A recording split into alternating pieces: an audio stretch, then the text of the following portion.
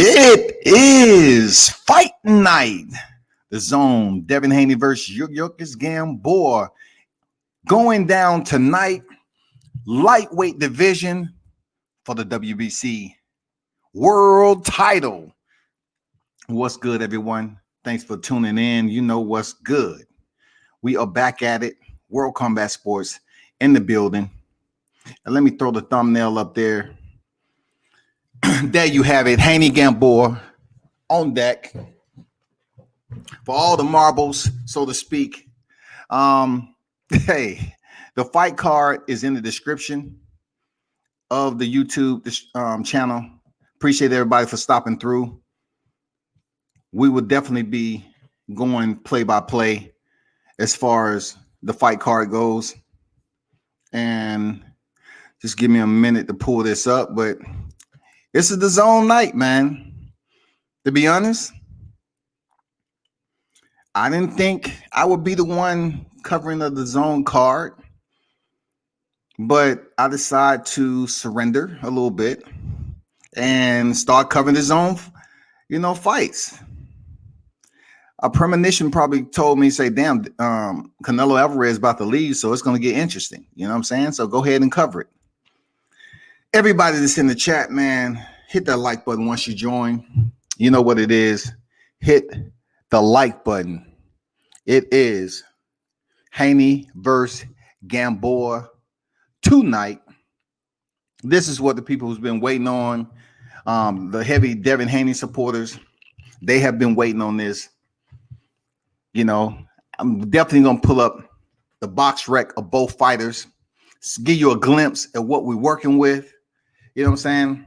That's the whole deal here. We're going to pull up, give you a little glimpse at the box rec. So if you are not familiar with these fighters, maybe you can kind of understand where this fight is going to, put Devin Haney once he goes in here and finish the Yuriorkis Gamboa tonight.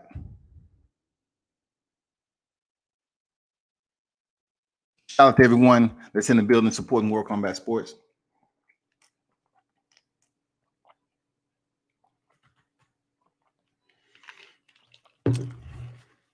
I don't foresee this being a long, drawn-out fight card, even though there are other combat sports that's going on right now. But, you have Devin Haney, who is the champion, WBC world champion, 24-0, 15 knockouts. His last fight was November 2020. I mean, his his last fight was November 9th, 2019, Alfredo Santiago, who was 12-0, Staples Center, Los Angeles. Now, with November 7th, 2020, a lot of good things is going on.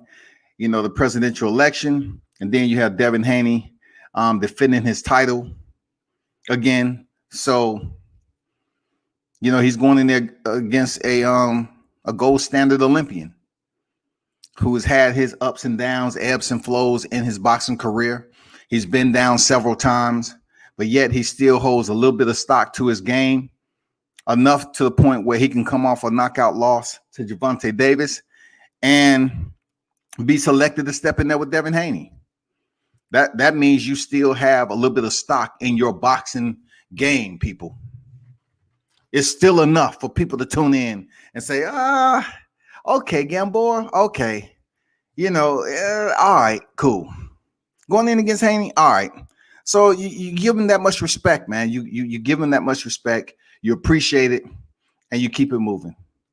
This is indeed not one of those fights where it's going to change the landscape. This is not going to change the landscape of the lightweight division. It's not one of those fights. The fight that Teofimo Lopez had with Vasily Lomachenko, that changed the landscape because it allowed us to have a different name at the top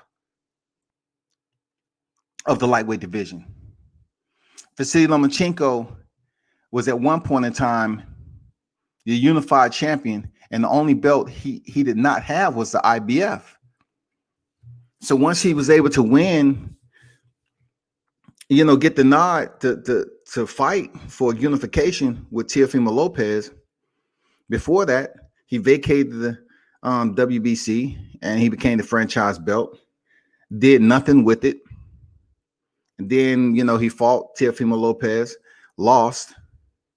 And, you know, we have no idea what Vasily Lomachenko is about to do next. But the big storyline tonight is Devin the Dream Haney is going in there to get a win to basically boost his boxing ledger up to 25-0. Probably 16 knockouts. I'm telling you like this. If it's not 16 knockouts, Devin Haney is going to catch hell in high water from the boxing masses, from the media masses. If it's not a 16th knockout tonight on this record, people are going to decry Devin Haney.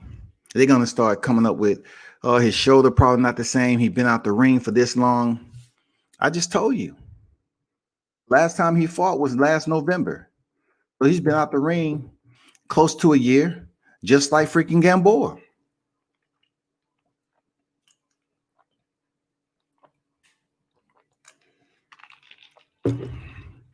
That's fact. He's been out the ring around the same time frame as Gamboa, period. But look what I'm going to do. I got to invite the people to the dance, even the ones who support the WCS and the ones that don't. Because either way, it's all love. So I'm dropping a link in there for those who choose to pull up. You know what it is. Get that smelling sauce. Grab that smelling sauce. It's fight night. It's going down. Haney Gamboa. Let me see what the promo. You know, they're just doing promo right now. You know, the actual fight card will be kicking off around 8 p.m. You know, until then, we're gonna have anyone who choose to jump on here and talk whatever, talk that boxing, talk, you know, give your predictions, you know, talk about some boxing topics in general. And those of you little bunny rabbits that want to grab the link and run tell whoever, yeah, go ahead. You're good. You're good. Don't worry about it. You're good. Just make sure you leave me some Easter eggs. You know what I'm saying?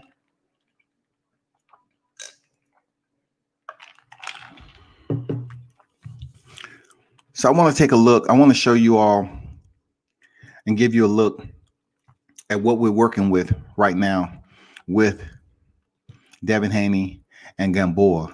I want to give you a scan of first Devin Haney's boxing record. I know a lot of you all have already seen this, but I just want to give you a look over his boxing record. Devin Haney, birthplace, San Francisco, trains out of Las Vegas.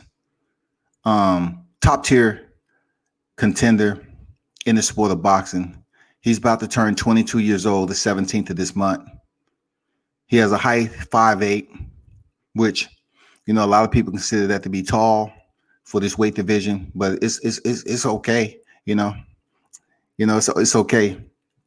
71-inch reach is pretty decent, and we're gonna go over Yuriorkis Gamboa height and reach also. So if you go down, you know, Devin Haney, of course, is undefeated. Dungeony, who he fought back in January 2019, 25-0 undefeated. Antonio Moran, 24-3. You know, he fought 4 times in 2019. He was busy. Devin Haney was busy. Dungeony, you know, freaking unanimous decision. He knocked out Antonio Moran. Then Zaud Abdullayev, stoppage. Then, of course, the Dominican fighter, Alfredo Santiago. He fought last November 2019. He won a unanimous decision. So what does that say? What it says is Gamboa, who is 30-3, all three of those losses have been stoppages for Gamboa. He steps in here against one of the top lightweight fighters and champions in the division. You look at Gamboa's record, he does have more experience than Devin Haney, but we do know that Gamboa faced some dilemmas in his career. He was stalled, put on the shelf for a minute. I know he was signed to 50 Cent or whatever. That shit didn't play out right. He has 3 more knockouts than Devin Haney. He has Olympic pedigree, gold medalist. Going over his stats, Cuban, his height is 5'5". You know what I'm saying? 5'5". So he's shorter than Devin Haney. Devin Haney's reach is 71 inches, vice 65 inches for Gamboa. And of course, I already said, you know, his birthplace is Guantanamo Bay, Cuba.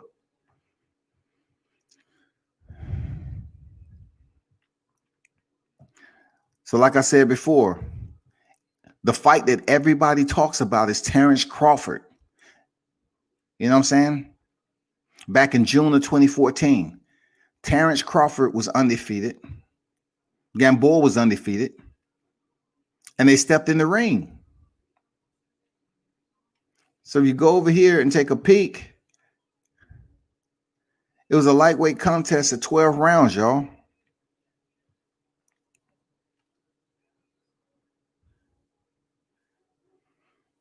Look at those scorecards right there. Look at the lightweight 12. You know, that was the biggest name on his resume, you know, to this day. You know, everybody talks about Crawford. Everybody talks about this day right here.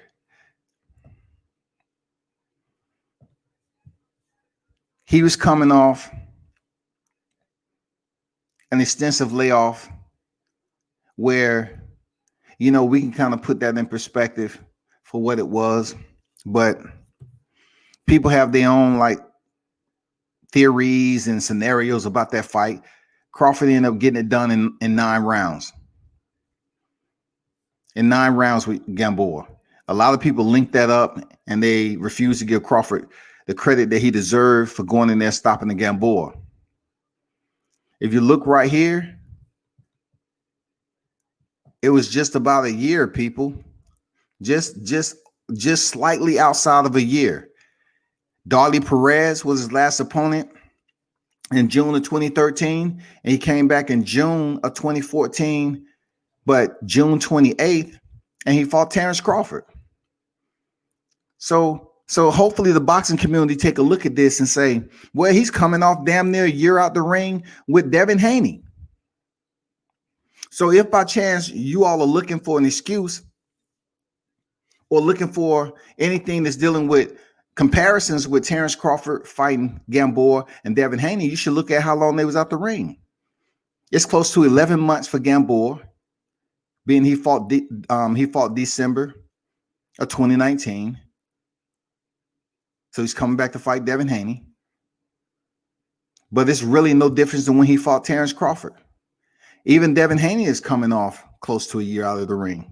So hopefully this is not the narrative of him having time off when he steps back in the ring tonight. We can't use that as a narrative. You go up here to Robinson Castellanos stoppage in 2017.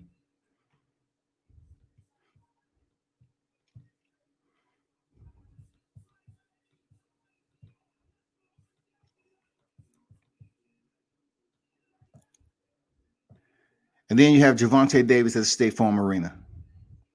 Now, check this out right here. This fight right here, Roman Martinez, man, you know, a lot of people had respect for him. They was looking for him to give Gamboa just a little bit better fight than what he did. But Gamboa ended up cleaning him. I mean, he knocked him out cold, man. He gave him the business over there.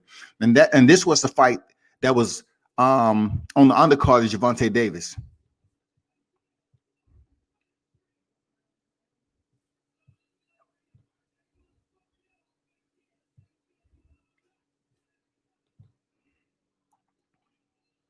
What's good up? What's good, Rap Star? What's good? What's good? We got time, man. If you want to jump on for a minute, man. As long as you don't come on here talking about this Kell Brook freaking marathon. Oh God, Kell Brook. He ruined his career. Hey, Kell Brook was on trail boxing, man.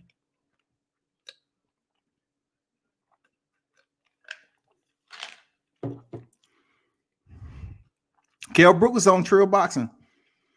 I like that. I like Kell Brook showing up before his fight and talking with his fans. I like that shit. I'm not gonna lie. That's cool shit, man. What's going on, Michael? Salute everybody. It's fight night.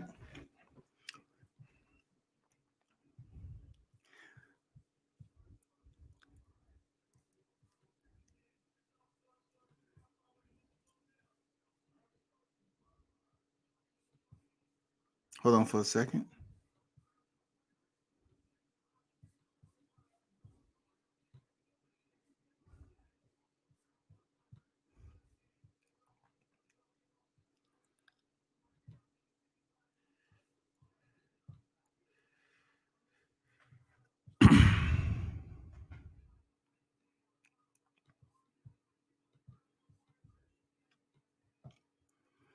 So that's pretty much, what a lot of people know already about Gamboa. Him being 38 years old, and he will be turning 39 real soon. He's an older fighter. I wouldn't say he's over the hill yet, but he is an older fighter. You know what I'm saying? He's absolutely an older fighter. And everybody and their mama knows he's an older fighter. So, he has some tread on him, but, you're looking at Devin Haney with 24 victories, and you're looking at Gamboa with 30 victories and 3 losses. He has more fights, but yet and still, he's still durable enough to step in there tonight.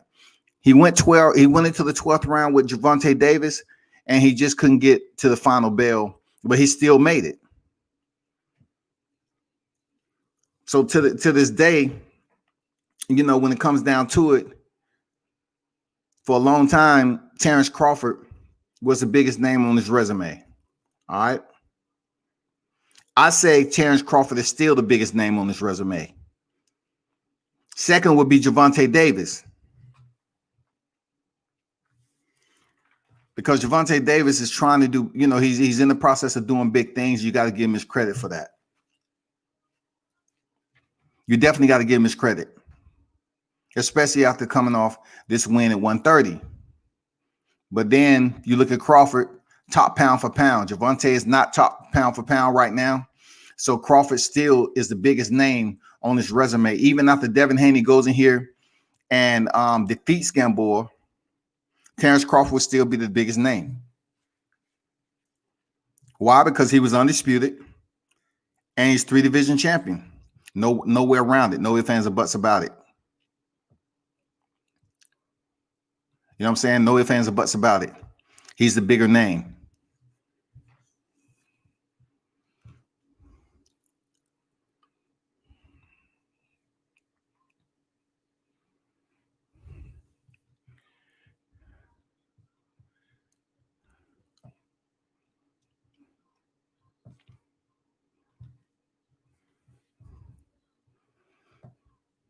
And as much as I want to basically just share some light on this motherfucker, like say, okay, this is gonna be unfucking believable. This is gonna be the way the fight we've been looking for. Look at this right here. Gamboa is 65 inches. Height is 5'5", y'all. 5'5". Jesus. 5'5". Apart from him getting knocked out, all 3 of his losses, having 30 victories. He's 5'5", 65-inch reach. 5'5", 65-inch reach. Devin Haney is 5'8", 71-inch reach.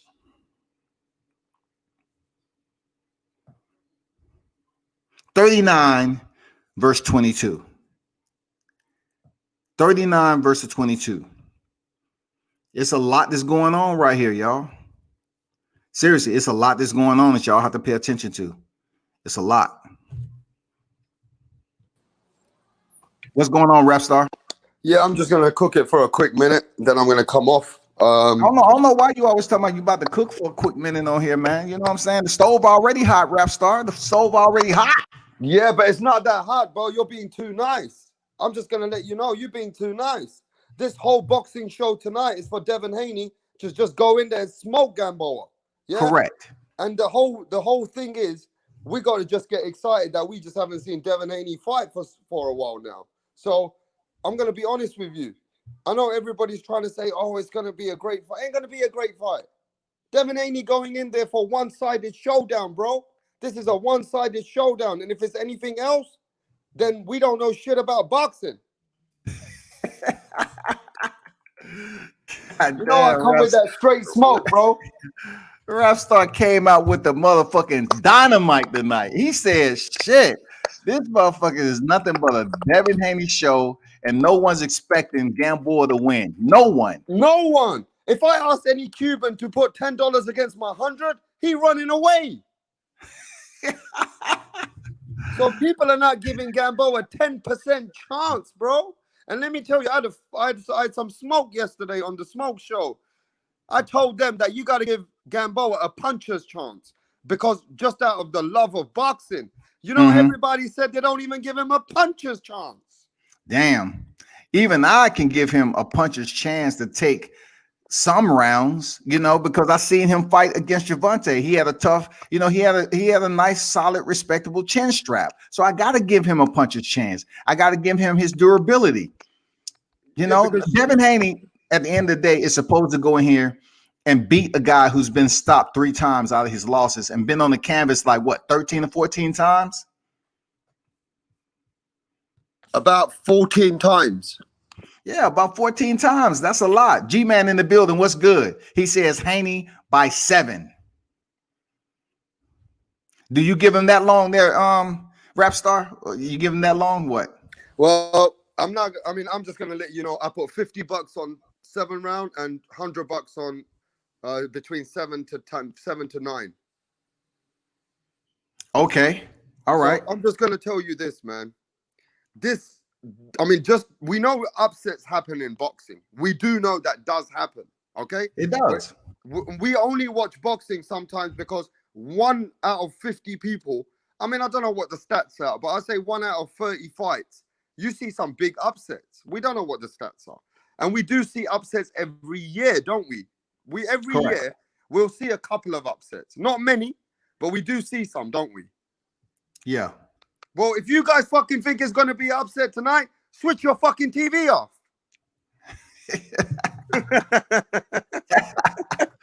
Hey, Rapstar, you telling them to adjust the co-hanger? Adjust the co-hanger on the antenna, goddammit, because it's not going to get any clearer. It's going to be an easy fight. It's supposed to be an easy fight, but this is what I have to say, Rapstar.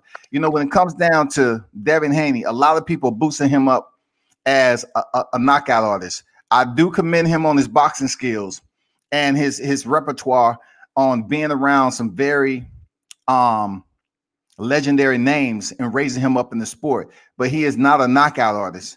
And I'll be surprised if he goes in there and just cleans out Gamboa in under 5 rounds. I would be entirely surprised because Gamboa does fight with pride, the Cuban pride. He does, man. You know, he has the Cuban pride behind him. He's an Olympian. He also had 14 knockdowns behind him. He has the Cuban non-pride anymore, bro. You know? Yeah, I mean? You know he has 14 knockdowns, but you know he was knocked down several times in the Gervonta Davis fight too. You know the best time I ever remember Gamboa is just about 1 year before the Crawford fight. How he was coming up, and you know how he had that aura about him. where if you go in the ring with Gamboa, he don't go down for nobody. Do you remember when he was coming up, he would not fold for nobody. He was a strong young guy. And when he was 24, 25, 27, 28, he was in his prime World Combat. Yeah. And you're talking 10 years, 11 years ago is when he was really that, you know, you can call him an elite fighter at that time, you know? Correct. So you got to appreciate, right? And you know this and I know this, and only because I'm close to Gamboa's age. And this is why I'm saying this. You got to just give him the retirement check now. Stop using Hold Gamboa. up for a second, Rap Star. Hold up for a second. You say you're close to his age, but I was hearing on several freaking platforms that they believe that Gamboa, you know, is like 47, 55. Well, I'm not fucking close to his age then, but I thought he was 67 years old. So I'm trying to see which age are you close to? Are you 67? No, 58? but 38. Okay. So you mean that's not his real age? I mean, every time they take these Cuban fighters and they talk about their age, like Luis Ortiz, Yuriorkis, Gamboa, and all that, they always say their birth certificate is not what it's supposed to be, and they're much older. But what about Hrgovic? What about, they say the same thing about Hrgovic? Correct. They say the same. So Rydell is like 41 years old right now, just dropped down a weight class and picked up a belt in bantamweight. Yeah, some people said he's about 44 and that they lied about him too. Yeah, for sure, man. I mean, and Michael Lewis said, "What are the odds of Gamboa winning, man?" No, but can I just say this? I gotta say this. I want to shake your platform and start cooking. The biggest upset of this can be one of the biggest upsets at welterweight that you will ever see in your lifetime if Gamboa wins. One of the biggest upsets. So at welterweight. So you're not giving freaking when Corey Spinks was defeated. I mean, no. I'm just saying one of them. Right now in our era, our era, if Devin Haney loses today, if anyhow he gets knocked out or there's an upset and something happens, it'll be a huge upset. Considering so let me ask you this though. Huh? Let me ask you this. So you think if Gamboa defeats Devin Haney is bigger than Manny Pacquiao defeating Keith Thurman? Yes. Because Manny Pacquiao's a contender at 40 years old. Manny Pacquiao went into that fight 50-50, bro. They're not giving Gamboa even 5% chance. Correct. So this is a huge upset out there. I'm just putting some topics out there, bro. Half of YouTube will shut down if Devin Haney loses today. Oh, absolutely, man. They wouldn't know what to do, man. I'm not even wishing that, you know, I'm not even really talking that up. I really want to see a good fight, and I do believe wholeheartedly that Devin Haney will win. Unless there's an injury or something like that, he should go in there and absolutely win tonight. But like you said, if Gamboa shows up different and there was the Achilles tear is no problem, it should be a late round type of fight. I mean, it might go the distance or it might be a late knockout, man. I need to send you these pictures that somebody sent me. Somebody sent me the picture where Gamboa was at the weigh-in with Tank and Gamboa's weigh-in with Devin Haney. He doesn't look as ripped as he was when he was at the fights before Tank. Did you see that? Yeah, I mean. Okay, so you know then. Correct, but check this out though. You know, when you talk about people, the way people look at weigh-ins, we can take Mikey Garcia, man. Mikey Garcia looked some of the worst at weigh-ins at 35, 40. You know, he looked shriveled up and everything, but he still went in there and performed. I mean, correct, but I think the next 24 hours for any fighter when they weigh in, then they look drained or they don't look that great. The next 24 hours are crucial with their nutritionist. Correct. You know, and you know that World Comeback, if he's got a nutritionist, they'll definitely get him ready for the next day anyway. Correct. But, you know, some of them just don't look great on the way. And Gamboa just looks a little bit softer than what I'm used to seeing him chiseled. Okay? Yeah. I mean, yeah, we know that. G-Man say Haney is the generation's Mayweather. D Hodges say Rap Star salute. G-Man. Salute to you, D. Hodges. Haney has the best footwork and defense in boxing. He the boogeyman. I mean, all that. Do you know what? I'm going to be honest. We've got some people on your chat right now, and I know we all are Devin Haney fans. And I'm a big Devin Haney fan. But one thing I hate, and I'm going to say it on my own channel, stop comparing Devin Haney to Mayweather. Stop doing this. Yeah? It's not fair. It's not fair to Devin Haney. It's not fair to be Devin compared Haney. to Floyd It's not Mayweather fair. every time his name pops up. I get what you're saying. Because you're putting a lot of pressure on that boy. And, you know, Mayweather, when he was pretty boy, we had, you know, he done some amazing performances. What he did with Hernandez, Corrales, with all those guys, he totally dominated the sport. So I know we want Haney to be, you know, looking that good, but stop comparing him to Mayweather, because Mayweather is his own man. He's got his own flow. Nobody can compare to Mayweather. I'm sorry, nobody. And World Combat, that's the truth. Mayweather's got his own style. And he makes it look easy too. A bit too fucking easy. Mayweather makes that difficult shit look easy, and people find out it's not that easy when they try to emulate it. Everything boxing in the house. Salute to you, man. You got a minute? You want to pop on? You know, you're always welcome, bro. D-Ray in the building. Salute. Yeah. By the way, I went live today for the first time. Some of them have come over here now. I was live. You went live for the first time today? What time, man? I went live about an hour ago. I mean, what's the name of your channel? Rapstar Boxing or what? Knowledge. Rapstar Knowledge. Okay, Rapstar Knowledge. All right, all right. Yeah, we were just cooking it up about the Canelo situation and cooking it up about the Devin Haney situation and just cooking up, you know, what we think is going on in the boxing game. But, you know, I'm going to go probably live later. I'll see how it goes. But, yeah, I just want to let you guys know, man, Devin Haney is going in there for a one-sided showdown, bro. And what we're going to do, we're going to tune on this TV and we're going to look on the first round and we're going to expect fireworks. Am I right or wrong? Yeah, I mean, it should be fireworks. It should be. From the first fucking round, World Combat. From the first round.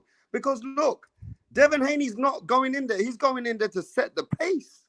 You do know he's going in there to use all his attributes, all his age, all that 19 years of difference, all his leg movement. Devin Haney should use everything in his advantage to the maximum of his advantage in this fight. You see what I mean?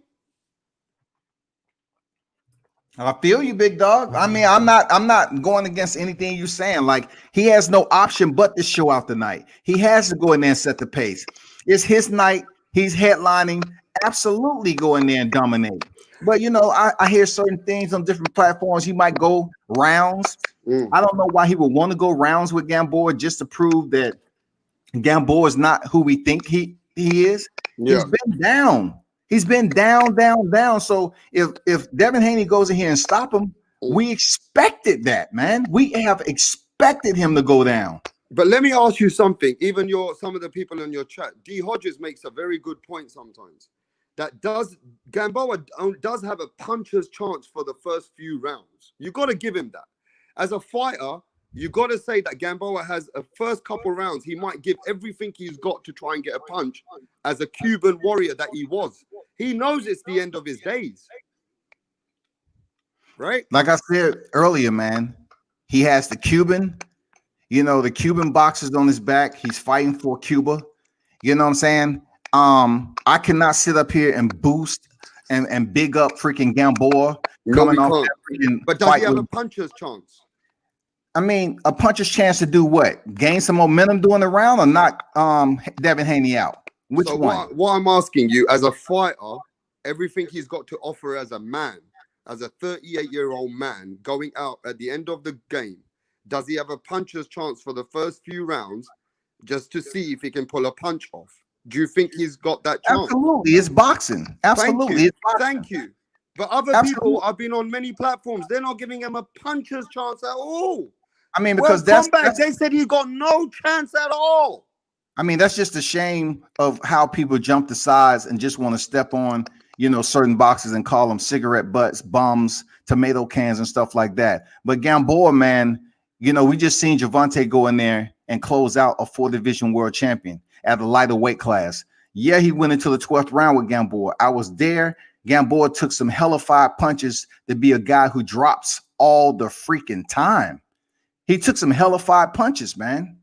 You know what I'm saying? So I'm like, hey, it is what it is, man. He does have a chance to go in there and land something solid on Devin Haney. He does, but is it going to happen? Devin Haney has solid defense. He's a solid technical skill freaking practitioner. He's been on the Tulich. Man, the man is one of the best technical fighters in the sport, not just in the division of the sport. So him headlining the zone, it's his time to shine, just like Teofimo Lopez did, just like Gervonta Davis did. Now it's time for Devin Haney, who is the next big name in the trio. It's time for him to go in here and shine. And people are looking forward for him to go in here and get the job done. Don't play around. Nothing. Don't try to sit up here and give all the people that's from the zone a show. Go in here and get the job done. It's your night. Stun on them. Show out. All that. SB90 in the building. What's good? Good, man. Yeah. Anyway, no, you're right, man. Do you want to go through some of the messages? Because I see you got some messages at the moment. Yeah, I was going through them as I was talking.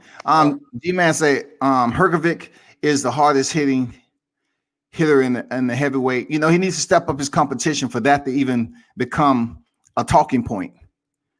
And you sound like somebody else I know, but anyway, Everything Boxing.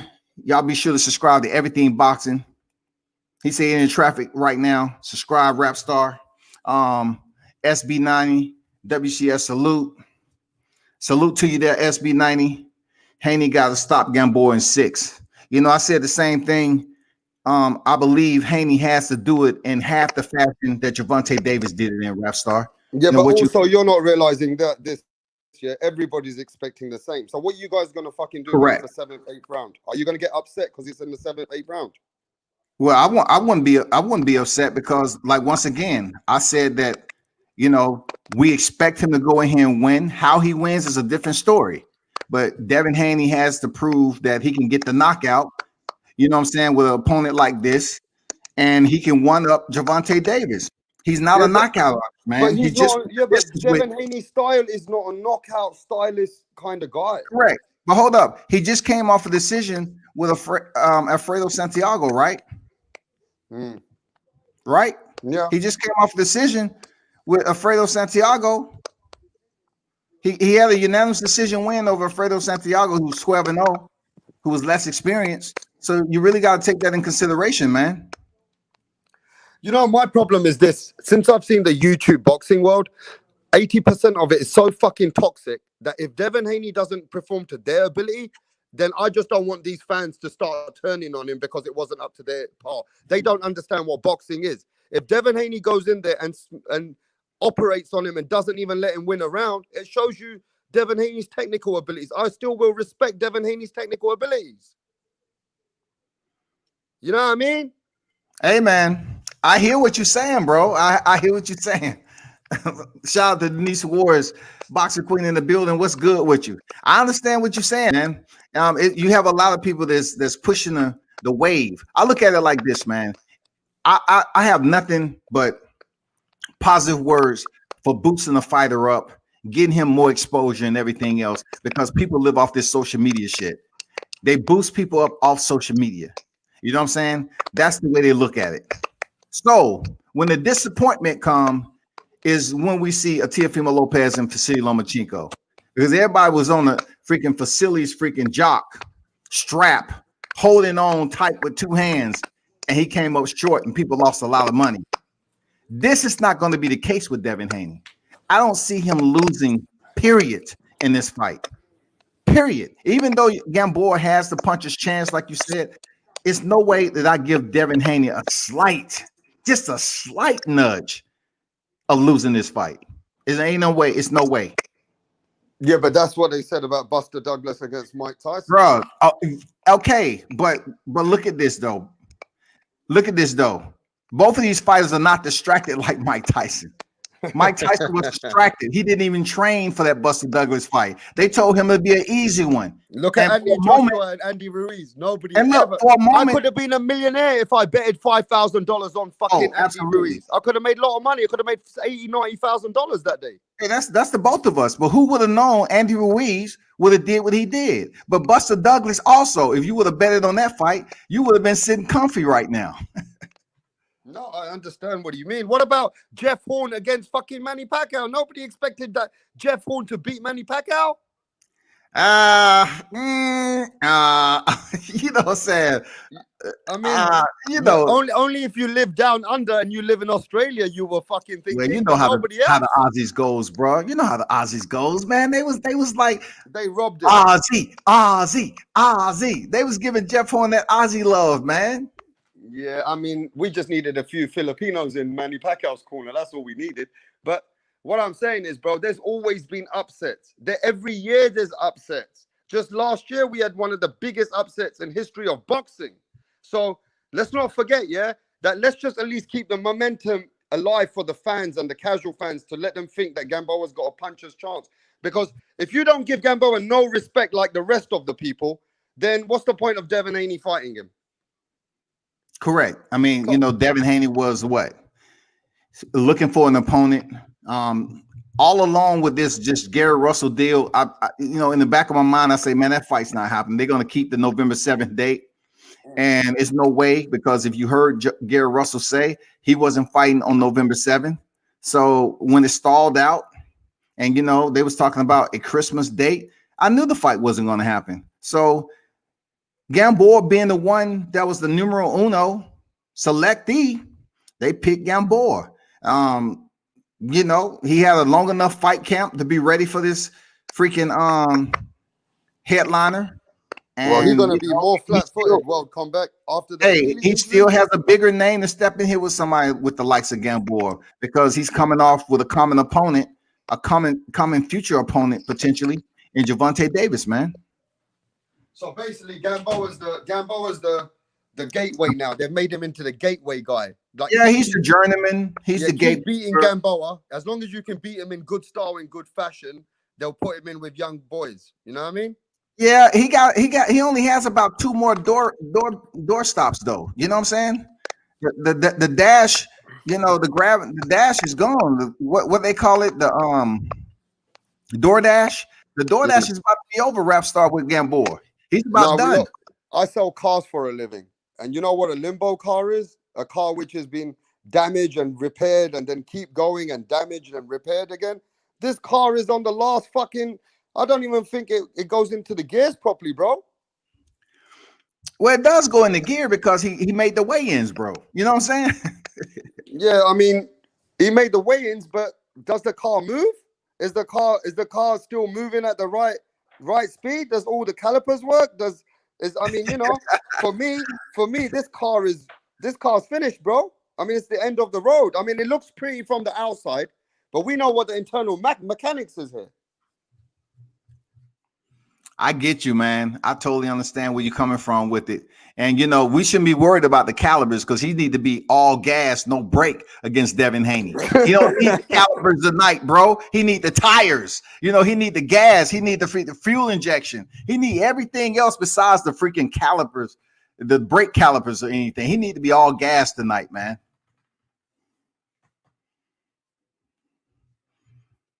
He need to let the fans know that he can get in here and finish him, man. Like I said, the car looks pretty. They got it fixed up from the outside. They've put some panels on. They've got it looking nice from the outside so they can sell it. And let's not get it wrong. They've sold the fight. They've had to make the fight.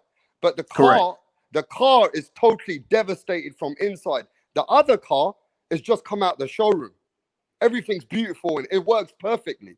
How the fuck is the guy got a chance to win this race? How the fuck? He ain't got no chance.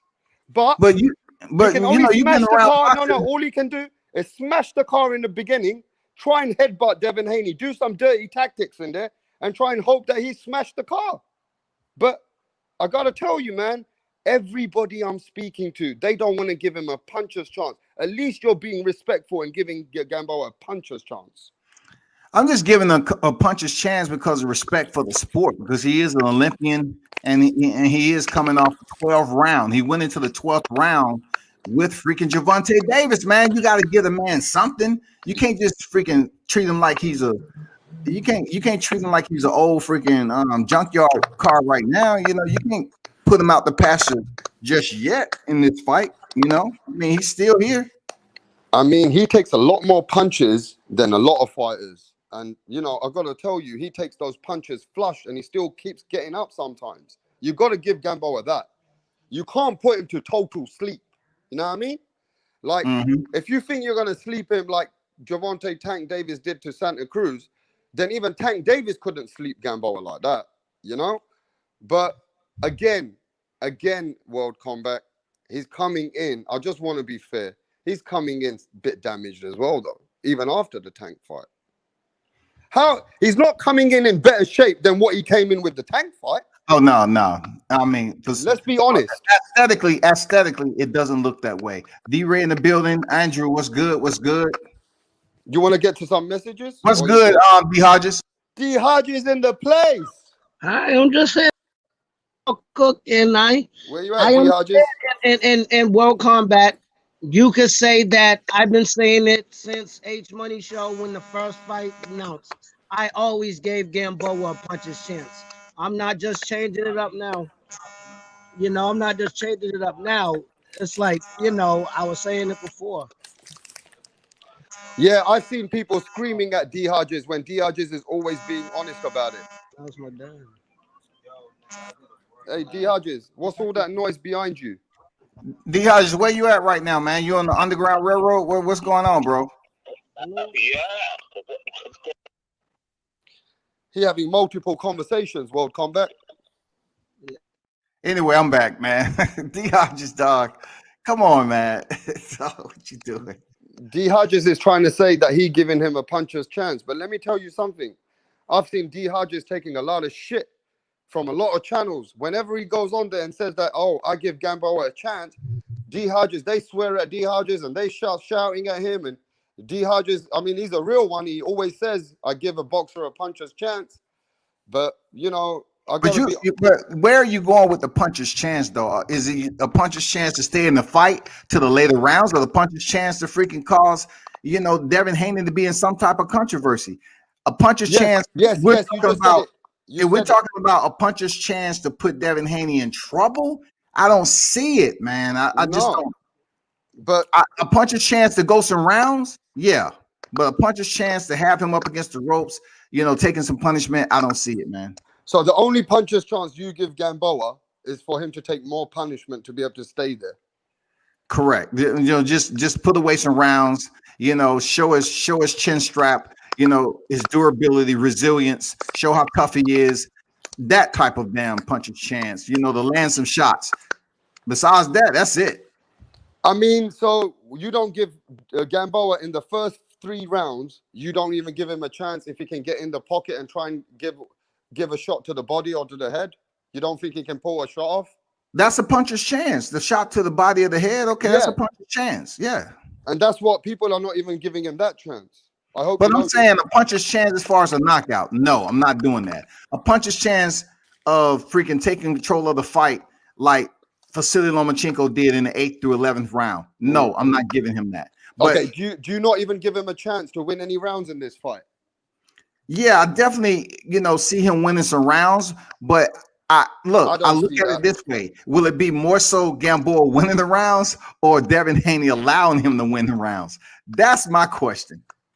Could it be that Devin Haney plays so tactical and let Gamboa try and win a round or two to get so gassed out and then totally end the game for him? Well, you know the game. Absolutely. It's always about strategy, bro. You know, like when it comes down to it, if he wants to take the old man to deeper waters, I'm pretty sure they looked at that film. And from my understanding, Rapscar, a lot of people were saying Gervonta was tired in that fight. So if you want to take Gamboa to the later rounds, you better basically did your homework and punishment in the early rounds. You better slow him down. You better been able to go to that body and pay and you know, cash those checks, because Gamboa has been to the 12th round just last year. So it's all about if Devin Haney is going to allow him, some rounds before he stop him. Is he going to be nice tonight? He's on the throne. He's probably going to try to put on a show. But in my opinion, he should go in there and get the job done. Easy. Man, I don't want to lie to your fans, and I would not lie to my own subscribers. Devin Haney is going to make a one-sided show. That's what it's supposed to be, and that's all I'm expecting it to be, And I'm not going to sit here and try and be a casual and say, oh, yeah, Gamboa got a very good chance to win. I can't give him a great chance to win. I just can't do it. And in boxing, I love to give underdogs chances. I do. But on this particular incident, it's a retirement check. What do you call it in America? A 401k, right? Is it a 401 when you're retired? Yeah, 401k, yeah. Right there, there should be somebody there from where they can just help him retire and give him the 401 and just say, look, man, go back to Cuba and help the children. Because let me tell you something about Gamboa. He can still help a lot of Cuban kids who look up to him for what he has achieved years ago, right? And he can still be in the sport of boxing just because of his attributes. And Cubans look up to him. I don't know. I think a lot of Cubans must look up to him, right? I mean, I'm not Cuban, and neither have I been over there long enough to freaking see what the consensus. But he got to be one of their guys, right? He's got to be. They respect Gamboa over there, man. I'll be lying if I say they didn't respect him over there. Yeah, so I still feel like he can do a lot in the sport of boxing, away from the ring. He can probably get involved with the Cuban government or whatever he needs to do. And if not, he's achieved enough. He's getting millions to keep getting knocked out. So he can't take these punches anymore. A 39-year-old man keep taking punishment like that, he won't enjoy the fruits of his labor, man. You know what I mean? Yeah, man. Hey, D. Hodges, come back, man. We didn't know what you were saying. So if you're still around, come back. So we got Rafael Reyes featherweight fight that's coming on against Raymond Ford. A lot of people are waiting for this fight to come on.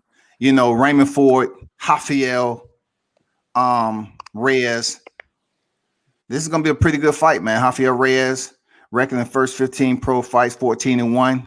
You know what I'm saying? Hey, this is gonna be a pretty solid fight, man. But yeah, like you said, man, when it comes down to it, don't wait around. Don't try to appease the people. Go in there and get the shit done.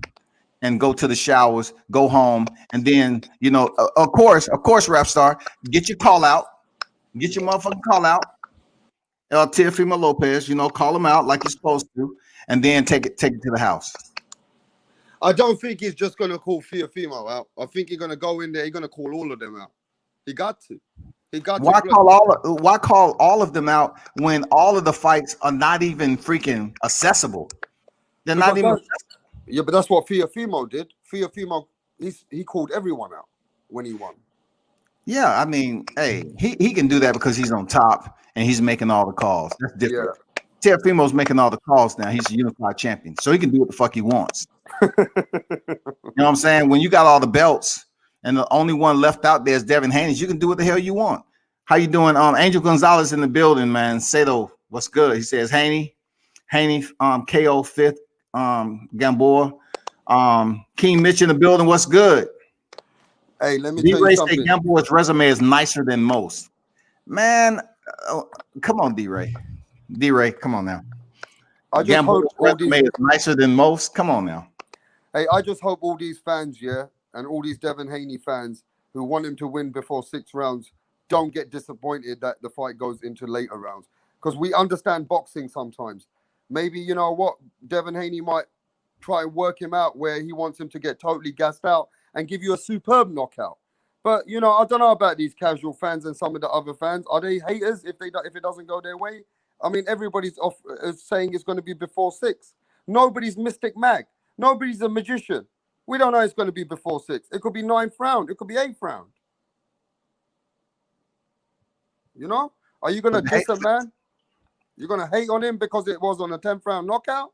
Man, the haters are always going to be out there. And look, the critique is going to be regardless. Look, you gotta call it as it is. The critique should be just that. If Devin Haney is this upcoming star and people are expecting so much out of him, he should go ahead and finish Gamboa in short fashion. Period. He should get it done, bro. Don't play around. Don't go to the 8th or 9th round. Unless Gamboa is that tough, then it's the uh-oh moment. Like, oh shit. What do we got going on here? We would have expected him to finish this fight. But once again, they have a plan. They looked at the tape and they're gonna come in here and perform. Yeah, but they're under pressure because they want to knock him out because they want to perform better than Tank Davis. Correct. So they've been saying it every day. Devin Haney's camp's been saying it. We're going in there for the knockout. Yeah. You don't normally hear that from them. He should be going in there to win. A knockout is going to basically bring the fans a little bit more to talk about. Okay, Teofimo Lopez and Devin Haney, of course. That's what people are going to start talking about because they want to see an undisputed title match. So I don't blame them for talking about freaking Teofimo Lopez and Devin Haney, because why? It comes down to this. It comes down to proving who's the best in the lightweight division, and this division is one of the hottest right now. It's one of the hottest freaking divisions in boxing. So if we get in 2021, if we get if we have the official signing, knowing that we're about to get an undisputed title fight for everything at the lightweight division 2021, man, it has the potential to do huge numbers, man. Huge freaking numbers. I mean, what you can say about the division is that there's going to be a lot of money to make in that division, And let me ask you this: if he goes the distance with Gamboa, what happens? Again, now look, as a hardcore boxing fan, if he goes in there and he drops Gamboa a couple of times and totally outclasses him, and and he totally dominates every single round, you can't hate on the kid. The kid's up and coming. He's 21 years old. I just don't look at Devin Haney like I look at Tank and Teofimo. Devin Haney's attributes are not the same attributes as Tank and Teofimo. We know that Tank's got power that is phenomenal power. That's what is his most key attributes. We know that Teofimo, he's got power, which is great power. We saw against Comey. We saw what happened to Lomachenko the first 7-8 rounds. We know what kind of power Teofimo holds. Why you guys keep going away from this? I'm not going to be a yes man. Devin Haney has got great boxing skill. He's not a powerful guy. What you guys keep going on about that? He's not got that attribute. He's got more attributes of a skillful fighter. He's got good ring IQ. He's got good movement. He's got good reach. But he's not known for a knockout artist, bro. We know that, and we don't even know, if his shoulder is 100% right now. Yeah, nobody's speaking about that, but they don't want to speak about it. They don't want to speak about his shoulder and the healing process, because when it comes to certain fighters, especially when if black media talk about it, or what about the shoulder? Oh man, why are you bringing up something like that? Well, you're supposed to bring it up because he was in recess. He was in freaking recess for his shoulder injury, and then he was able to come back. The shoulder situation is still a topic of discussion, which no one wants to talk about because they're gonna call it hating or discrediting. I'll tell you what, Bill Haney don't want to talk and about all that it. shit.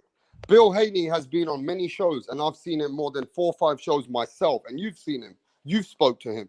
Bill Haney doesn't want to talk about that shoulder. Because he shouldn't. He don't supposed to, because he want to promote the fight. Of course. Why not? You know what I'm saying? Let me tell you where the shoulder comes useful.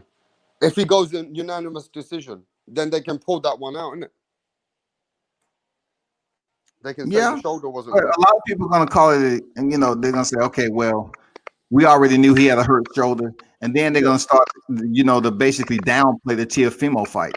They're gonna say, fuck it, his shoulder is not right. He didn't look that good in this fight. Then they're gonna say, okay, we don't want to see the fight no more. Teofimo should go and fight Gervonta Davis or Ryan Garcia or somebody else. Well, some of those people will need to find some new channels then. They're going to have to fucking do the Shakur Stevenson next. Man, Raymond Ford, man, he went in there. He's putting in work right now, man. Raymond Ford? He's putting in work right now. What are you talking about? I thought the fight starts at 8 o'clock.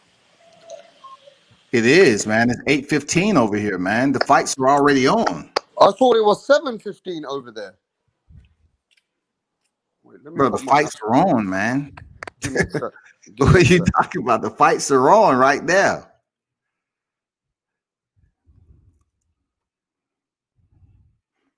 Reyes, Ford. What time's Devin Haney fighting at your time? 11 o'clock? I mean, sorry, 9 o'clock? It depends on how quick the fights go, of course. You know, if it's a knockout, some early stoppages. Right now, this is a 6-round fight. We're in the second round. And, you know, Ford already received the early knockdown. So, you know, I can Anyway, see let's get some likes in this building and let's get some notification. Everyone who's popping in and out, just, you know, share some love and send some likes our way.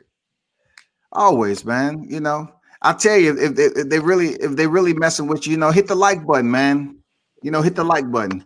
SB90 say I watched Gamboa versus Tank over today. Haney reach can cause a lot of problems for Gamboa tonight. Of course it can. I mean, that's like an automatic advantage if they use it correctly. That's true. He can cause a lot of problems, and being the way the Gamboa, I mean, the way that Devin Haney fight, yeah, absolutely, man. You know, one thing good about Devin Haney, guys, he doesn't even have that Terence Crawford issue. Terence Crawford, he can get into a dogfight sometimes, okay? And Terence Crawford, he's always out there to be hit as well. I just hope that Devin Haney doesn't have that passion about him where he will take a couple of punches just trying to finish a fight.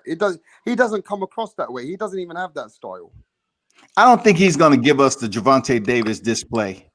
You know, Gervonta was taking some punishment for Leo Santa Cruz to prove a point. He was standing on line, center, and he was doing that to break him down and say, you know what, you can't hurt me. And Leo Santa Cruz was giving him some solid hard shots, man. This Raymond, this Ford guy, you know, Raymond Ford, he's putting together some nice combinations to the body. So is Reyes. Reyes is just a little bit too squared up for me right now, standing in front of Ford, because you allow him to throw those hooks to the body pretty damn easy.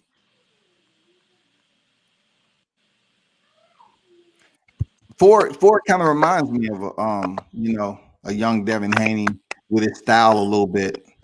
You know, he's definitely boxing.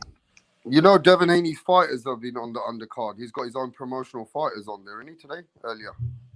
Yeah, Darren Cunningham, that's out of the stable. Devin Haney, he was on the undercard too. Why is Reyes? Reyes was dipping his head down, and Ford landed a grazing shot.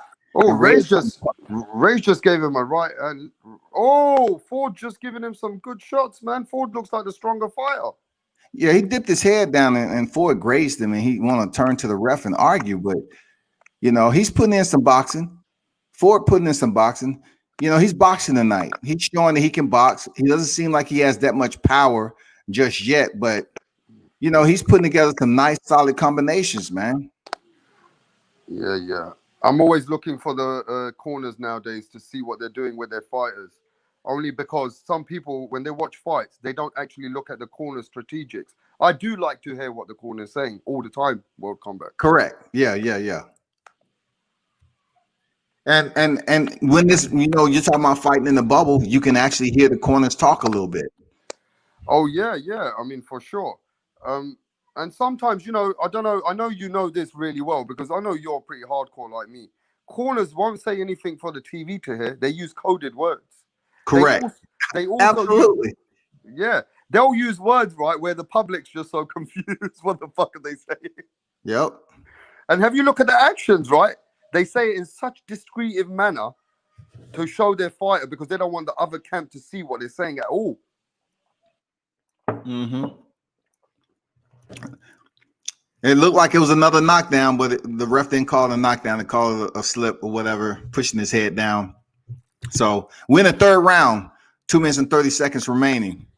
Ford and Reyes is on deck. Ford is in the orange and blue trunks, and Reyes is in the blue and gold. And by the way, Rapstar might be going live later after the fight. Oh, for sure, man. Yeah, For yeah. sure. I'm gonna pull up, man. I'm gonna stop over there, man. You Yeah, know I what I'm got a saying? few. I got a few friends. I got a friend from Scotland, friend from Germany. I got different subscribers. You know what I mean? All different kinds of subscribers. Oh man, that's Oh, knockdown oh, through the ropes, man. whoa! That was like a Bernard Hopkins nearly. Yeah, that was like a Joe Smith, Bernard Hopkins, man. Joe Smith, Bernard Hopkins type damn knockdown right there, man. Ford looked like he want to finish it. He's coming in.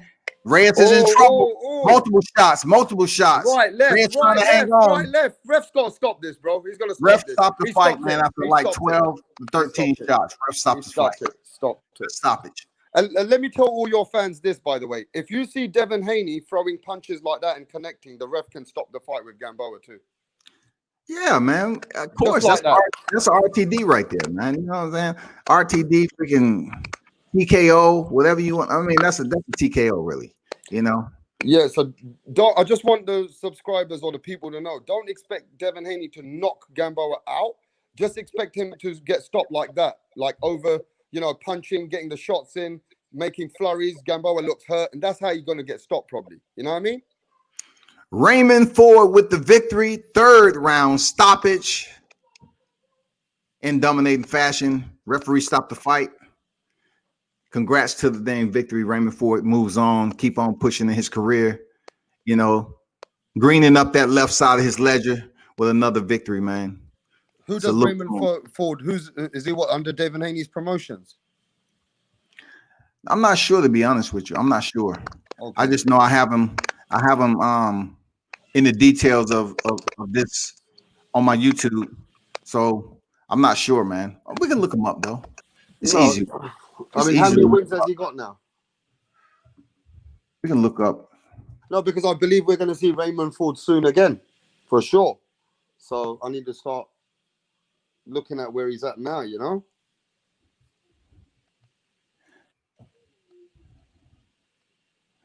Raymond Ford is 7-0 right now. With if you want to include that victory, 7-0 right now, man. Rafael Reyes was 18-10. So, okay. Hey, so journeyman. Journeyman, man. He's more experienced, but Raymond Ford, man, he only has 2 knockouts. So this will be his third knockout. Seven wins with 3 knockouts. He's only 21 years old. So, hey, he's on his way, man. Okay. He looks sharper now. He's a southpaw too. What is he? 126.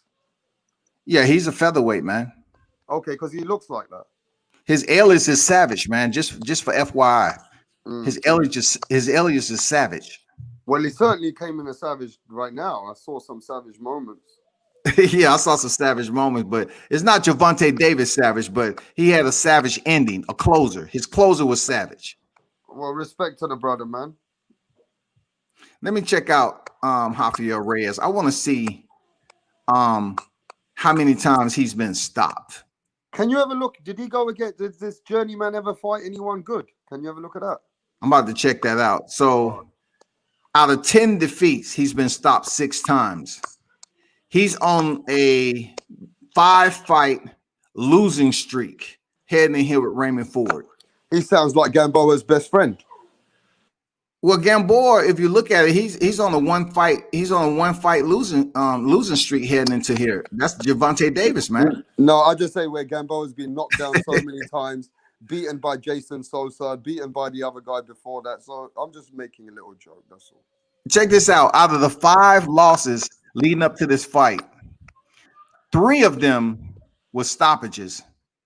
He was 3 and 2 unanimous decisions. Okay. So he was stopped in the 4th out of an 8-round fight, 4th round out of a 10, and 5th round out of a 10. So 4th round and 2 and 5th round out of 10. Yeah, he's on. That's his 6th straight loss right now, man. Yeah, I mean, a lot of people don't look at journeyman. I do like looking at journeyman records because sometimes I like to see what journeyman's matched up with another new fighter at 2-0, and then you can see what he's done. We can see what he's done against another guy who was elite, who done it at 10-0. You know what I mean? Correct. I like watching that stuff. because journeymen still deserve respect. Without journeymen, we wouldn't have these young fighters making records of 7-0. Absolutely. And people, Rep, so I try to explain that to people from the amateur. If they don't go to these amateur fights, when these fighters turn professionals, and where they fight as when they beginning to build up their record, some of these cats be going overseas. They're going to Mexico. They just go all over the place where they can get some soft touches and attempt to build their record up to 8-0, 10-0, so they can really start to step in here and get the big fights, man. Yeah, man, because sometimes you got to build your record in order for you to fight local titles. Now, I don't know how America works, but when our fighters get to 7-0 and 8-0, they have to fight Southern County titles like Commonwealth Championship, then the British title, then they can fight for European title, and then they can fight for World Champion. They try to get them in that order. I would like Raymond Ford to kind of send his punches a little bit more down the center rather than on the outside. Like he has some them crab claw type punches. He's going on the outside of the glove a little bit in recession. Just send that like your jab, send that shit, send it down the middle, line them up real nice. Yeah. Get that shit taken care of. I want to make a statement, by the way. I just got a text message again from a friend, and he says, this is what he said to me, World Combat. He's my friend from Atlanta. He's my subscriber. He says, Devin Haney is going to do a masterclass performance like Floyd Mayweather, not get touched. Again, if you keep sending me messages that he's going to be like Floyd Mayweather, the problem is you guys will be disappointed sometimes, because Floyd Mayweather was the master of hitting you and not getting hit. So again, people are just doing this all the time now. They're comparing him to Floyd Mayweather without Devin Haney ain't even done nothing yet. Well, they definitely can't compare a European fighter to Floyd Mayweather. As much as slick as Canelo Alvarez is, the only time they compare him is saying that, okay, he went in there and fought Floyd. He was a part of a clinic, but he learned from it, and now he's out here making all the money and making moves. But they don't really compare him to Floyd Mayweather. But you got to recognize this, yeah. If it's a black fighter that rep star and that has any type of similarities, just close, they're gonna say, "Oh man, he's just like Floyd. He's just like Floyd." Yeah, but you got to realize this, yeah. Floyd, he used to use his shoulder, his arms. A lot of the punches used to touch his elbows. Floyd used to grab you in such a way and like you couldn't even touch him. Floyd had every single skill in the book not to get touched. Yeah, man. Floyd was a special type of dude, and people just can't say he popped out of the blue. He had a family pedigree behind him. Oh, the Black Mamba. From Floyd Mayweather Sr. to Roger the Black Mamba, even the Jeff Mayweather, man. He come from a fighting family, man.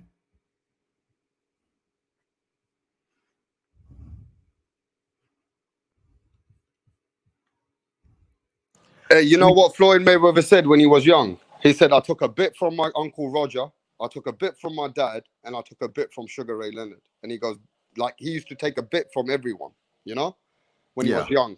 And let me tell you something about Floyd. I think Floyd's uncle lost to Sugar Ray Leonard. Floyd's dad lost to Sugar Ray Leonard too, right? Are you there? Yeah, I'm listening. I thought you was just making a statement. Go ahead. And Floyd was the complete package of seeing everybody's downfalls. Floyd actually saw everybody's bad points and made his good points. Mm-hmm. So, he was a very, very, very crafty young boy from the beginning. And, one thing about Floyd, people say that he might not be smart sometimes, but his IQ in the ring is one of the smartest I've ever seen in the game. Yeah, man. Floyd Mayweather was a different type of breed, man. His whole ring IQ, his freaking astuteness as a boxer, he's on a whole different stratosphere when he goes in here and make these fighters look like the way he's able to do that catch and shoot, a pull counter, whatever he shoot, check left hook, man, that defense, he makes it look easy. And then, people want to compare when Adrian Broner stepped in there and he was really trying to fight like Floyd, but he couldn't make it work. I mean, Floyd made his style, which he say people call the Philly shell, but he called the Mayweather defense. You know, he said he mastered it, so it's his. He said, I mastered it, so it's mine. You know what I'm saying? Alexander said, man, WCS, you create hype for these fights. Man, good show, especially with TO coverage. I appreciate it. Just a dad. Yeah, shout out to Lopez Senior, man.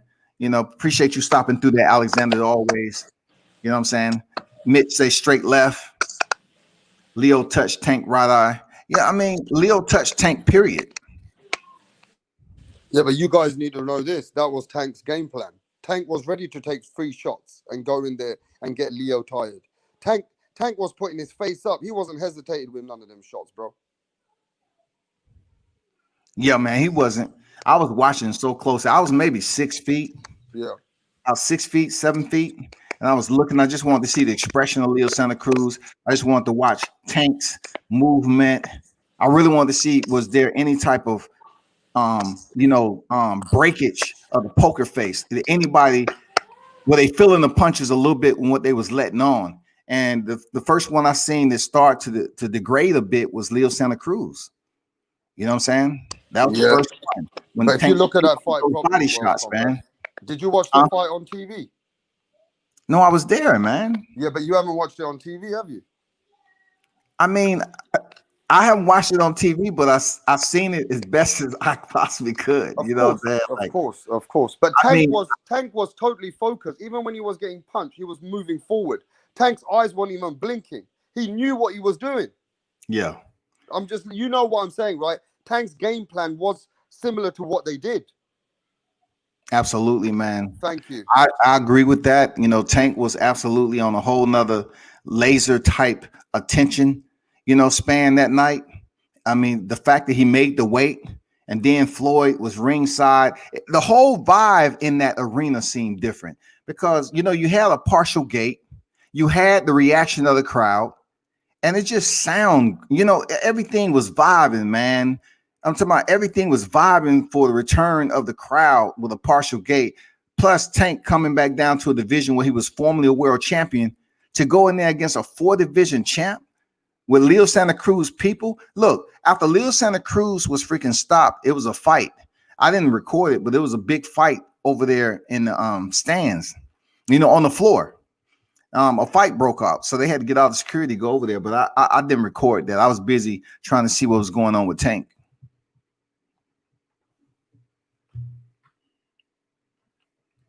Sergio Mora is on deck. Floyd boxing was brilliant. Alexander said the stab to the body after the. Who's on deck? Sergio Mora. What now? What'd you say about Sergio? Oh, he's the commentator. Yeah, he's commentating right now. Sergio Mora. Yeah. Man, I don't even know why they got him as a commentator, bro. Hey, man, that's what boxers want. They want a part-time job, man. It's a check, dog. It's a check. Yeah, but I don't enjoy him at all, man. I don't.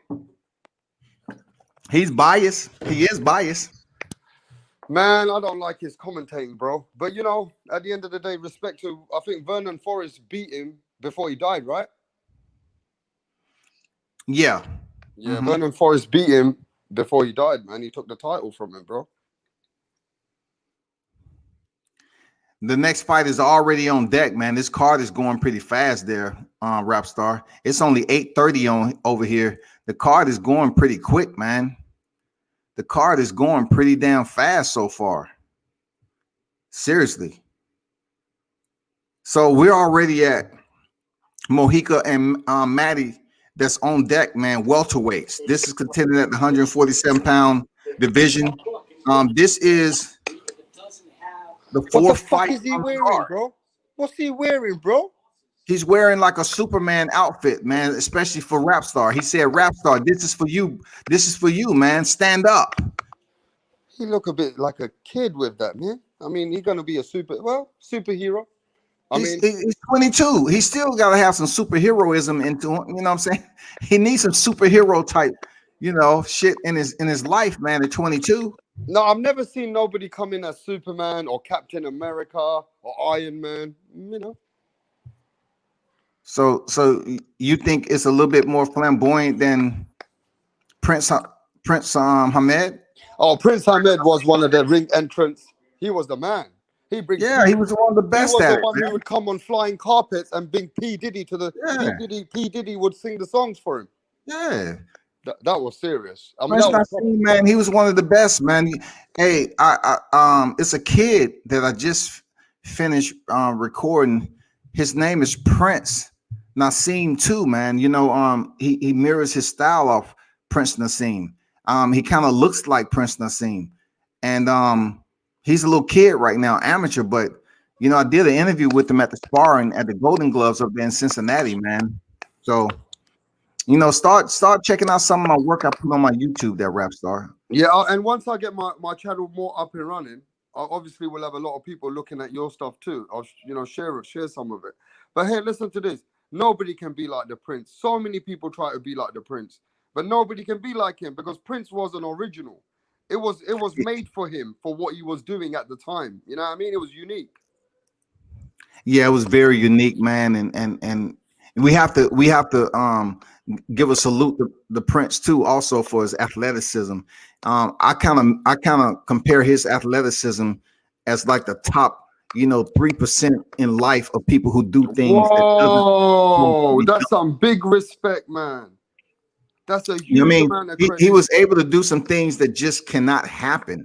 You know what I'm saying? Yeah. You know, you're talking about Prince Nassim, who was basically generating velocity in his shots while he was dancing around and he wasn't even planting his feet. Yeah, I'm looking to get Prince onto my YouTube show one day. I really am, because I know people who know him, and I know some stuff where people are around Sheffield, you know? I mean, what is he doing right now? I know he's the biggest a house now, but what is he doing? So when he retired in 2001, he made so much money. They bought a lot. He used to buy a lot. He bought a lot of properties. So he manages a lot of real estate, what he owns. And if you ever put his net worth in Google, he got a lot of money, dude. That dude. He made a lot of money really quick in boxing. King Mitch say the announcer blazer is low-key fresh. It is, man. It's tight. I'll rock that. I'll rock that blazer. Real talk. I'll rock that. Yeah. The money that Prince made World Combat is more than some of the stars what they'll make today. But see, at least he was able to really put his money away, man. Today, we just have too many boxers. I don't know what I don't like. I really don't like to talk about their money, but oh man, they come back to the sport long after they're gone, man, and they really don't supposed to be here just for a little 7,000-8,000. I mean, and they're getting beat on again, and they're my age. It's bad. Yeah. It's Marcus Mojica, 17-5, 2 draws, 13 KOs for Nicaragua. Okay. That's not a bad record. That's a contender there. It's not a bad record, but in boxing, they try to treat it like a bad record, though. They attempt to treat it like mixed martial arts. You can have damn near 15 losses and people still cheer you to the cage. You know what I'm saying? Boxing, you have 5 losses and they're like, oh, he's a journeyman.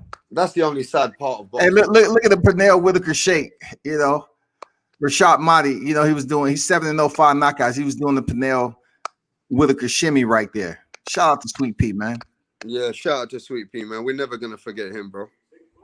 He had it bad, man. He had 2 robberies with Ramirez and freaking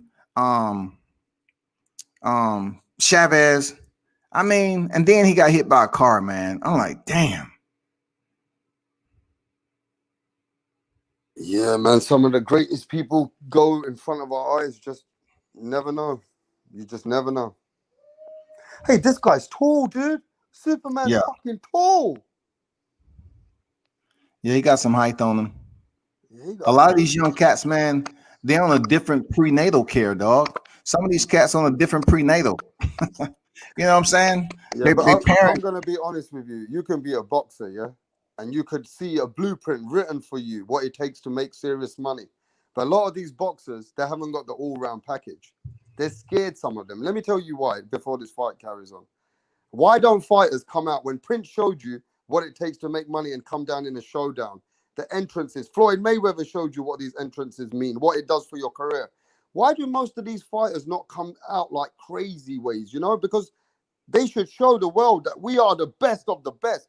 And I don't understand when the blueprint's written for you, World Combat, some of the young fighters, they don't use it to their advantage. Yeah.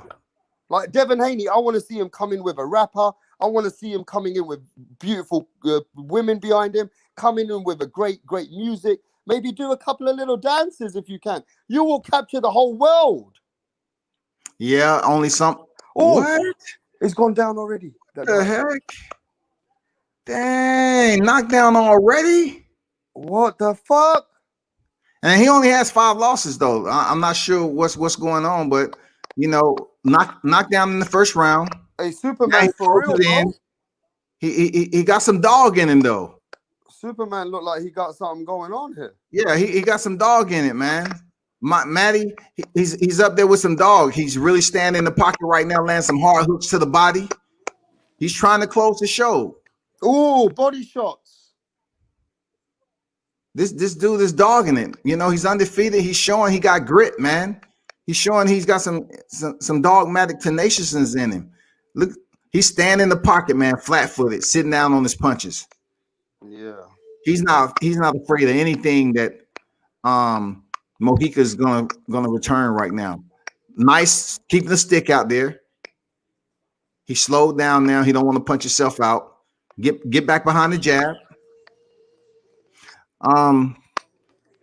Mitch say Prince Nassim had a Leroy Jones athleticism, not the same type, but high level. Yeah, he had high level, man. For him to generate that power the way he did, the way he was dancing around from different angles, man, he had crazy power. Hey, I'm gonna send you an article soon. Prince Nassim put 5 fighters and ended their careers. Did you know that? When Prince fought them and knocked them out, they ended their careers. It you know, I look at it like what was the, you know, the precondition? Was there preconditions or whatever, man? But he hit hard. Like Augie Sanchez. Augie Sanchez was unbeaten. When Prince finished with him, he gave him a broken jaw, a broken eye socket. The guy never was ever the same. He made a documentary about it. And he said that I was never the same after when Prince handled him. Man, Matty's digging to the body. He has these shovels out right now. I don't think Mojica is going to be able to take this, man. You know, he might make it out the first round, but he took some punishment. He already suffered a knockdown. Mm-hmm. And Matty's showing that he has the entertainment value tonight. Hey, welcome back. Keep cooking. I'll be back in a minute. All right. Matty seems like he got that it factor to him, man. He's ready to go in here and pick up some new fans, you know, improve his fan base. WTS, you cover boxing like UFC. Appreciate it, man. Haney don't need to be out here dancing, rap star. Hey, man, I could care less if a fighter dancing or not. Get to the ring and do work. Do work. We see what happens sometimes when fighters come out here with dancers and all that. They don't walk out there the winner too much. You know what I'm saying? Beast in the building, man. Hey, say something to you on that account. When you got this grit, believe in your soul, and you can tell the public and start dancing and play some big music and bring the rappers in and go in the ring and knock people out, you become a superstar. Who's one? Let me get the beat. B say against who though? B say if Haney doesn't knock down Gamboa in less than 6 rounds, that's an L. Matty looks huge. Yeah, man. Alexander, that's what we saying, man. We're saying that Haney has to go in here and just really put on a masterclass performance. He really has to stun on him. He's headlining the card. He has to show out tonight. That's what it's all about, showing out for Haney. This is a show out night for him. Headlining is what he's been looking for. Is here. Let's get it done on the zone. And not only that, yeah, he has to show up because the next fight for Haney is going to be a big fight where he has to deal with the pressure. Yeah, he in order for him to get the viewership, because we're going to assume the next big fight is going to be on PPV, and it's not going to be on the zone because they don't do PPV. So I'm pretty sure it's going to be a co-promoted fight and on PPV where all the money is at. So yeah, man, this dude Matty, man, this dude fights tall. He fights like he's the bigger fighter. Another knockdown. No, referee didn't call the knockdown. I think his shoes are a little slippery. I don't know, but okay.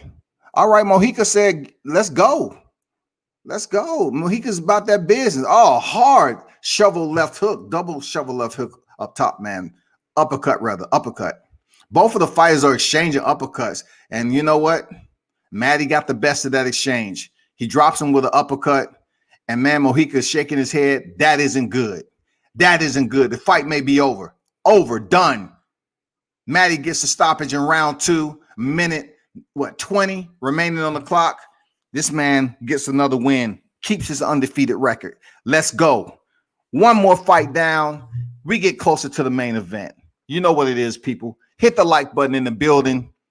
Appreciate you for stopping through, supporting World Combat Sports. This is the reality show. It's all about boxing and mixed martial arts. Appreciate everybody stopping through on fight night. Subscribe to the channel. Stay close. You know what it is. Gamboa gonna put a band-aid on his cheek like Nelly and walk out the country grammar. Damn, man. Not country grammar, man. I would rather him walk out the Air Force, Air Force Ones, shit, something like that. Beast had mentioned earlier about Haney doesn't knock out Gamboa in less than 6. He has to do it in dominating fashion. He has to, people.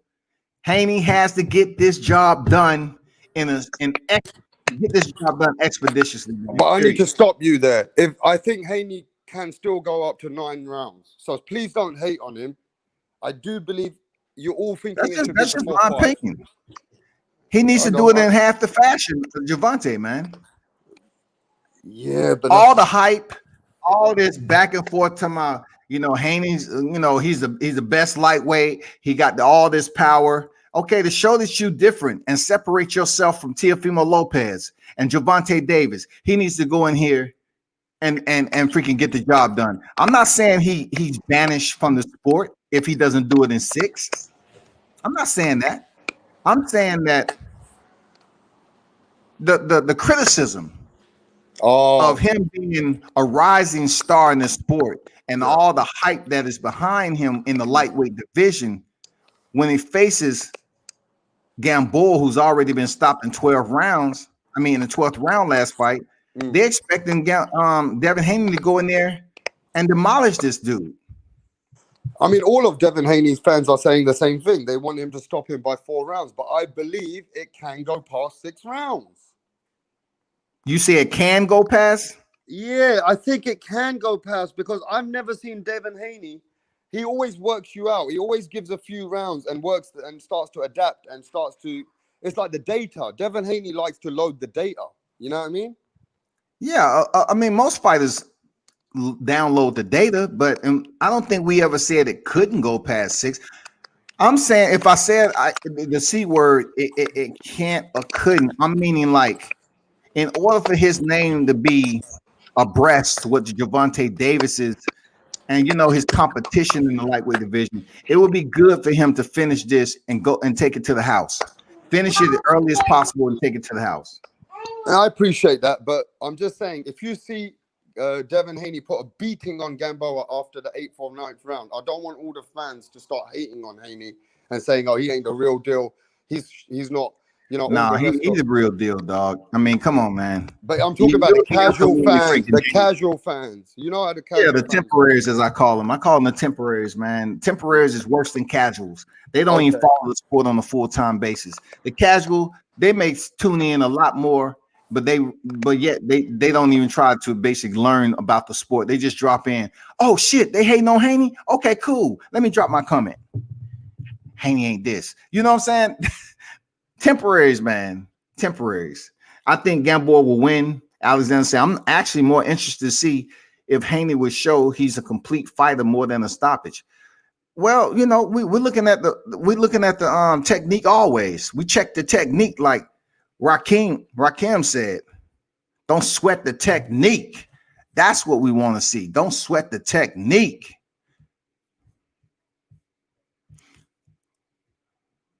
So who's next? So from what I'm hearing and seeing, that Hrgovic is up next. No way. Is he up next? No, I don't know why they put that in the chat, but Vargas and Zhang is up next, heavyweights, and then Hrgovic and Booker. Hrgovic and Booker is the co-main event. Zhang and Vargas is up next, people. And if Zhang you, and I Vargas just want to up let the next. chat know something. If you guys want to keep up to date with the Haney fight with World Combat Sports, it can happen within the next 40, 50 minutes with the way the fights are moving fast. You Yeah, know? man. You know, I'm not sure what G-Man is looking at, but Hard just said go Biden. I didn't vote, but at least I got a black female vice president. The first female vice president ever in United States presidential footprint.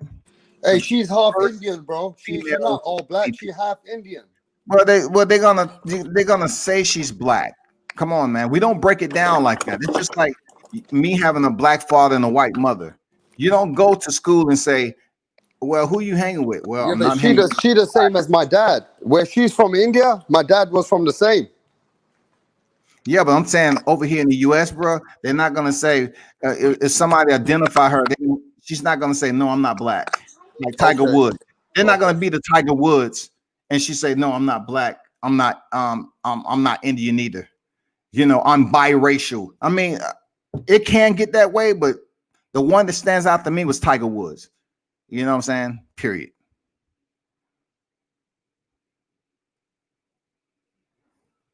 Hard to say bye, Trump. Haney speed will be the biggest problem for Gamboa. It looked like power caused Gamboa won't see it. I don't know, man. Gamboa is a more better fighter than people giving him credit for, man. But he's been down so many times. We are expecting absolutely the same thing. We're accepting a firestorm tonight, people. For those of you that's tuned in, and once again, salute the rap star. He's on everybody's freaking platform. Appreciate you hanging out tonight, man. I did hear you on my boy neck real hard the other night, and I'm like, Rapstar must damn dislike the shit out of Deontay Wilder. Man, y'all was dogging him out last night, and I'm like, no, man, my boy No, ain't no man. I was bitch. just telling the truth. Deontay ain't a bitch, man. Deontay Wilder is not a bitch. Nobody's gonna convince me that Deontay is a bitch. It's just not gonna happen. Hey, I told the whole platform yesterday. I said Deontay Wilder still got the one punch X factor to knock any one of those heavyweights out. Hey, and he has the one punch X factor to knock all them cats out that keeps calling him a bitch too, because that's a lack of respect when it comes down to men in general. Period. They won't say it to his face. Yeah, I mean, I saw Deontay Wilder right next to me. I got a video with him on my channel, and I wouldn't call him a bitch for sure. And I'm a fight. I can. It just comes down to the comfort, Yeah. the comfort of the shield, man. The screen, Yeah. the Look. screensavers. It's just the comfort of the screensavers to say anything they want, bro. So, Yeah, I call them the avatar gangsters. They're avatar guys. They hide behind their pictures. oh yeah, Right? absolutely. And they come in here on the ghost accounts and shit. You know. Okay, man, this fight card is moving, Let's dog. go. It Let's is go. moving. And I'm staying live with you. I was gonna go live myself, but I'm gonna go live after the fights now. Man, the next fight is already on deck, man. That's why I'm not gonna go live by myself. I'll just let you cook it up. Hey, you Damn. keep cooking. I'm making myself a sandwich. All right, for sure, man. Make me one too, man, and I'll take some red wine, Bogle, or some featherless freaking red wine. Oh shit! I'm sure And you some, got and something. some goat cheese. I'm sure And you some got goat something. cheese. I'm sure you got something nice tonight. I'm sure. Were you getting a takeout or you cooking at home? I already ate, man. You Okay. know, I just ate some basic stuff, man, some healthy stuff, you know, but none really that will, you know, get you Okay. all say, oh man, I want to take that. It was just some basic, some health food, you know what I'm saying? Yeah. Yeah. Cool. That's good. All right, I'll be back in a moment, man. All right, cool, man.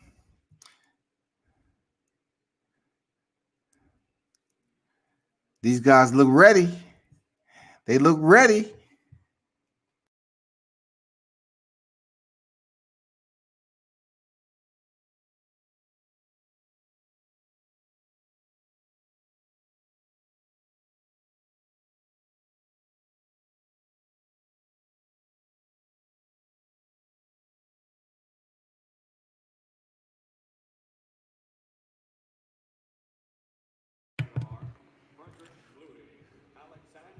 Super lightweight division.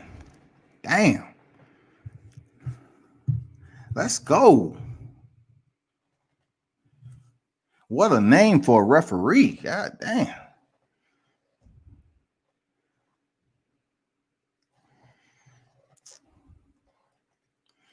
Super lightweight. Juan Jose Martinez, 28-9, 20 knockouts is on deck. This should be a good one.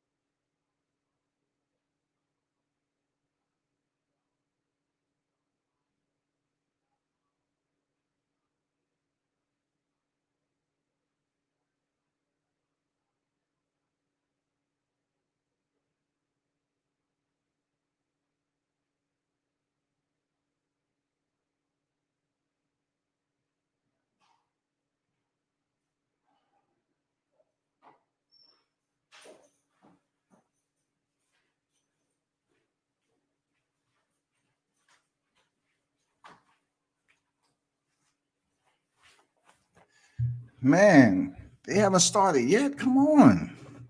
They threw this fight up in here. You know, give him some Before I airtime a little keep going, hey, did Cunningham win earlier on by knockout? Man, I'm pretty sure he did, to be honest, because they're showing Yeah, a I fight. just saw it. Yeah. I just see Cunningham making an interview that he beat the dog shit out of the guy. I mean, what round did he win in? Was it a stoppage I don't know. or I just see the fight hype picture of the interview. I haven't seen it yet. Oh, okay.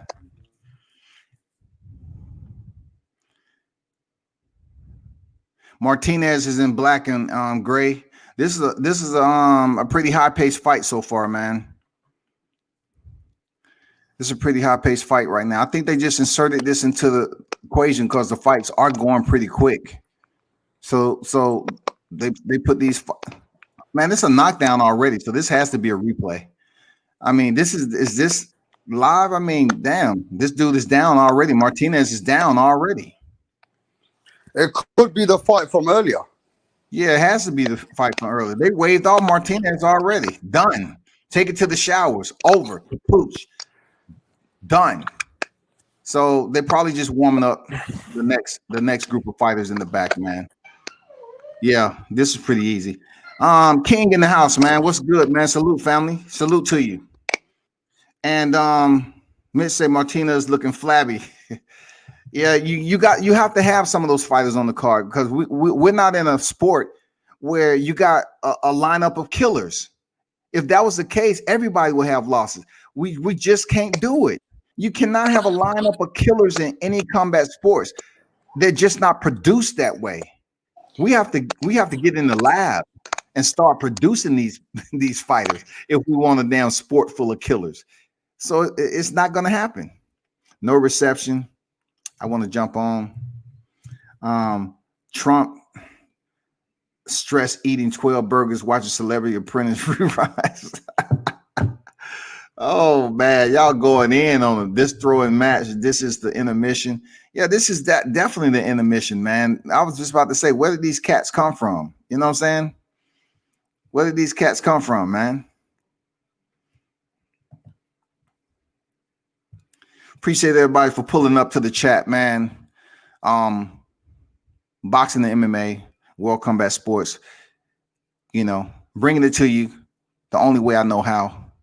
This is Fight Night, main event, Devin Haney versus Yuriorkis Gamboa. You know what it is. It is the lightweight title fight for the WBC World Championship going down tonight via DAZN, man, Matchroom. So be sure to pull up share the content, subscribe to the channel, and make sure you return, man. And also, man, Rapstar, man. Rapstar Knowledge is on deck. Be sure you subscribe to his channel. Check him out. He's making his rounds repetitively. He's on the carousel on social media, checking out all the fight groups. So check him out, man. Some love him, some hate him. But he's going to tear it to you right down the middle. You know what I'm saying? He's going to always give you that energy. So check him out. Subscribe to the channel, man.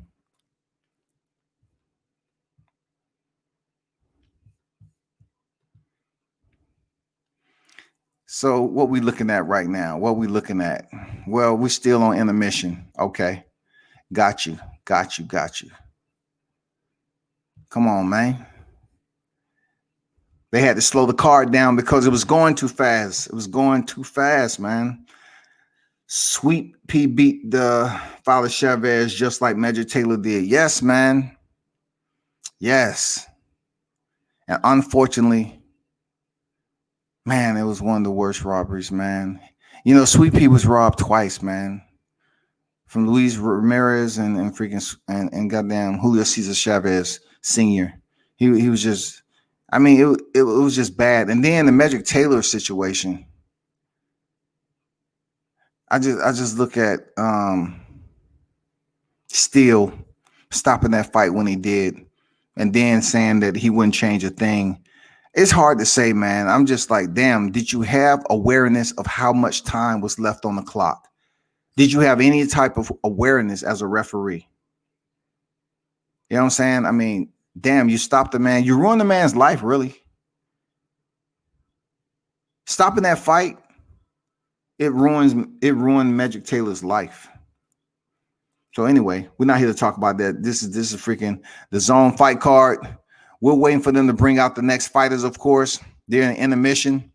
Everybody's going out to get a beer, hot dog, hamburger, some freaking goddamn cheese and chili tortillas, freaking quesadillas. According to where you at, you know what I'm saying? You can get a bowl of chitlins with some collard greens and some chicken wings, something. Goddamn chicken tenders. Something's up there for sale. You know, you get 3 chicken tenders, it's going to run you about $17. You know what I'm saying? Food probably expensive due to the pandemic.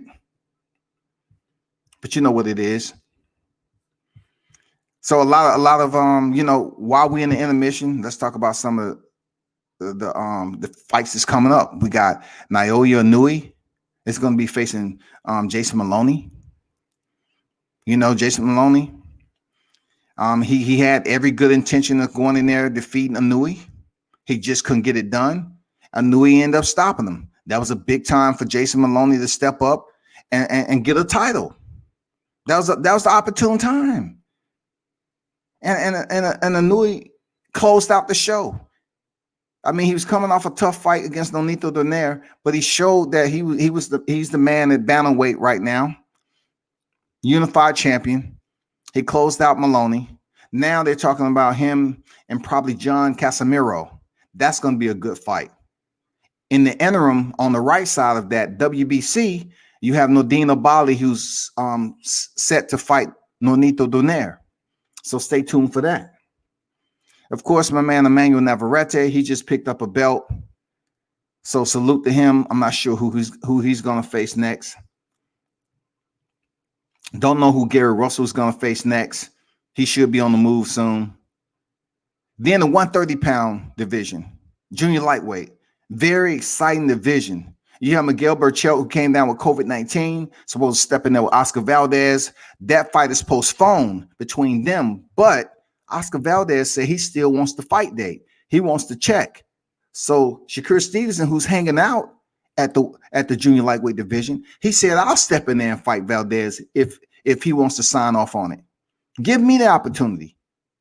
But we know damn well that's a tough fight for Valdez, who's on the schedule for a title shot. He can just wait to face Miguel Berchelt, or he can take a big fight with Shakur Stevenson. Which one do you think is going to be with Oscar Valdez? You let me know. Which one you think is going to be? And then, of course, Tank is the WBA. And then you go over to Jojo Diaz, who's the IBF champion. He's scheduled to step back in there with Tevin Farmer, who he beat for the title. You know, this is going to be a rematch. And then on the back end of that, we have Jamel Herring, who's going to be in there with Carl Frampton. That's probably going to be Jamel Herring's last fight, to be honest. He didn't look that well in his last fight. We didn't get that Masayoshi Ito type of energy when he picked up the title. Jamel Herring, man, it's going to be a tough fight with him and Carl Frampton. It might be his last fight. But either way it goes, man, Shakur Stevenson is in the yard of time. It's only a matter of time. So, moving on. I don't know if you heard, but some people think it's, you know, the first time that the UFC is putting on a boxing card. But this particular card that was postponed earlier against Carissa Shield, who is 10-0, 2 knockouts. I mean, what she's been able to accomplish in 10 fights has been absolutely amazing, y'all. You know what I'm saying? She has did it quicker than any male or female, first and foremost. Unified in 2 divisions. She's stepping in there with Dakari, her opponent. I forgot her first name, but she's stepping in there with an opponent for undisputed. Dakari is 17-0, I believe, 0 knockouts. So keep your eye out for Carissa Shields, 2-time gold standard Olympian, one of the baddest women on the planet right now when it comes to boxing. She is due to step in there for unification for all the crowns. So keep your eye out for that. We have Errol Spence, Danny Garcia on deck. That's coming up real soon. Oh man, I got Daniel Jacobs versus Gabriel Rosado. Listen, I gotta talk about this. Daniel Jacobs, man, in my opinion, I mean, there's no way I can really get my energy behind Daniel Jacobs, to be honest. Going in against Gabriel Rosado, like, what are you doing? Like, how is this beneficial to your career? Like, I'm speaking of that fight just like I'm speaking about this main event tonight. Like, why Gabriel Rosado though? Like, why Daniel? What is this going to do for you? It's November 27th. I mean, it's not a dislike of Daniel Jacobs as a person, but where's this fight? What's the benefit of this fight? Somebody help me out. What is the benefit of Daniel Jacobs stepping in there with Gabriel Rosado? I mean, this is not Creed. Daniel Jacobs is 36-3. He has some highlights in his career. He had the loss against Canelo Alvarez and then win against Julio Cesar Chavez Jr. What? Okay. Yeah, I said the same thing. But anyway, he's stepping in there with Gabriel Rosado, who's 25-12-1. 25-12-1. Now, the reason why that's disturbing to me is because the only fighter that has multiple losses all the way up to when he fought Saul Canelo Alvarez and Julio Cesar Chavez, the one that had the most losses in his previous fights is Sergio Mora. Sergio Mora had 4 defeats. He was 28-4-2. He stopped him in the 7th round. So all these undefeated fighters, Gennady Golovkin 36-0, Luis Arias 18-0, Selecki 26-0, Sergey Deryanchenko 12-0, Canelo 51-1 and 2, Julio Cesar Chavez 51-3, and now you go to Gabriel Rosado, who's 25-12. It's pointless to me. Anyway, moving on. They're in intermission, y'all. Speaking of Daniel Jacobs, that's what it is. You know, drop some questions in the chat. Let's talk. Let me put some of these comments up there.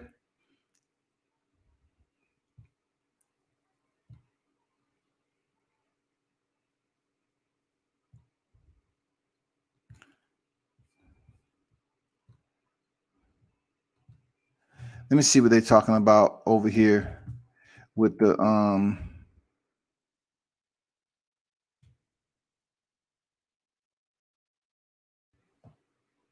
it seems like in NYC,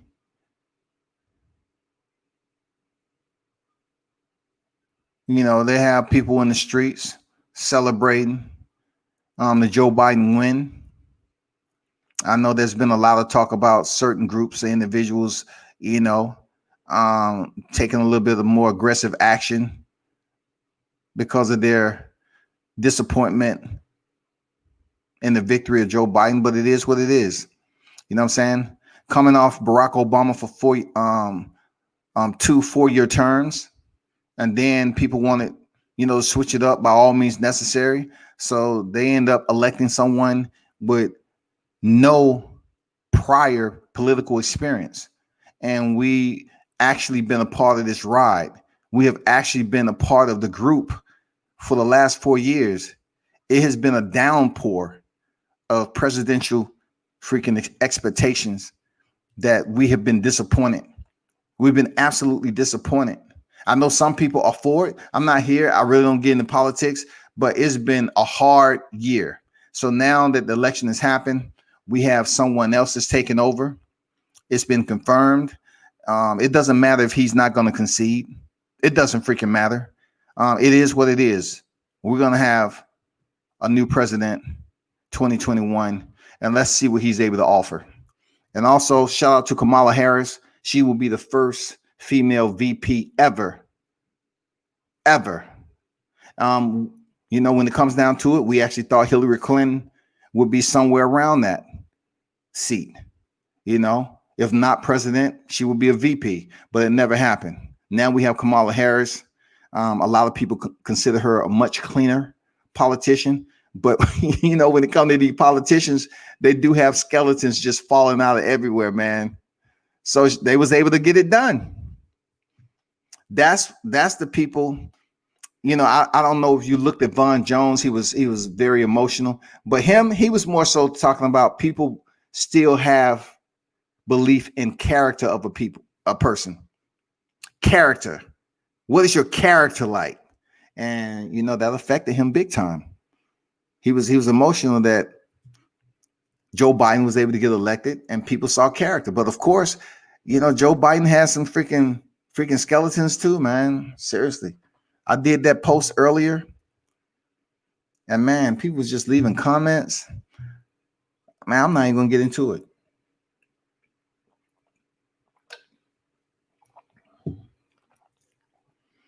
Here we go. The next fight is on deck.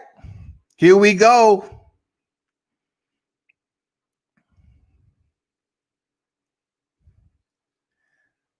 The hype. Hey, what's going on, man? I'm just talking to a friend and I gotta make some emails. What, the heavyweights coming up now? Yeah, the heavyweights are in the building, splitting the ropes. It's time to touch gloves and get it on. Who's the next fight? Who's the next fight after this? The next fight, both of these upcoming fights are heavyweight fights. So right now, we should have Zhang and Devin Vargas. Okay. And then Hrgovic and Booker. So I'm trying to see if they're still in order or not. Hold on for a second. Okay, I'll be back. I thought it was Hrgovic. I'll be back in a bit. Yeah, Zhang is up now. Zhang and Vargas is up now. Who's next? Hrgovic. Yeah, the co-main event is up next, man. That quick? The co-main event is up next after this fight. Not right now. It is up next. Right now is Zhang and Vargas, heavyweights. Okay, yeah, I don't want to miss the Hrgovic fight. But listen, I just got to make a couple of important emails. I'll be back. For sure, man. Handle your business. I'm blind betting on Martin Murray. Van Jones on CNN acting like racism died today. Man, that's a classic, dog. I'm not gonna lie, that's a classic. What you just said, that's a classic. Because I have to agree with you, Mitch. He was emotional, like it was no more discrimination in life as we know it. Van Jones is up there freaking puling. He was shedding tears, and he was just letting all his emotion out. Look, when I see people on the platform he's on, that means he's feeling some type of way about what he's experienced in the last 4 years. He may have lost some friends. He may have had to just low crawl in certain areas where he felt he should be walking. He may have felt this was like a struggle, and it shouldn't have been for him. So for somebody to be emotional, exhale and releasing and just crying and bawling like a child, like he had to be touched in a negative way during these 4 years. Seriously, it had to be something much deeper than him just working where he's working. Anyway, next to the heavyweights, man, they're being introduced right now.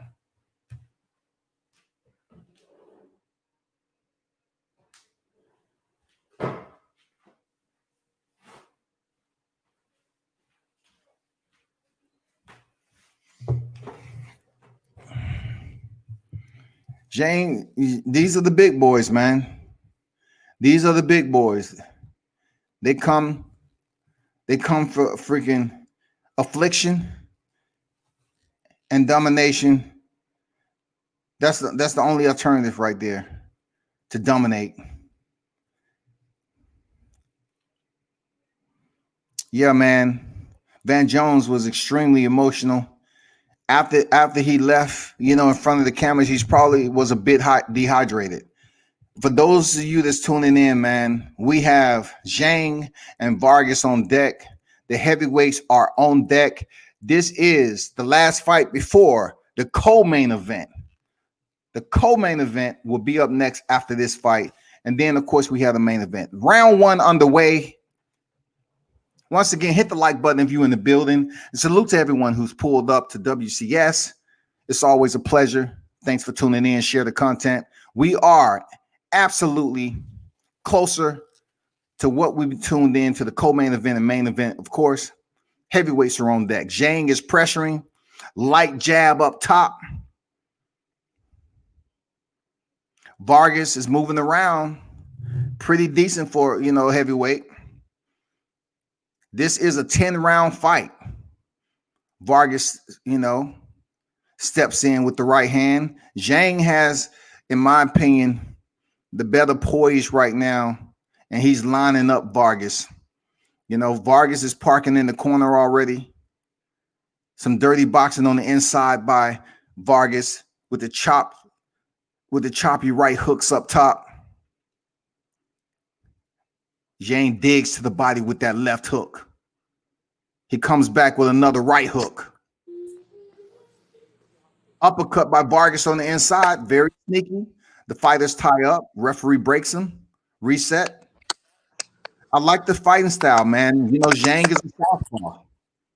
Orthodox is Vargas. Straight left hand down the middle by Zhang.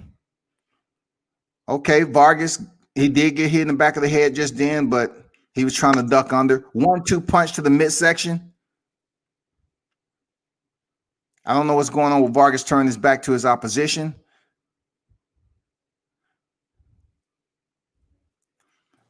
One bad habit I see in Zhang is every time that Vargas throws that jab, he steps back. And when he steps back, he drops his lead hand, which if, Vargas just basically stayed forward on pace, he could come in with that left hook because, Zhang drops his right hand. It's a bad habit. Every time he steps back, he drops his right hand to reset. Look at it. Vargas needs to make him pay. He needs to make him pay. Analyzing that. Go back like that, World Combat, you can get knocked out. Yeah, get knocked cold out. These are heavyweights. These are big. These are the ones that's oh man, nice 1-2 up top by Zhang, man. He's dropping some dynamite. But Vargas seemed to handle it pretty decent so far. Oh, man, hard left. Vargas might be hurt. He's covering up earmuffs. He comes back with the counter right hand. He's down. Referee says no, knockdown. It's a push. Zhang is a stronger fighter. I'm gonna tell you like that. He's a stronger fighter and he's the bigger fighter. And Rapstar, this is what I say about boxing and the weight difference. What is the situation? Because heavyweights fight at such a weight disparity. So why people complain when you have fighters moving up from lighter divisions, and people's like, oh man, it's like, we was having this conversation the other day. Look how big Zhang is than Vargas. Yeah, but with the heavyweights, they say that once you reach over 220 pounds, you can go in with somebody at 250, 260, because that's the last bit of that weight category. And they always recommend you, once you're over 225, you can handle that situation. But again, the heavyweight has got its own weight category for that reason, haven't they? You know what I mean? And the heavyweight is totally different to the lower weight. And I mean, it's a good point, because some of those. Yeah, your audio is messing up there, Rapstar. Your audio. We're currently on deck with Vargas and Zhang. Zhang is the bigger fighter, man. Just shoulders, everything. But right now, the more fluent, mobile fighter is indeed Vargas. Head movement from Vargas, popping the jab out there on Zhang. Zhang holding his ground. Left down the middle lands for Zhang. Zhang is the southpaw in the black and gold trunks, and Vargas is in the green and white. This is a heavyweight affair.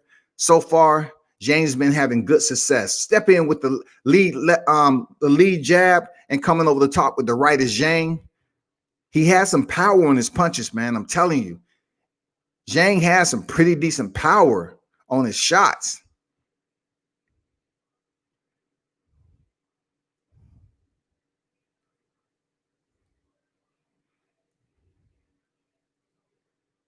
This is the heavyweight. We're in the round 2 of a 10-round fight. Mitch say heavyweights. William, what's good, William? He said, what's good, Scotty? I'm glad that I caught you on here. I always miss it. G-Man, 1-0 Zhang. Absolutely. 1-0 Zhang. He's doing more quality work on the inside. It seems like he's breaking Vargas down. Vargas is still boxing, though. I have to give him that. Oh man, that short, quick right hook on the inside by Vargas is very, very sneaky. Very sneaky. I like it. Mike said never respected Richard Steele after that. Yeah, man, Richard Steele took that man's life away. I want to know that he even freaking reach out to him after that, because he ruined the man's boxing career, period. Zhang is pressing forward, man. He has freaking Vargas on the ropes. It's approaching a minute 5 in this heavyweight contest.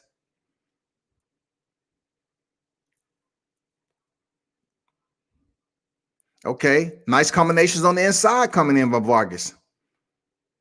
Good defense by Zhang to kind of stop some of those shots on his glove. I like the fluency of Vargas, man. He's outweighed. He's a smaller fighter, but he's doing very well. Oh, he pops the head back of Vargas. Punches on the inside. Pushes Vargas up against the ropes. Zhang is doing quality work, y'all. He's making this work. Zhang is doing very good work. Oh, sneaky uppercut on the inside. Zhang's come back with the right left. There you go. Pushes Vargas back with the straight left down the middle. He lines him up real nice, man. Vargas still on his feet, though. He comes back with his own 4-punch combination. Oh, man, this fight is good. This is a nice heavyweight fight, man. Nice heavyweight fight. People are going to look at, they're gaining some fans tonight, man. These are heavyweights. So that's the end of the second round. That could have been close compared to the way they're looking at it. They're now showing the co-main event. They're warming up.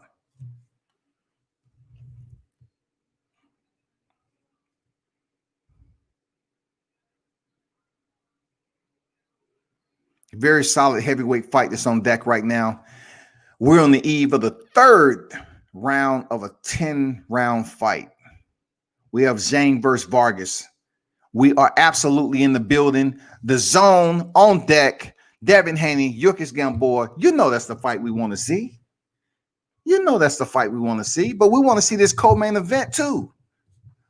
We want to see this co-main event, to be honest. We want to see Hrgovic in there again, because this is a extensively hyped fighter that's on the come up. He's climbing the ladder. Third round on deck. Zhang Vargas, heavyweights, DAZN match room. It's going down. Nice 1-2 by Vargas. Zhang returns it with his own left hand. Now Vargas is working to counter Zhang as he come in. Nice hooks to the body. As you look at it, you see how Vargas is leaning on the ropes, and then he'll use that momentum to come off and drive that right hand. We'll see how long that helps him. You know, how much he's able to get away with it before Zhang make him pay. Because it's somewhat like he'll lean and have a slingshot effect off the ropes and try to land a straight right hand. That'll get you knocked out. You know what I'm saying? Good fight so far in the heavyweight division. Zhang lined him up with the jab. Zhang is the southpaw right now, the bigger fighter. These are the heavyweights. Oh, nice. Nice hook to the body up top. With an uppercut comes Vargas. These guys are exchanging on the inside. Very nice action. They clinch. Vargas is trying to hold on. Zhang is freaking punching him to the body. Pushes him back to the rope. 1-2. Vargas grabs his head instead of worrying about the punches that's right there on the doorstep. Zhang pushes forward. Double up on the jab. Touching him up real nice. Continue to score on the inside as Zhang. Vargas is still fighting back. He comes with that left hook, and then he goes to the body and up top with it. He's having some success with it, but he seems a little gassed. You know what I'm saying? Seems like he's tiring out a bit. Good heavyweight fight. Solid, man. Nice three-punch combination lands by Vargas, man. Oh, sneaky. Lines him up with the right hand, man. Good defense. He's cutting angles now. He's popping those shots off from different angles. Now he has Zhang thinking. If he's able to stay off the ropes, stay off the ropes. Vargas, stay off the ropes. When you get on the ropes, Zhang have his best success. Oh, nice right hook by Zhang. Another left hook. Uppercut. He freezes up Vargas. Vargas is in trouble. He's pushed. He's back up against the ropes. Zhang's let his hands go. Left hook. These are heavyweights, so they're not gonna. Oh man, Vargas comes back with a right and a left uppercut. Very exciting heavyweight fight, man. They are exchanging, scoring on the inside. Straight right by Vargas. Zhang comes back and stops him in his tracks with a left hand. Good fight and good round so far as we head into the fourth. We are scheduled for the fourth, people, in this heavyweight affair. We are scheduled for the fourth. Everybody in the building, smash the like button. Smash the like button. Smicky, smash the like button. Share the content. Smicky, smash the like button. Share the content. Subscribe to the subscribe to the channel. I appreciate you stopping through on Fight Night, people. I know there's other fights going on in other areas, but really this is the zone freaking Fight Night right here. We're going to keep it locked in right here. Windage, everything, the optics, everything is lined up for the main event. Devin Haney, Yuriorkis Gamboa. You know what it is. Bell rings, fight is center, fourth round on deck. 3 minutes per round. This is a 10-round fight, people. Zhang versus Vargas. Vargas is light on his feet, still bouncing around. And I'll be honest with you, Vargas has pretty decent footwork for a heavyweight. Even though he's a light one, he's a Bellew, he has pretty decent footwork. He popped the jab downstairs up top as Vargas. Zhang seemed to be tiring just a little bit. Oh, right when I said that, he knocks him down, y'all.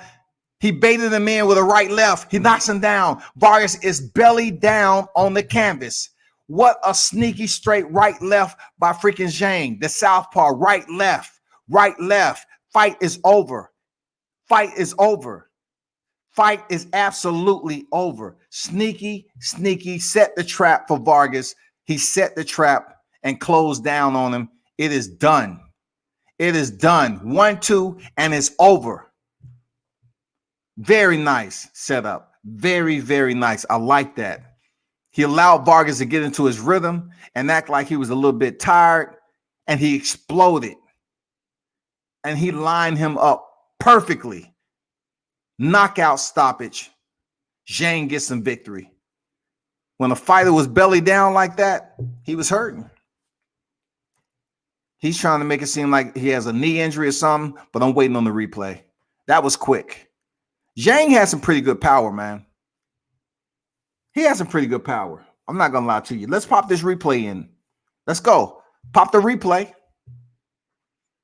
Pop the replay. Let's go. That was pretty. That was pretty. I like it.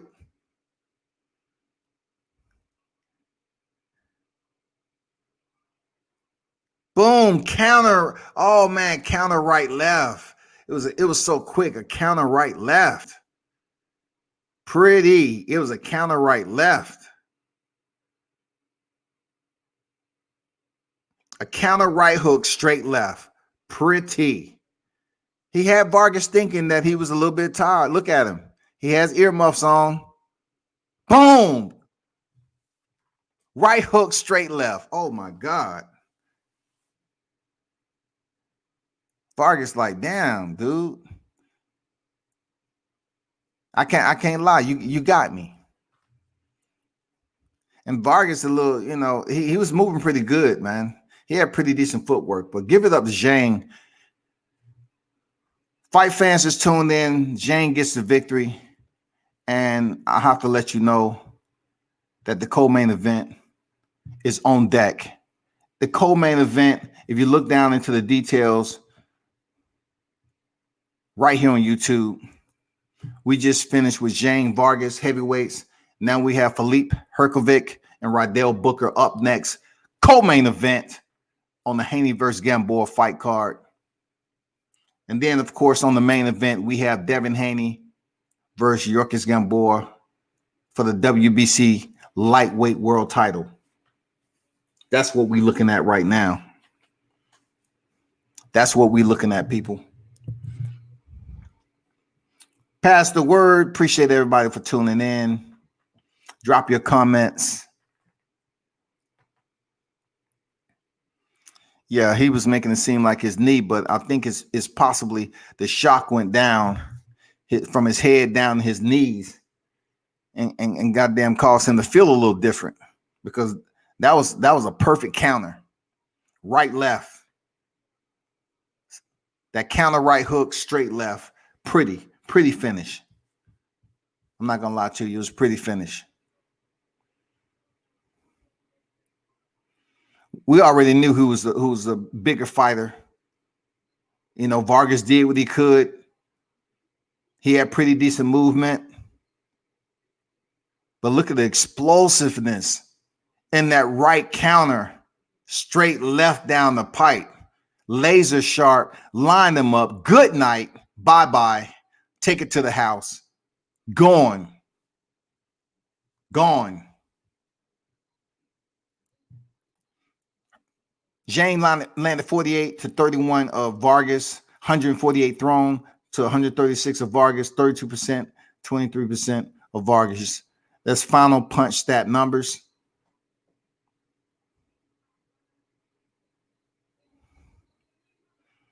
That fight ended very early. 4th round. Done, sir, done. Done, sir, done. On to the next. Done, sir, done. We are at the co-main event, people. We are at the co-main event. The DAZN fight card. Devin Haney, Yuriorkis Gamboa. It's for the WBC lightweight world title. This is what everybody's been talking about. November 7th It's been a good day. Why? Because the presidential election has taken place, and to a lot of people, we got the results that we wanted. And also, the zone is on deck, match room, and we have the one and only Devin the Dream Haney. Devin the Dream Haney, future superstar of the sport, future multi-division champion, been around some of the damn legends of boxing. He is to step in here against Yuriorkis Gamboa, who's coming off a 12-round stoppage to Gervonta Davis. We expect what we expect.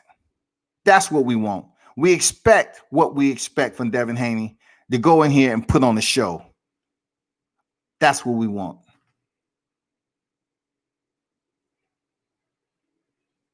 Brian Howard was just stopped by Frank Sanchez. Oh, shoot. The left hand hurt his head, and the right hurt his knee. I think the right hurt his head, and the left hurt his knee, because the left came down that, I'm talking about like that shit had bad intentions written all over it. The explosiveness of that combination. It was just a 2-punch combination, but the way he sent it, it was beautiful. The way he sent it, he allowed Vargas to believe that, he had his earmuffs on and he was a little bit exhausted. Man, he sent that with authority. Authority, people.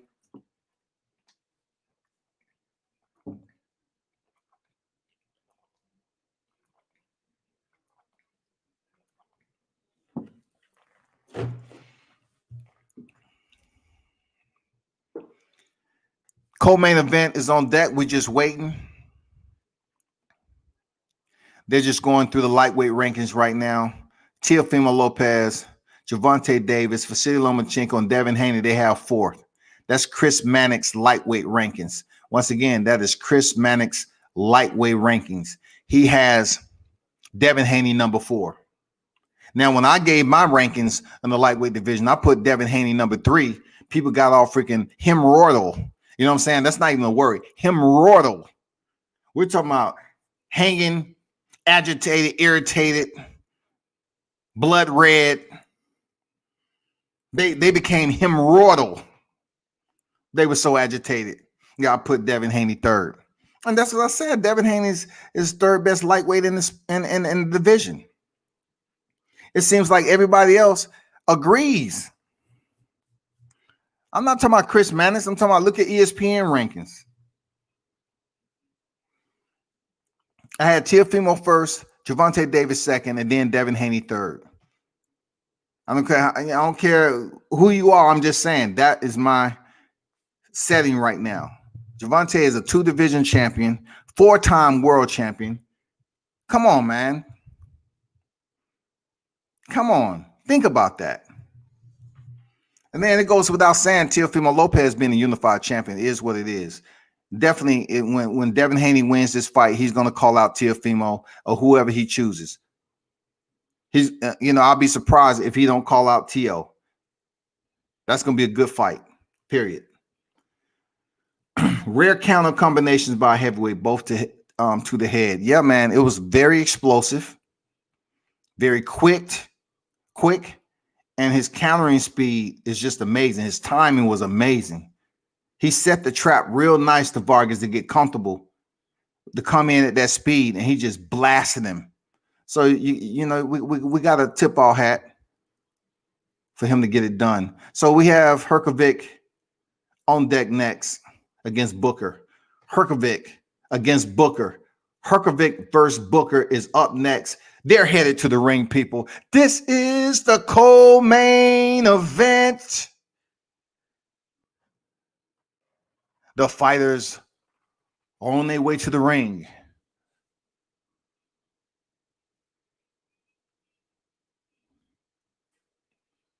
Yes, it is now.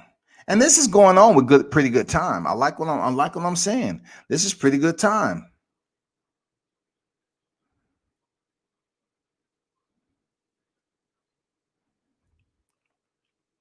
Ladies and gentlemen, the first heavyweight to the ring, he goes by Rydell Booker. he will be facing opponent Filip Hrgovic. Rydell Booker was ranked #1 U.S. heavyweight amateur in 2001.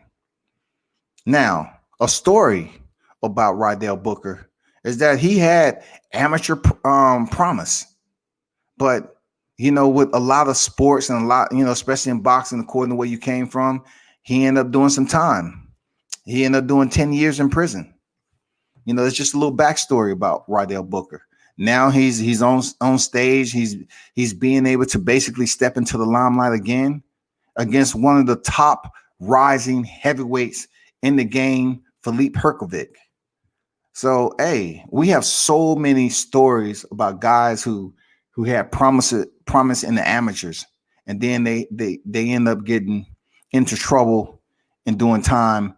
And the one thing about boxing, it allows a fighter not to be judged, so to speak. You can do time and come back, get a boxing license, and go ahead and make a living for yourself if you're not too old. And that's what we're seeing with Rydell Booker stepping in here against Filip Hrgovic. I want to see how he looks, man. He was ranked the #1 heavyweight amateur back in the day, and he spent some time in prison, man. So this is going to be a very interesting heavyweight exchange right here. I know probably when he was locked up, he was waiting for this day to get back under the lights in front of the cameras, and be able to box on the big stage. And no telling what he could have been if he absolutely, was able to transition over from amateur to professional and stay on the timeline outside of confinement. We don't know what could have happened. He could have been one of the top freaking heavyweights in the sport.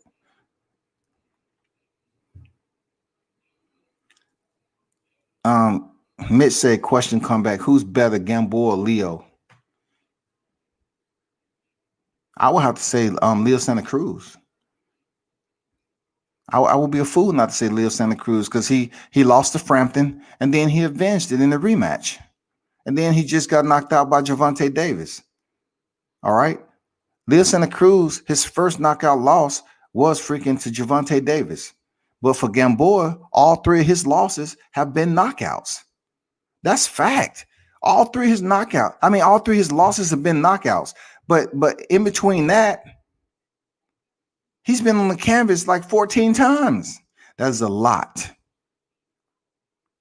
That is a lot. Seriously. That's a lot, people. But back to the game. Appreciate the question, though, man. You have questions. I will absolutely, if I can answer it, I will. Drop the questions in the live chat. We're about to have the co-main event on deck. Co-main event on deck, people. The co-main event is on deck. The one and only Rydell Booker is getting a chance at reliving what could have been from doing time, being incarcerated. He's stepping in there with one of the top rising heavyweights in the sport that a lot of people have vested interest. 11-0, 9 knockouts. Croatian fighter Filip Hrgovic. There is a lot of freaking hype behind this guy right here. There's a lot. Croatian sensation Filip Hrgovic. So what round y'all see this going? What round? I gotta ask. I don't want to do my man Rydell dirty, but how many rounds we looking at here, people? Drop your predictions. You don't have to put a bet on top of it, but drop your predictions, man. How many rounds is gonna go? Or how many minutes? How many minutes in the first round? Will it make it out the first round? Get one prediction right quick before they start. The fight start. Fighters touch glove. Rydell quick with the jab to the body. I like that. Both fighters are orthodox. Good movement by Rydell. Hrgovic with that sweeping lead hook, just touching him, filling him out. You know, getting his distance down. Rydell with the jab to the body. Okay, doubling up on the lead jab is Rydell. Stop dropping those hands, Rydell. You in there with a real one. You in there with the real one. Good movement so far by both fighters. Good movement. Okay, nice defense. He ducked under that right hand. I like it. Okay. Rydell tried to dip on it in close distance and come in with that sweeping left cross. Missed it. Hrgovic with the 1-1-2. Comes back with a straight right down the middle to the body of Rydell. I don't know what's going on with Booker, how he keeps on wiping his glove or putting up his trunks. He might feel that his trunks are coming down. I don't know. But he's good. He's good. Focus on the fight, man. Jab down the middle by Booker. Hrgovic steps in with a solid 1-2. Rydell leaps in with a lead left. Leaps in, left his feet. I don't know what that's about, but hey. Combination lands, you know, punches on the inside by Booker. Exchange on the inside, return by Hrgovic. Very nice exchange by both fighters. Jab to the body by Hrgovic. Straight right lands for Hrgovic. Straight right. Booker's fighting off the back foot. Booker unloads with an overhand left. Misses the mark.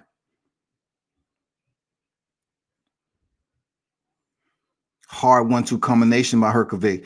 Booker seems to be taking the punches very well right now. Straight left to the body. Once again, Booker wipes his gloves on his trunks. I don't know if that's a bad habit that he picked. I don't know what's going on with that. I don't know.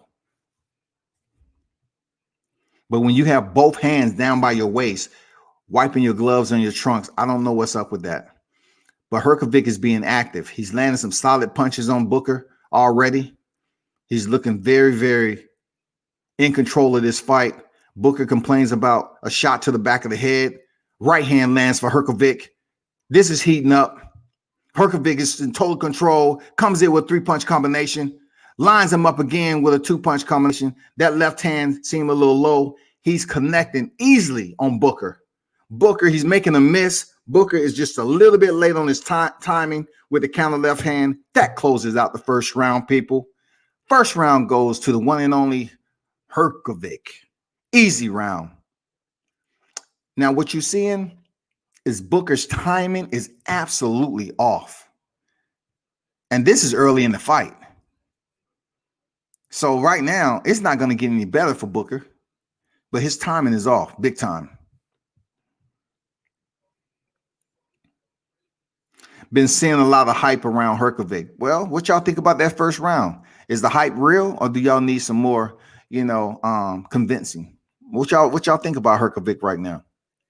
You know, what he's been able to, his performance thus far against Rydell Booker. What you thinking?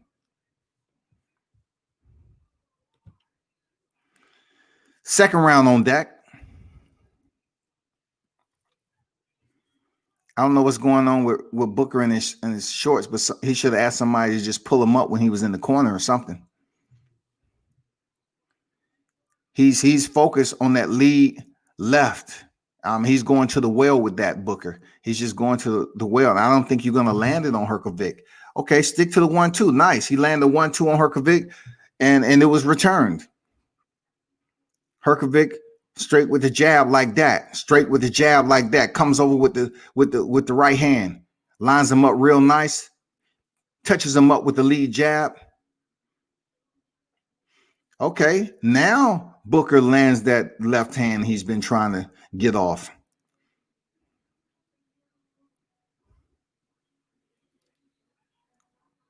Hrgovic with hard right hooks on the inside. One thing I'm saying about Booker, he's going to the well too much with that lead left hook. He's just going to the well too much. Hrgovic is the one that is basically switching up, being more diverse with his striking. Now he's feeling comfortable. He's playing around with freaking Rydell. 1-2 combination. Booker's in the corner. Bad move. Hrgovic lands 2-punch combination. Back with it. He gets Rydell to move out the corner. Comes back with a hard right hand. Rydell may be slowing down. It's only the second round with 1:30 remaining. Straight right hand to the body. Pops him in the head twice with the jab. Booker backs back up. Parks up against the ropes. Hrgovic is just having a field day. This is what we call in the military, the Marine Corps, the rifle range. Shots and the firing line is hot. Shots are going down range right now. Hrgovic is just unloading. It doesn't matter if he's fighting, firing with the left hand or the right hand. All of them are hitting the target. Booker is up against the ropes once again. It just seems like he's close to pulling the cord. Hard shots by Hrgovic. Booker staying in there though. 50 seconds remaining. Booker staying tight. He's staying tight so far. Goes back to the body. Booker tries to jab to the body. Hard combination. Closing it out with a right hand up top. Pops the head back of Booker. Booker is parked up against the ropes again. He's hurt. He's hurt. He goes down. The referee calls it.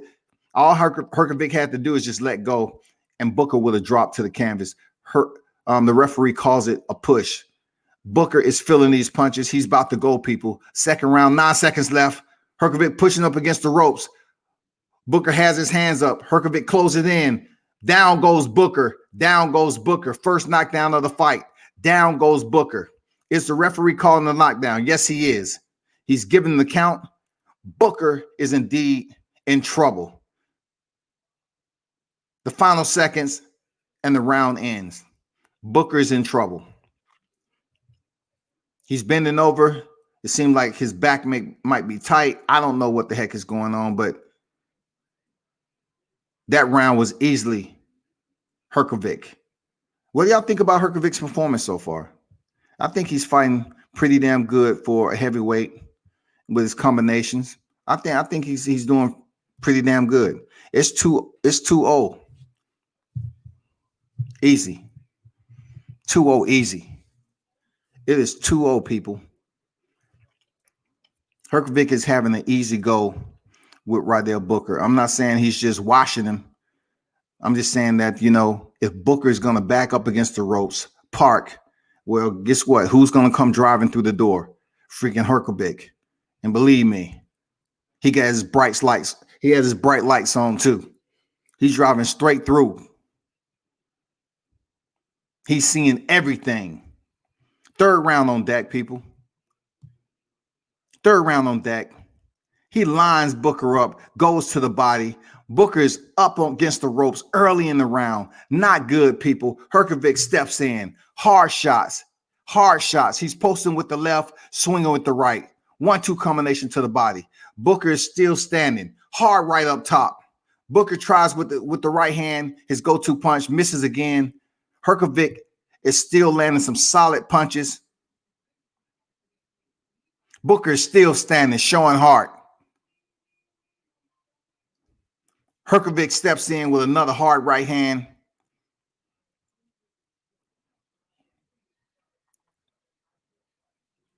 Hook to the body, hook up top.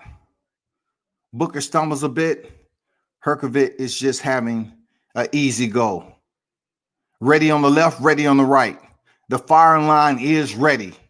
Hrgovic is sending shots down range, people. His target is indeed Rydell Booker. Right now, he's shooting expert. You have marksman, sharpshooter, and then expert. Right now, Hrgovic is shooting expert. He can't miss. He cannot miss on Rydell Booker. But look, Booker is still standing. I give him that credit. You are still standing. You're showing heart. Booker's pressing the issue now. He's coming forward. High guard. He pushed forward with a high guard. No punches was thrown, though. Nothing. He steps back in with that lead left, and that's been his go-to punch the entire time. And he hasn't been able to land it just yet. Solid. Back up against the ropes. Hrgovic pushes Booker up against the rope. Hard shots over the top. A couple of those could be behind the head, but the referee didn't see it. Booker was holding, Hrgovic's left hand, and Hrgovic was slamming with the right. Bad move. Okay, the best punch of the fight. He catches Hrgovic with a right. He catches him, but Hrgovic takes it well. Catch him with another right hand on the inside. Booker is having his best round. He having his best round right now.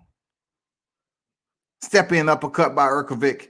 He goes back to popping the jab, lining him up with the damn two.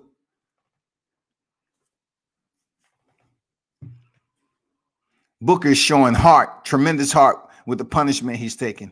Showing tremendous heart.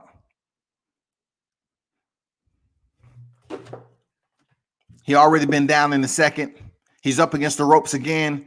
Hrgovic steps through the front door, and the round ends. Rydell Booker makes it out the third round, y'all. Headed to the fourth. Heavyweights, Filip Hrgovic, Rydell Booker.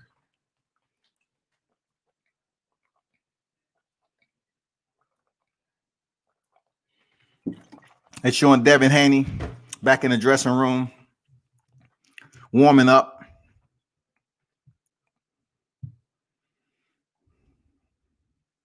Shout out to BH, father-son tandem.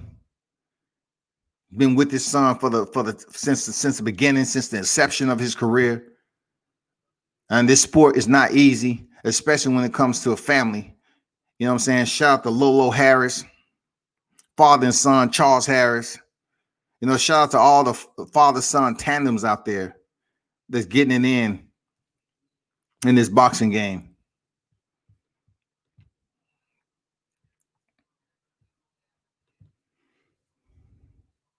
We're in the fourth round. Who would have thought? We're in the fourth round of a 10-round fight. Hrgovic back out. Orthodox. Land the right hand. Hard shot by Hrgovic. High guard by Booker.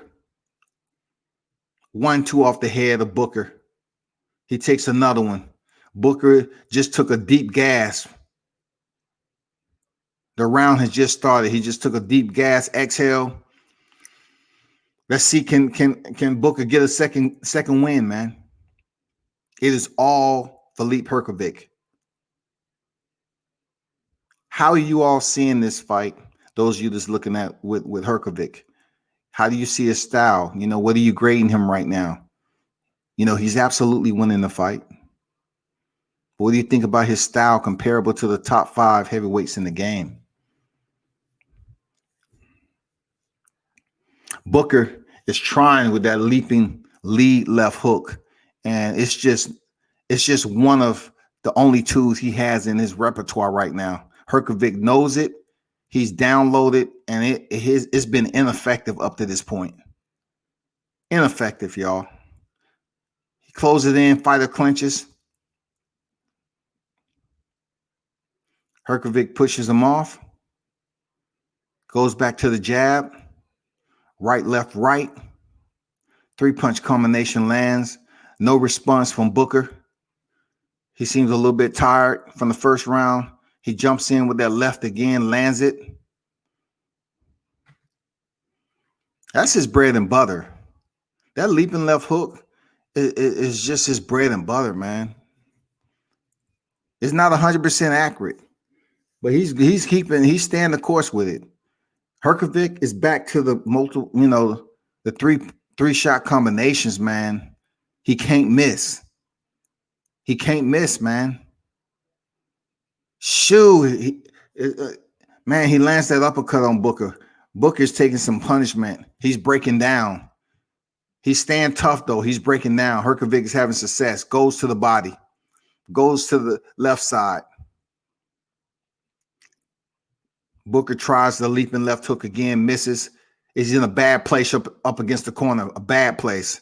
20 seconds remaining in the fourth. He's in a bad place. They go back to the center of the ring. Approaching 10 seconds remaining. Hrgovic is letting his hands go. Straight right, lined him up. Referee might stop this fight in the next round. I don't know. He's taking some hard shots. Booker is taking some hard shots, but he's showing great fortitude, courage. But he's outmatched in this fight. He's behind on every round. I don't know what the ref is telling them, but they're probably saying, hey, you might want to take a look at this, else I'm going to stop the fight. Because there's no way that they feel. Did they just stop the fight? Hold up. Hold up.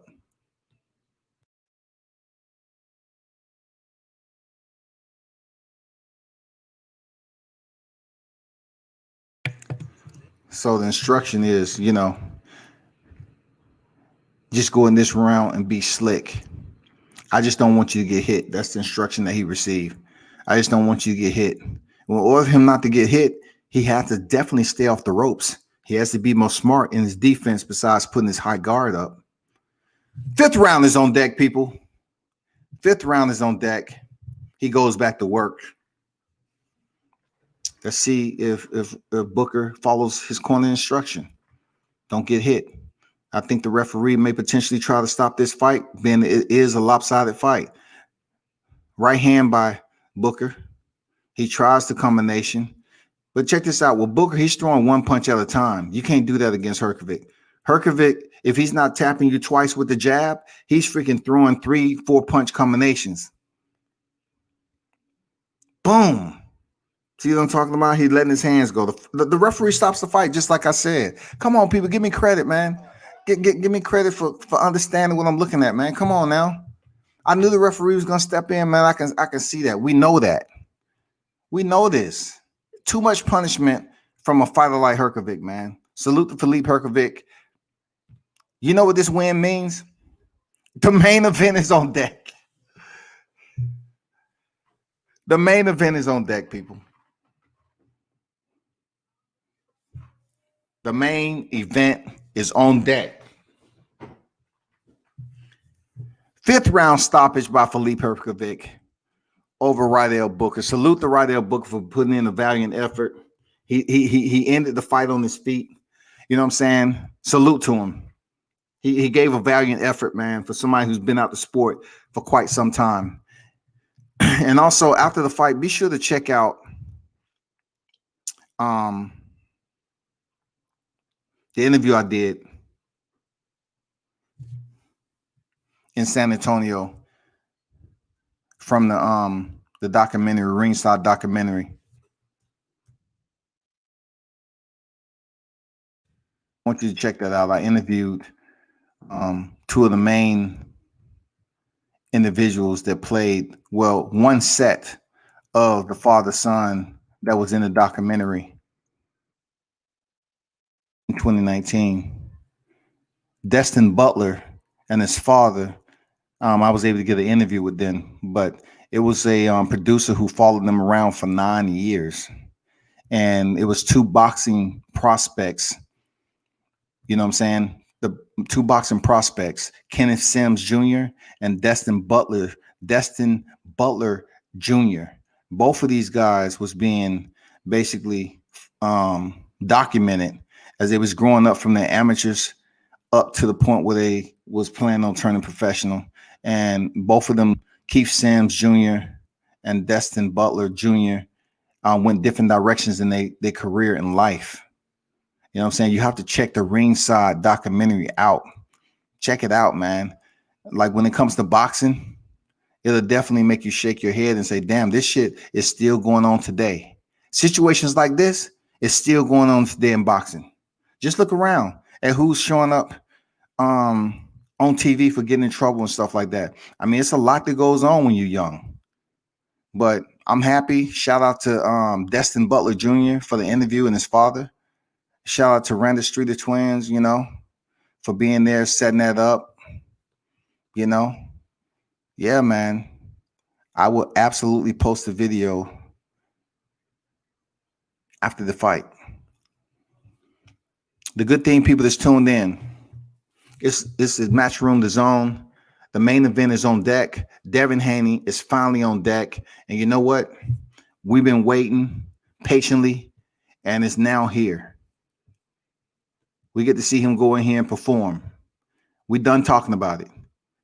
You know what I'm saying? No more predictions. We done talking about it.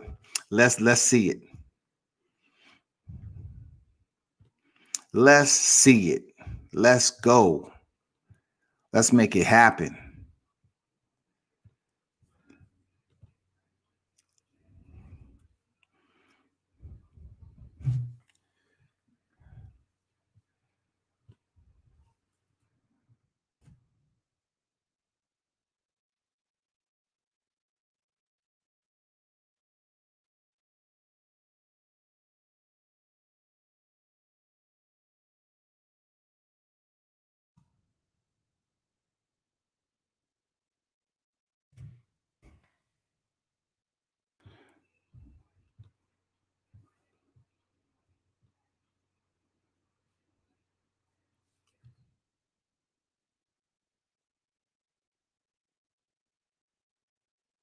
I forgot to tell you,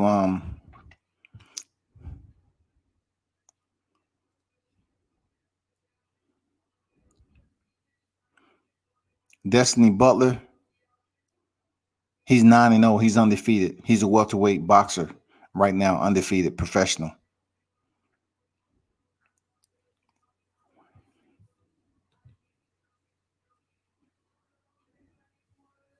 Destiny Butler Jr. That's who he is. Desto.29 on IG if you want to follow the young man. Check him out. Ringside documentary.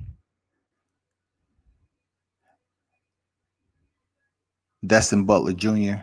I'll be posting the interview as we speak. So check it out, man. It was in San Antonio on the Gervonta Davis, Leo Santa Cruz fight card.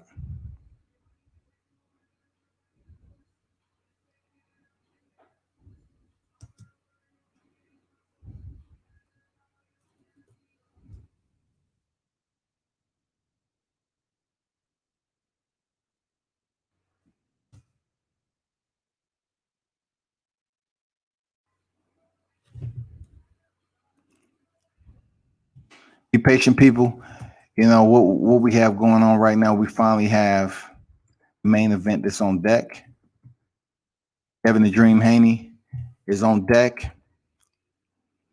They're interviewing Filip Hrgovic right now.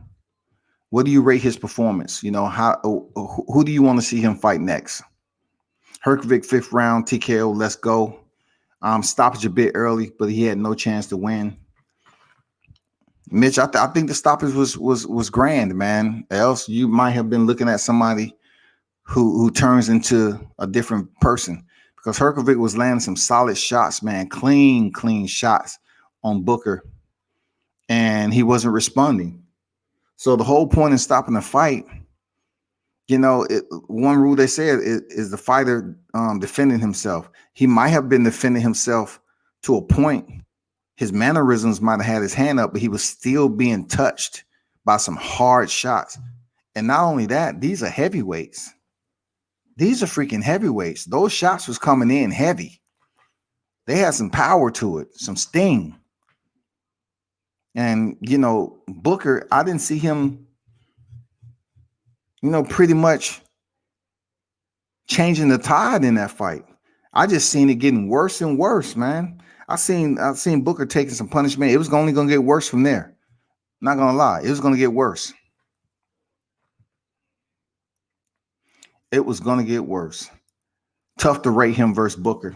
There you go. I accept that.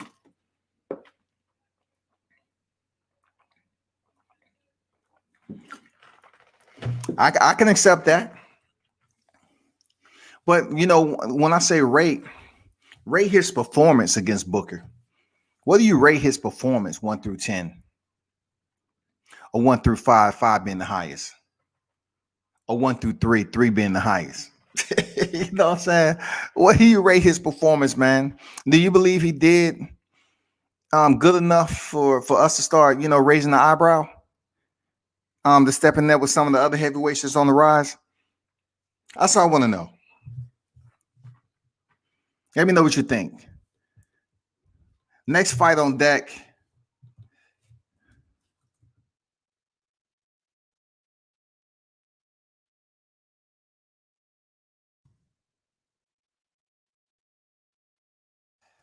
Put this in the chat. Haney versus Gamboa next. It is here. It is here. It is here. It is here. Mitch said tough to rate him. In there with Booker. Man, they interviewing the hell out of Hrgovic. I guess you get an early stoppage, you get extended interview, man. You know, you give a little bit more airtime to the people. Man, that's what they need. I'm just curious to know what this post-fight interview going to be with Devin Haney, man. I'm pretty sure, you know, BH has something planned. I'm pretty sure both of them have something planned. You know what I'm saying?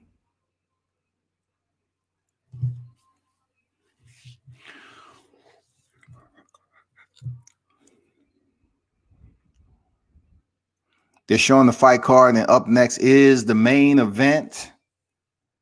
WBC lightweight world champion Devin Haney versus Yuriorkis Gamboa. This is the main event.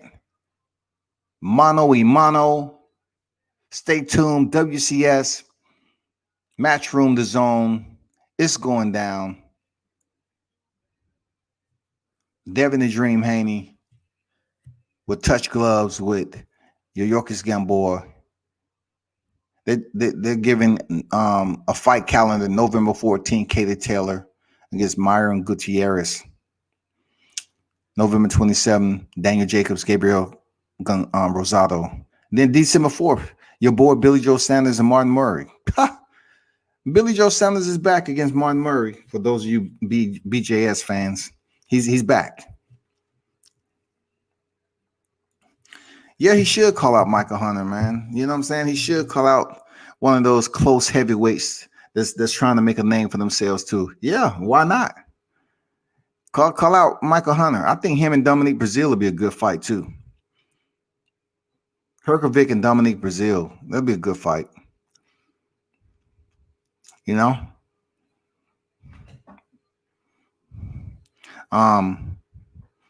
Joseph Parker. You got Joe Joyce out there that's trying to fast track. I mean, it has plenty of heavyweights out there for him to fight. Negative 2,000 for Haney, plus 800 from Gamboa. The winner by knockout is a different. I'm not betting on this fight, but shit, those were your odds for a win.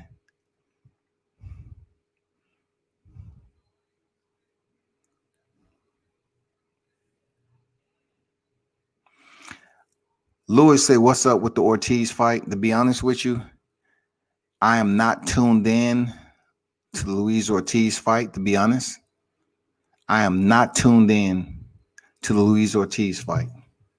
But I can absolutely look some stuff up for you, though. Well, you know, look it up. I mean, if you know who the winner was, let me know. Let me know who the winner is.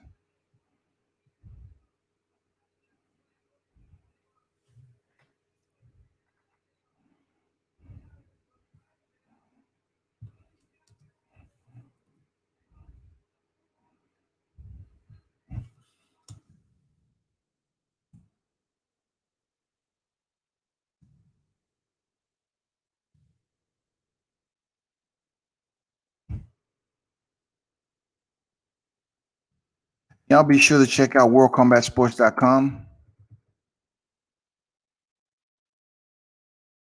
I would appreciate it.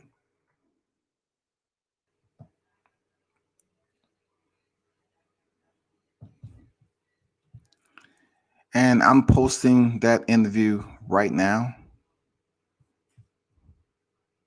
to my YouTube channel, of course, World Combat Sports.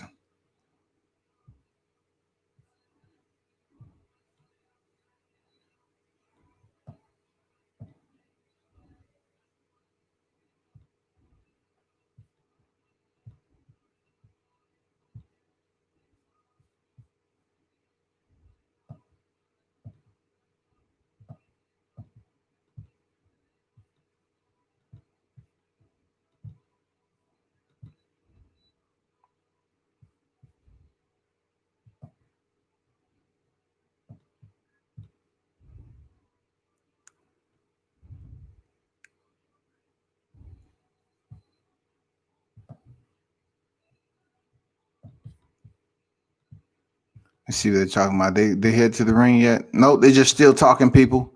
I'm still here. I'm just posting this vid to my YouTube channel. Multitasking. Appreciate everyone for stopping through tonight for this fight night. Be sure to return once again, man. You know, be sure to check me out once again. Don't let this be the last time you drop in. Until the regulars that's over here, I appreciate you. Appreciate you stopping in and showing support, man.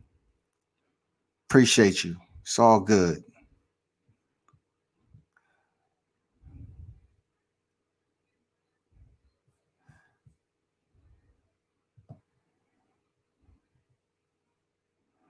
I'm about to put this and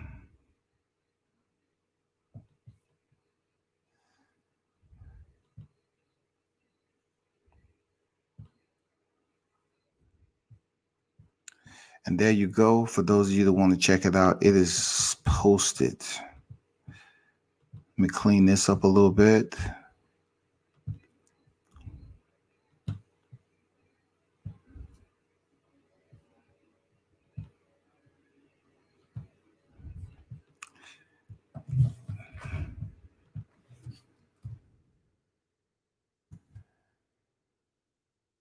Devin Haney is up next with Yuriorkis Gamboa.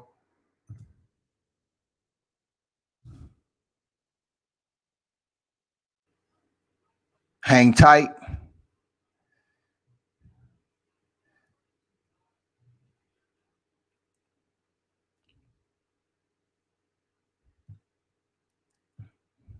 The ones that's been waiting, it is now here. And I'm freaking multitasking. Save. And there you go. So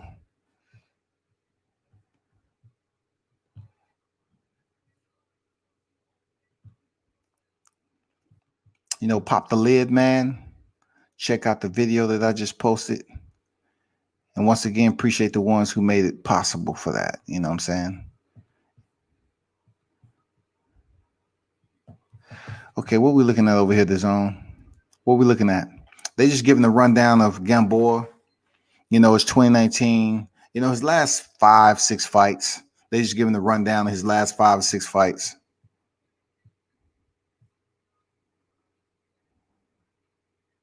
I like when a fighter is a realist. He called out names he might actually get in the ring with next. Yeah, that's the whole point. I agree with you on that. Call out fighters that you actually have a pathway to. You know what I'm saying? A clear and present pathway that doesn't mean 3 years from now. You know what I'm saying? So Hrgovic is calling out fighters that he can basically get a hold to in the next several months. He can make a fight with this makes sense. So you know that kind of allows fight fans to anticipate him fighting this particular person in 2021. But then again, in boxing, you have individuals that love just calling out names just to generate freaking buzz. They just like calling out anybody and everybody, and the shit never comes to fruition. So I would say hold on to Devin Haney's post fight. I mean, I can't imagine. I'm pretty sure it's gonna be lit, man. His post fight. TJ is back in the building. What's good, man? Appreciate you. TJ is back in the building. We're waiting for. They're just giving the rundown of the last 5 fights of both opponents. Now they're giving a scrub, you know, a spreadsheet, a roster, a layout. Devin Haney. Devin Haney is walking to the entry point right now.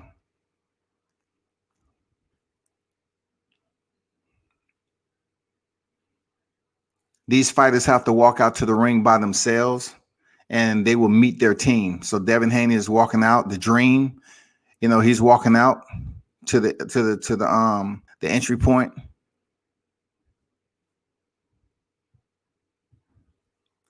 And the tell of the tape, people, Devin Haney, 21 years old. Yuriorkis Gamboa, 38.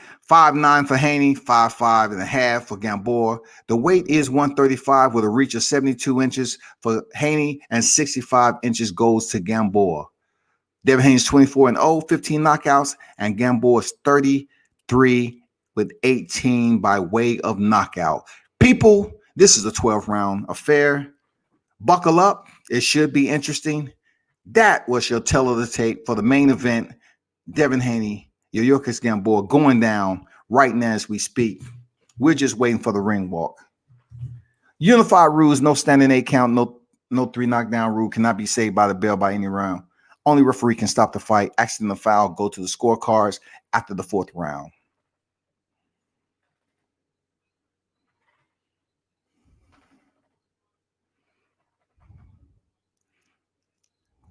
Here we go. Here we go. This is for the WBC.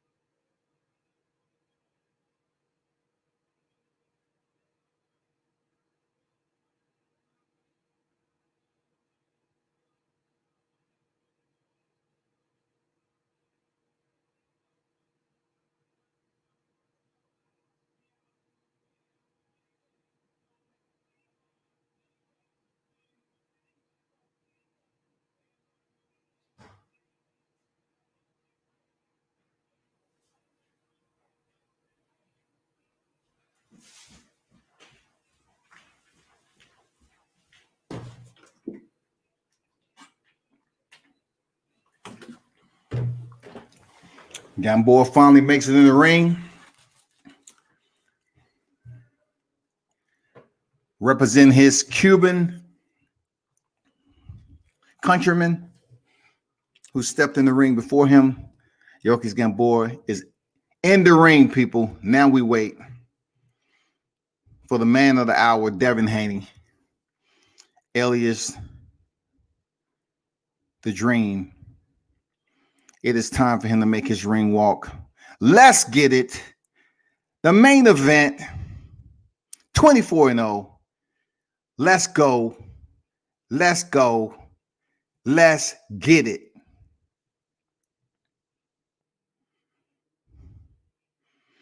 Everybody's been talking. Everybody's been talking. Come on, send them to the ring. Let's go. Let's get this main event on the way, man. Let's make it happen.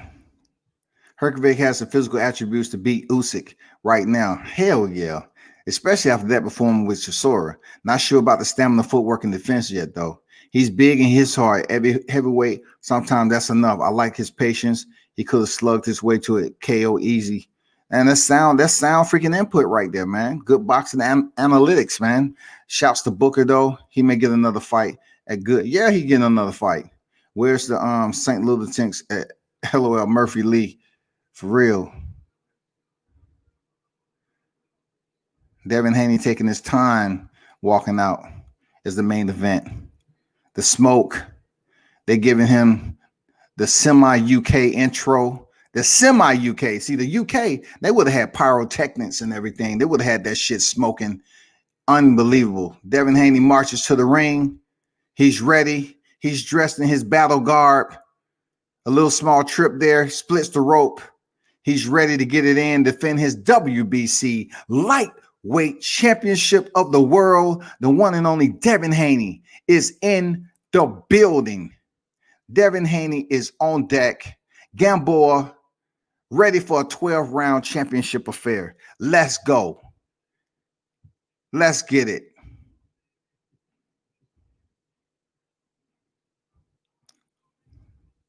We're looking for data. We're looking for data. We're looking for a 2021 showdown for all the marbles and the crowns with Teofimo Lopez. We're looking for all of it. We're looking for the data. We're downloading data right now, World Combat Sports. We're looking for that data. Let's go, people. I'm going down, down, down. I'm not even going to do that. Gamboa, you know, hey, I don't want to talk about his feet and all that, but, you know, hey, he looks okay right now. Of course, you can't really see anything, but both fighters are staring one another down. This is a big deal. And you know how it goes. It gets realer. It gets all the way real when you're in the ring facing off your opposition.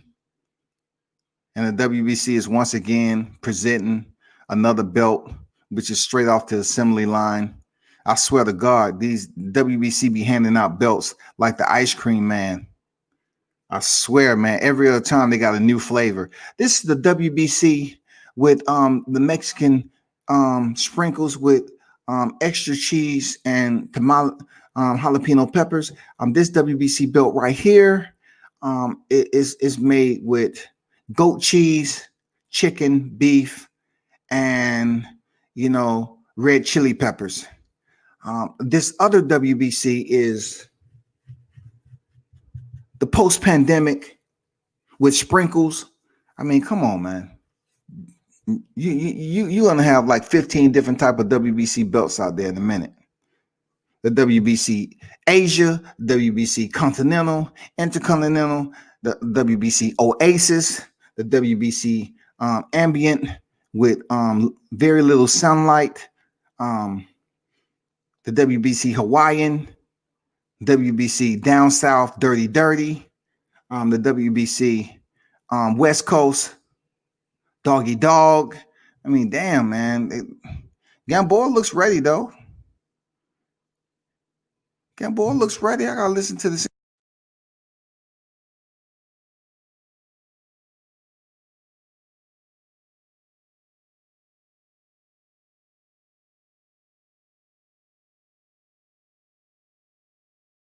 That was a nice intro.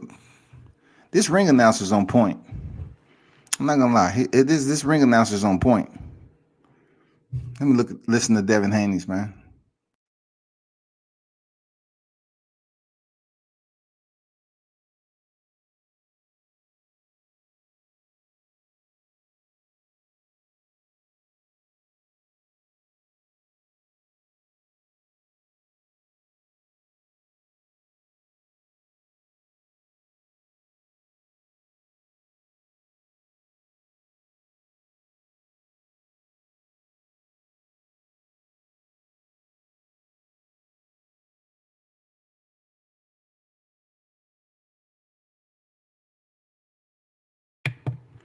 There it is. The intros have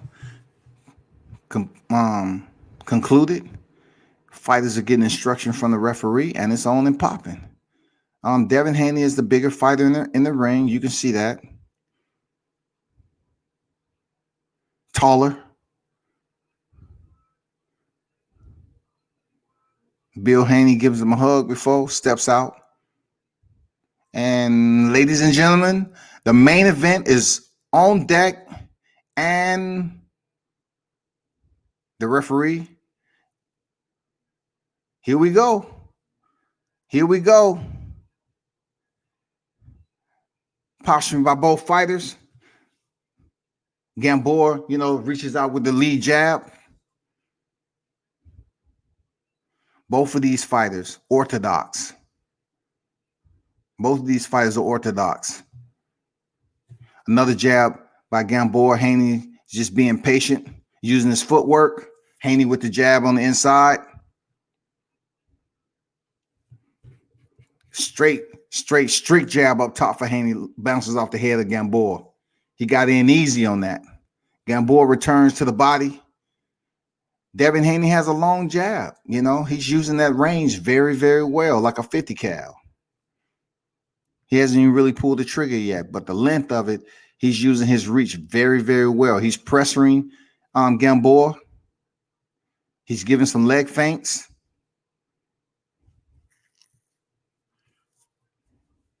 Jab to the body is Haney. Back and forth, touch jabs by both fighters. Okay, Haney with the 1-2. The first combination really thrown, you know, misses the mark, but Haney lets go with the left-right combination.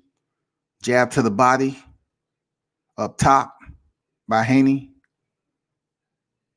They clinch, the first clinch of the fight.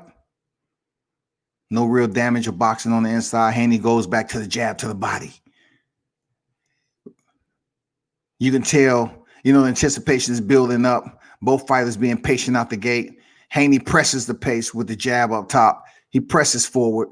Gamboa comes back with his own, doubling up on the lead left.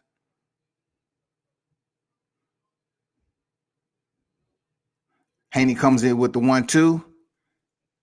And Gamboa stumbles or, you know, wraps up Haney with a body lock, whatever that was. We're still trying to see how is the footwork with Gamboa. How is he looking? You know, so far so good with the footwork. This is only the first round. 35 seconds remain in the first round. Both fighters look focused. Both of them are still a little bit outside distance, just a little bit. Definitely Gamboa. He's outside range. Nice counter. Haney tried to counter with the straight right when Gamboa was coming in. Okay, nice combination land. The first combination. 10 seconds remaining. Hard right hand sent down the line by Haney. Gamboa takes it well, and the round ends. You know, a filling out process by both fighters. No need to get really overly concerned. That's how it is in a fight of this magnitude. What do y'all think about that first round? My guy H, WBC lightweight champion of the world. Where's the Saint Lunatics? Main event is on deck. Devin Haney and Yuriorkis Gamboa just completed the first round. It was a close round. Not really many hard shots landed.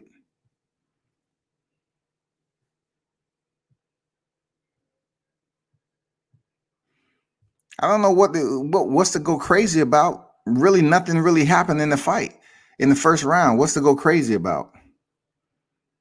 It was a light round. It was a filling out round.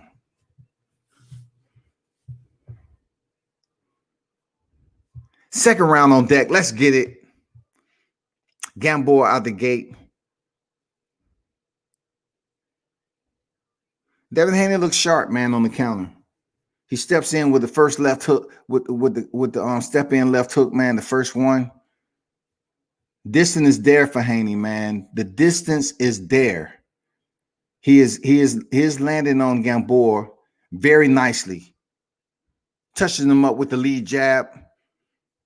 He is going to that body. He is absolutely going to that body with the jab. It looks soft, but it isn't. You know, very long. Whoever fights Devin Haney is definitely going to have to deal with the reach. You know, and you know how you deal with reach. You got to get inside. You got to get close. And right now, Gamboa is not getting inside of that reach right now. He still want to stay on the outside as a shorter fighter, both in height and reach. Nice counter by Devin Haney. You know, Gamboa clinches right now. Very composed.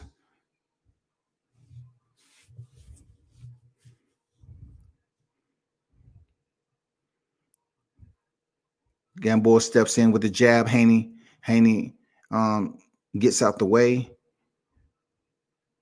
Haney is pressing. He's pressing. Jab to the body. Feint by Gamboa. He feinted, but he really didn't do anything with the feint. Oh, hard right hand lands by Haney. The best shot of the fight right there.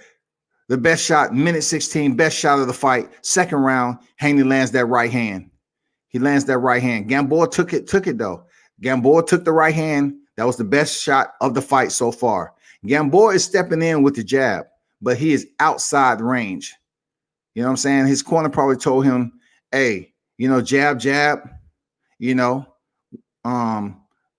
set your combinations up from the outside.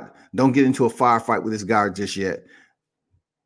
Gamboa's, footwork looked pretty good, but Devin Haney is pressing the pace. He is on the gas. He is sticking the jab out there. He's looked sharp. Doubling up on the front, on the lead jab is Devin Haney. Good defense by Gamboa. He's slipping some of those punches, though. I give him that. But the best punch was Devin Haney's right hand that landed. Gamboa with the straight left.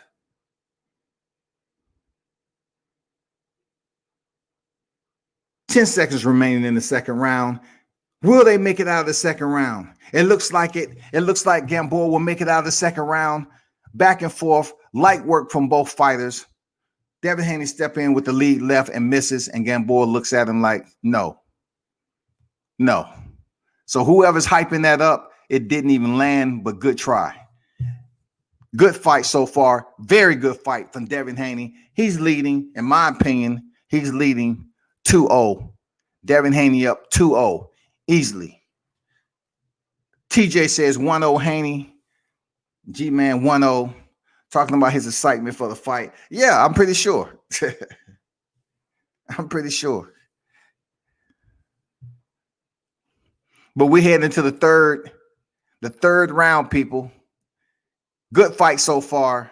Not much action when it comes to punishment, but it is boxing, y'all. It's a boxing match. It's a boxing match. That's what it's about. Stools are out. Time.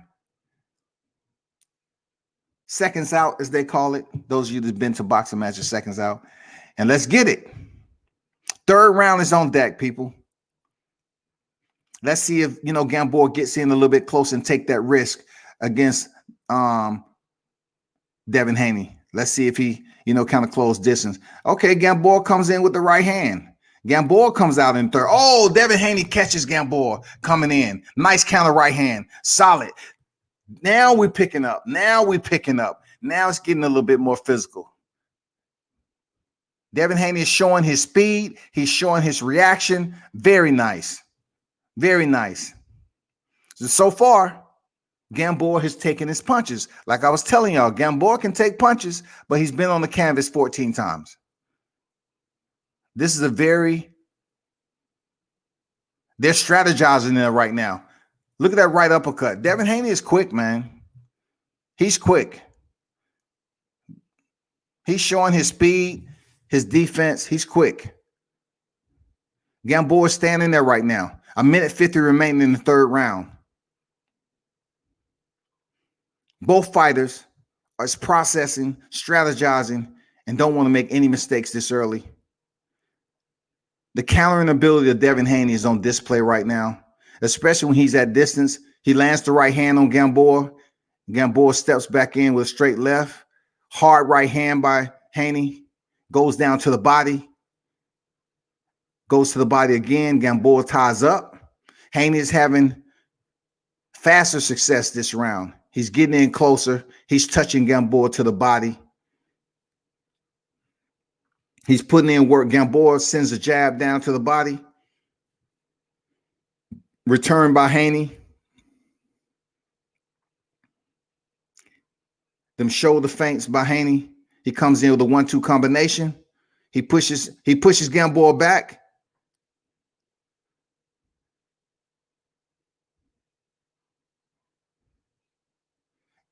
Haney is looking to counter. When he's looking to counter. That catch and shoot, that pull counter, he's looking to freaking counter Gamboa. He's doing a very solid job right now.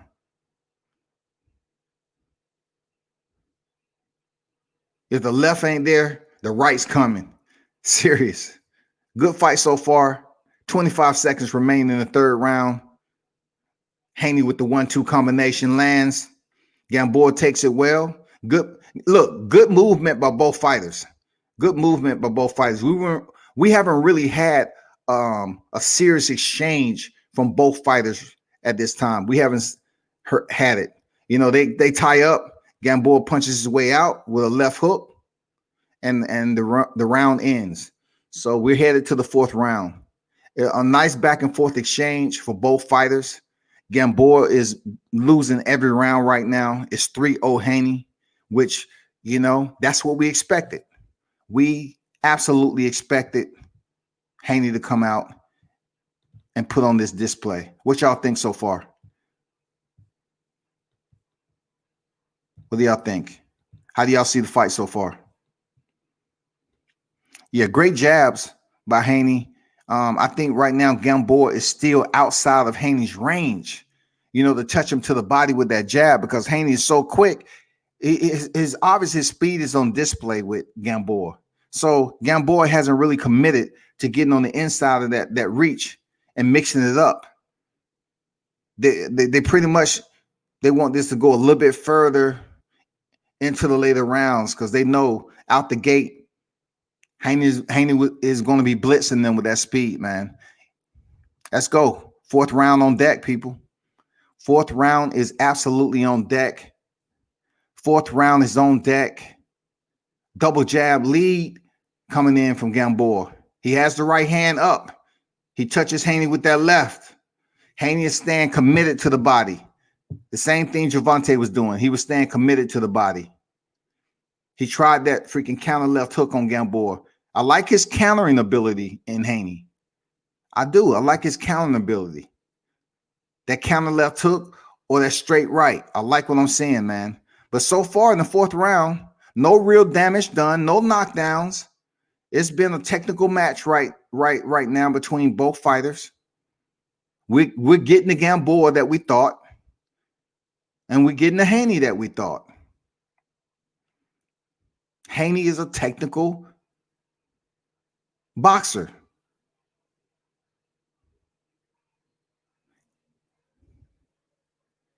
He is staying consistent to the fundamentals of boxing. Jab, jab. Look how he blocked that left hand of Gamboa. He blocked it with that right hand, like transparent, natural.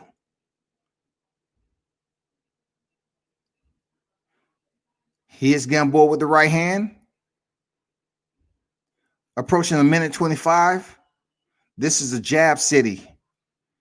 Jab City DJ spinning that wax. Haney gets on the inside with a hook to the body. Gamboa returns with a two-punch combination. Haney with another hard right. Gamboa takes it. The best exchange of both fighters on the inside thus far. Gamboa comes back.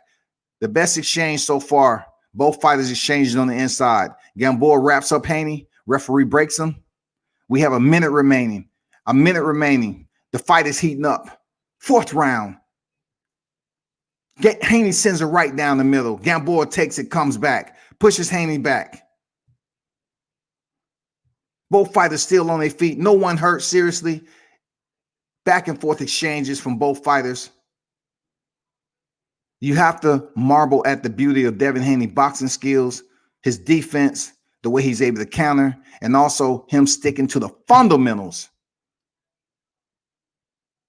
What are you doing? He's warning Gamboa of holding and hitting, I suppose. Referee, don't mess the fight up. 20 seconds remaining in the fourth round, people. Very solid fight so far. It's heating up. The exchanges are getting closer against both fighters. We have had two significant exchanges on the inside by Gamboa and Haney. Right now, we're nearing the final seconds of the fourth round. And to be honest with you, that is another Haney round. I want to give Gamboa something. It might be a constellation, but I'm waiting for him to pick it up. You know what I'm saying? It might be a constellation. You know? But right now, this fight has been won quattro.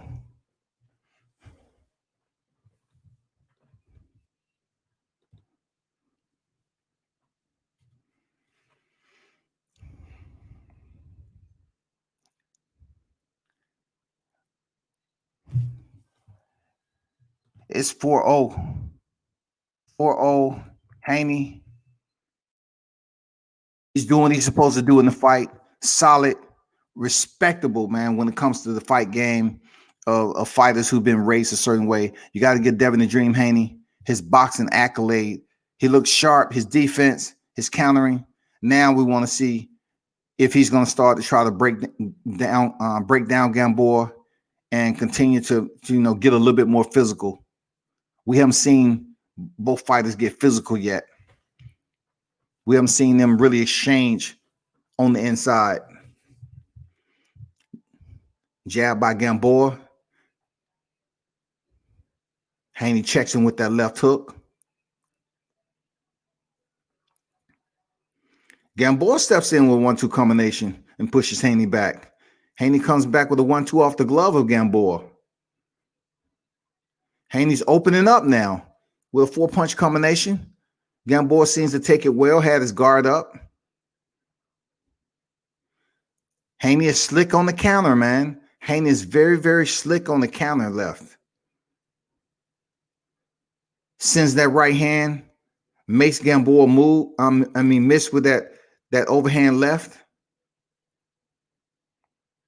Obviously, Gamboa is a slower fighter. Absolutely. He's the older fighter, the slower fighter.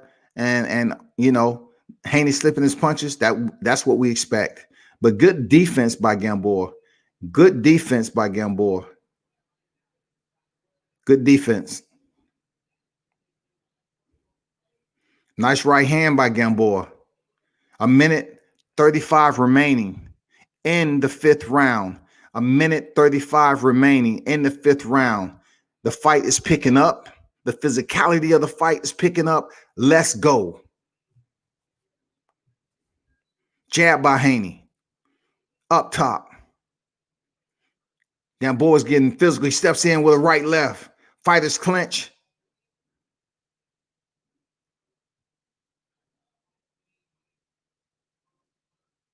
Gamboa's pressing with a 1-2 combination.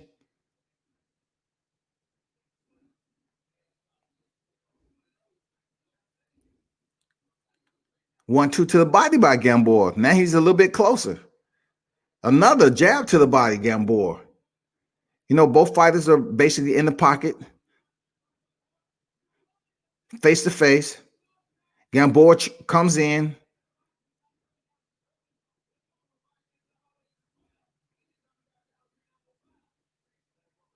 "30 seconds remain in the 5th round. The pace is slow just a little bit. Fighters clinch. Devin Haney with some short, right hands to the body. Gamboa has his left hand pinned, looking at the ref like, huh? Why is he close to me? I don't know, but you had his left hand pinned in your body. Good sneaky, veteran move right there. Oh, step in left hook lands for Haney. Beautiful, pretty. Goes back to the jab, and this in the 5th round. We are headed to the 6th, people. This is a round where I was saying that Haney needs to finish the show. We'll see how it works. Both fighters look fairly fresh, so we're going to see what goes down in the 6th. Make your pick. Is it going down in the 6th? Make your pick. Is it going down in the 6th? You let me know, fight fans that's tuned in. Make your pick. Is Gamboa going down in the 6th, or will he take it to the 7? It's close to Sunday, so look up and pray to your Lord in heaven. Let me know. Is it going past 6? Is it?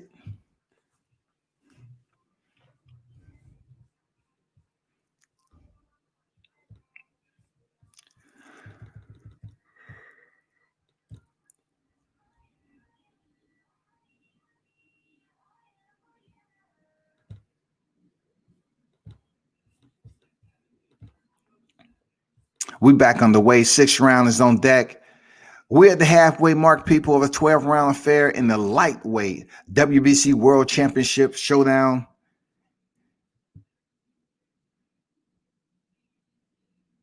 We can see Devin Haney with that Philly shell. Oh, look at the speed of Devin Haney. He unleashes that 3-punch combination. Now he's digging. It was a little bit low to the belt line. But I like what I seen with the speed with that. I like how he dug to the body. It was crucial. Devin Haney zipped that up with a freaking hook to the body. It was crucial. He's popping the head back of Dan Gamboa. This round, you can see the transitions. You can see the subtle changes in Devin Haney, and also from both fighters. Both fighters are basically boxing at a closer range than they was in the early on the fight. Gamboa's back outside range just a little bit on his combinations, but he was able to land that one jab. Gamboa's coming on the inside trying to hold, and Devin Haney is punching. Which one is going to be more effective? Gamboa steps in, land the right hand, pushes Devin Haney back.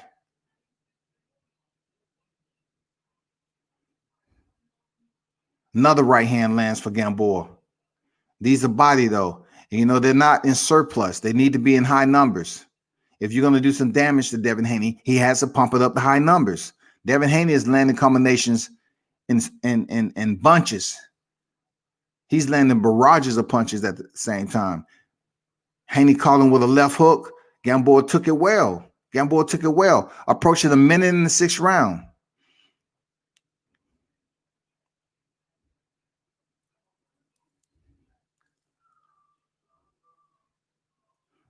I like that countering ability by Haney.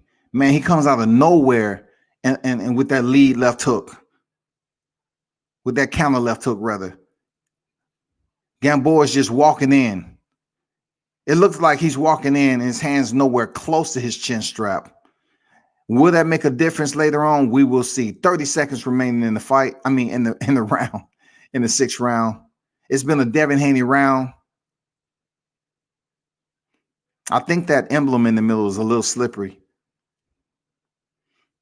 Oh, 3-punch combination by Gamboa. Oh, Devin caught him with that left hand again on the chin. Sneaky, quick.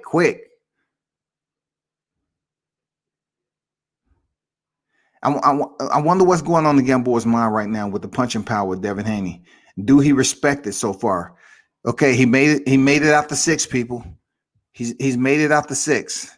Now, as much as I want to, I need to ask those of you that's in the live chat, has freaking Gamboa won a round yet? Just talk to me. Has he won one round?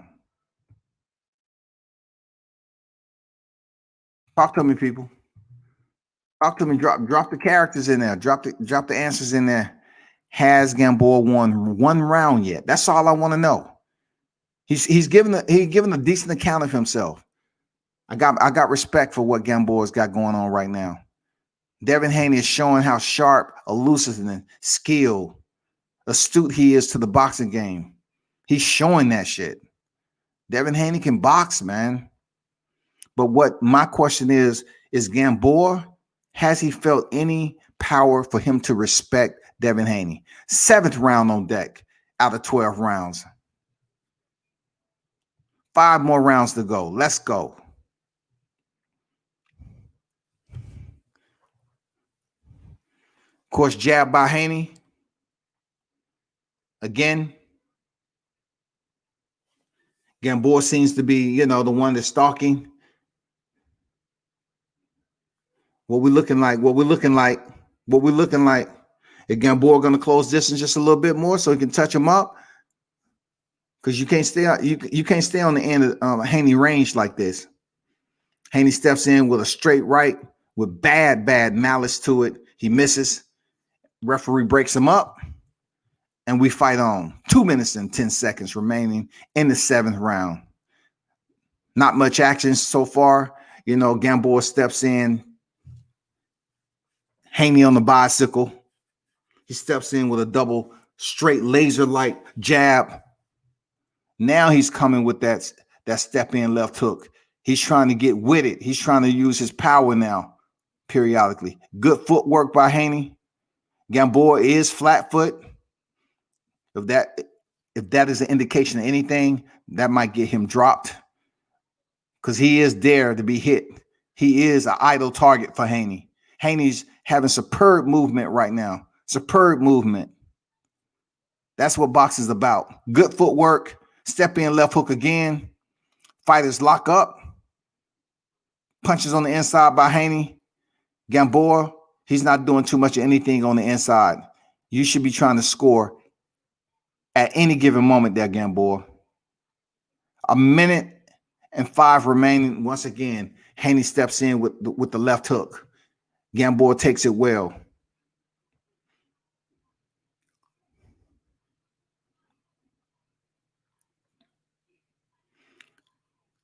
Haney misses with those 2 punches, and Gamboa walks behind him, whatever he's doing.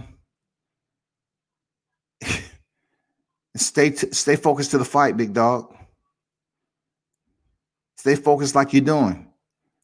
Jab to the body by Haney. Right now, it's a boxing class right now. I wouldn't say it's a master class, but he's winning every round of the fight.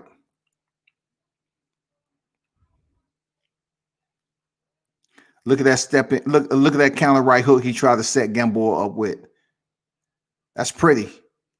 I don't think it landed flush, but it was beautiful. Gamboa's being very cautious too by just running through the front door of Haney. Okay. Haney leave his feet. Gamboa ducked up under the shot.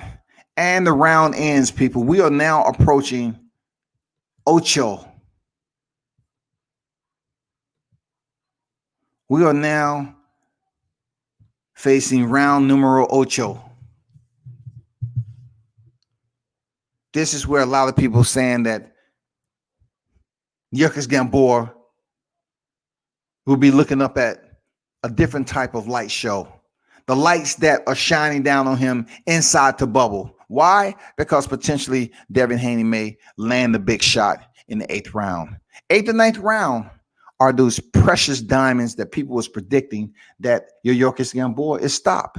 These are the rounds. They're not the championship rounds, but as far as prediction goes, people are absolutely believing that Haney may get the knockout in the 8th or 9th round. Let's get it.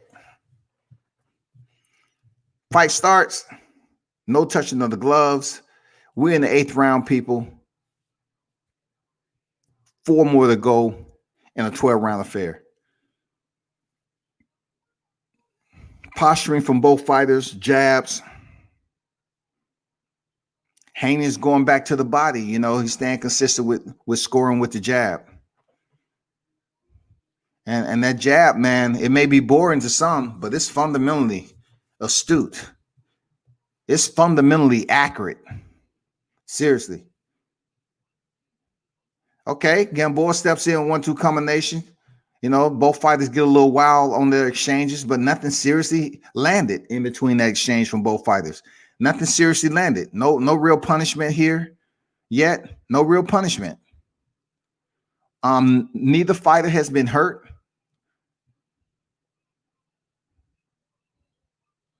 Look at that defense. Devin slipped all of those punches Gamboa just sent down. Okay, the hardest punch right there. Devin Haney lined him up on the right on the chin with the right hand, and it was flush. It popped the head back at Gamboa. I mean, it was perfectly on the chin, and Gamboa took it fairly decent. Oh, he caught him on the way out with the left hook. I'm not sure if that hurt Gamboa, but he's tying up. It might have hurt Gamboa, y'all. He caught him with the left hook on the break. Gamboa comes back with his own 1-2 combination. This is the most physical round that it's been. Both fighters are complaining to the ref periodically. It's getting physical right now. Referees warning both fighters for, dirty tactics. It's not just one fighter complaining, it's both fighters. Fighters lock up again. This is a pretty sloppy round. It started off pretty good, but it's a lot of holding, clinching, and the referee's just sitting up there, allowing them to clinch, and not much action is being displayed. 45 seconds in the 8th. The referee is talking to both fighters again. It's turned into a wrestling. Okay, Devin Haney. Oh, nice combination by Gamboa landed. Nice. Devin Haney's trying to push and create space. He's trying his best to create space. Gamboa is holding on. And I hope Gamboa doesn't continue to do this and get one to get a point taken, because it's going to take away from the suspense. Oh, nice right hand by Haney lands. Solid right hand. Haney's picking up the pace, man. He's sending speeding tickets down there. Seriously. Devin Haney is sending speeding tickets down with that damn right hand. The radar is goddamn beeping. Ninth round is over, people. The ninth round, I mean, the 8th round is over. 9th round is on deck. What y'all looking like? Dang, G-Man gave the other round to Gamboa. Wow, 5-1. So I guess it's 6-1 right now, 7-1. I mean 6-1.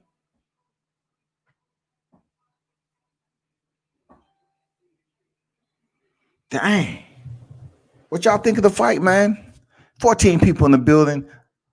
Hey, smash that like button for me. 14 people in the building, man. Smash that like button. World Combat Sports in the house. Smash the like button. We headed into the 9th round, people. 9th round on deck. Let's go.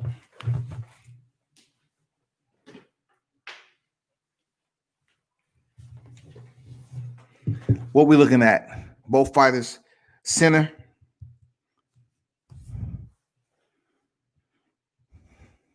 I can say is, both fighters look fresh. No real damage delivered right now. No one fighter is kicking the other ass. It's just been a technical boxing display by Devin Haney. Stiff jab up top by Haney.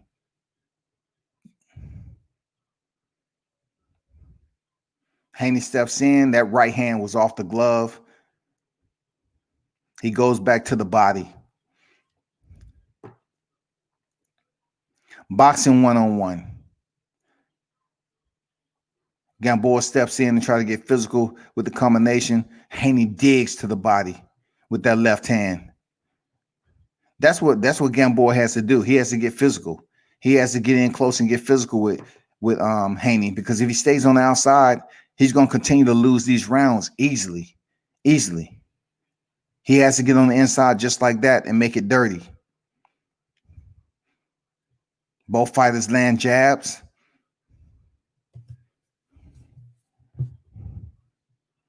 A minute 40 remaining.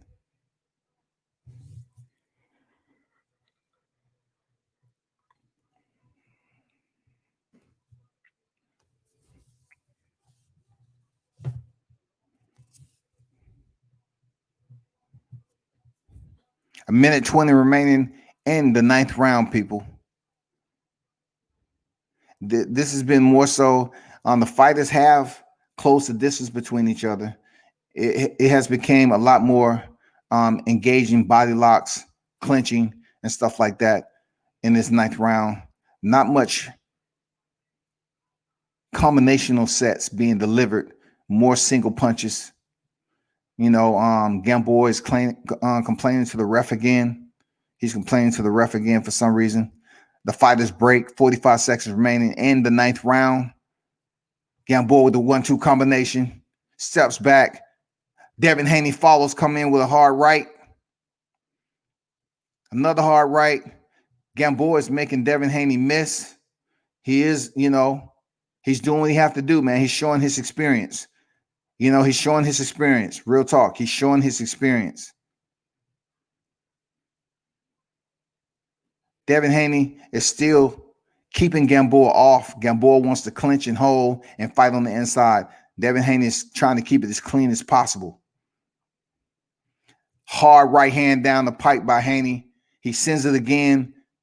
Gamboa ducks underneath it. Very, very smart. And that ends that round, people. Long behold, everyone, this is headed to the 10th round. What are we looking like? What are we looking like, people? Talk to me. TJ is quick on the damn enter. 8-1 Haney. That's what I'm talking about. It is an 8-1 Haney. Come on. It's an 8-1 if you just want to give Christmas presents and holiday gifts out. You would say 8-1 Haney. But I just really haven't seen a definitive round that Gamboa has won right now. I'm just being honest. I haven't seen it. Somebody help me find it. Okay? If you got a bloodhound, I'm willing to take some time in between rounds and go searching for that round, okay? Just drop it in the live chat and we can make it happen. 10th round is on deck. Who would have known? It's about to get interesting these last 3 rounds. Believe me when I tell you, it's going to get interesting. But it's been a boxing clinic. Oh, nice double jab by Haney. Step in, pop back the head of Gamboa. Nice. Still putting on a boxing clinic. No real damage, but he's showing his quickness. Gamboa's arguing with the referee again. My question is, does Haney have enough power to hurt Gamboa? That is the big question for me right now, because Gamboa seems very, very healthy. What I mean by healthy, he seems vibrant enough that he hasn't taken that much punishment. This has been a boxing match right now. In the Gervonta Davis fight, Gamboa was already off the canvas in the 2nd round. Nice 1-2 by Gamboa, steps in on Haney. Look at that. Look how quick that left hook is on the counter with Haney, man. Dude is sharp.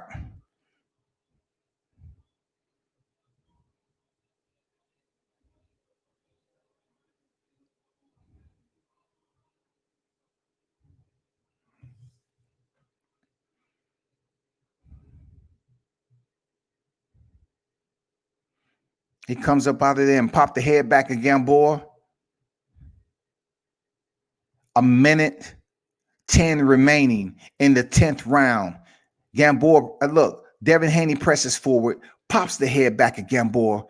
He said, easy work. I like that 3-punch combination. You zipped it up with a left hook out the pocket. I like that. Smooth by Devin Haney right now. 4-punch combination, then left it out there with a damn left hook. Comfortably ahead in this freaking round right here. Boxing textbook. Boxing textbook. Gamboa pushes forward, lets his hands go. The fighters tie up once again. 30 seconds remaining in the 10th round. Haney is in full control of this fight. Gamboa steps in with a 1-2 combination. Haney stays right outside the door. Try to send that right hand, missed. Haney once again with a 1-2 combination. He's pressing. Still with that counter right hand. Very slick. And the round ends. We're in the championship rounds, people. For the WBC lightweight world title. We are in the championship round. The 11th round is on deck. Let me know who you have, how you looking at the fight. Show me what you're talking about. Let's go. Appreciate everyone who's commenting in the live chat today. I appreciate you. Good fight for sure. Calvin said Haney knock his ass out. Hey, man, and not everybody has the power to do that. But one thing we cannot absolutely deny about Haney is his boxing skills. His boxing skills is absolutely A1. Haney's in there with the Cuban school showing his class. He has a high IQ. Denise said, Ward say, damn, looking like, let me see if they back while I'm talking. Okay. 11th round, people on deck. 11th round. Who would have thought? We are in the 11th round of this DAZN lightweight WBC World Championship. Fighters on the inside. Devin Haney pushes Gamboa off. This is going to be, look at the 4-punch combination sent out by Devin Haney. This is going to be quick commentary. You know what it is. Both fighters exchange jabs. Last jab land by Gamboa. Let's go. Hard right hook. Come up with a left by Gamboa. Gamboa is still in the fight, right in the pocket, standing in front of Devin Haney. Left jab, Devin Haney with the defense, slips beneath Gamboa's punch. Gamboa comes back with a 3-punch combination. He's looking solid. Gamboa's cardio, both fighters' cardio is looking solid for this 11 round right now. It's looking solid. What cannot happen for Gamboa, the slower fighter, he cannot get sloppy right now. The counter shots of Devin Haney are still on target. Look, Haney sent that 1-2 down the middle. He was just outside the chin of Gamboa. Now the fighters clinch again. 1:35 remaining. The referee is not breaking them up. He's allowing them to wrestle. Finally, he breaks them. Back to the action. Jab by Haney.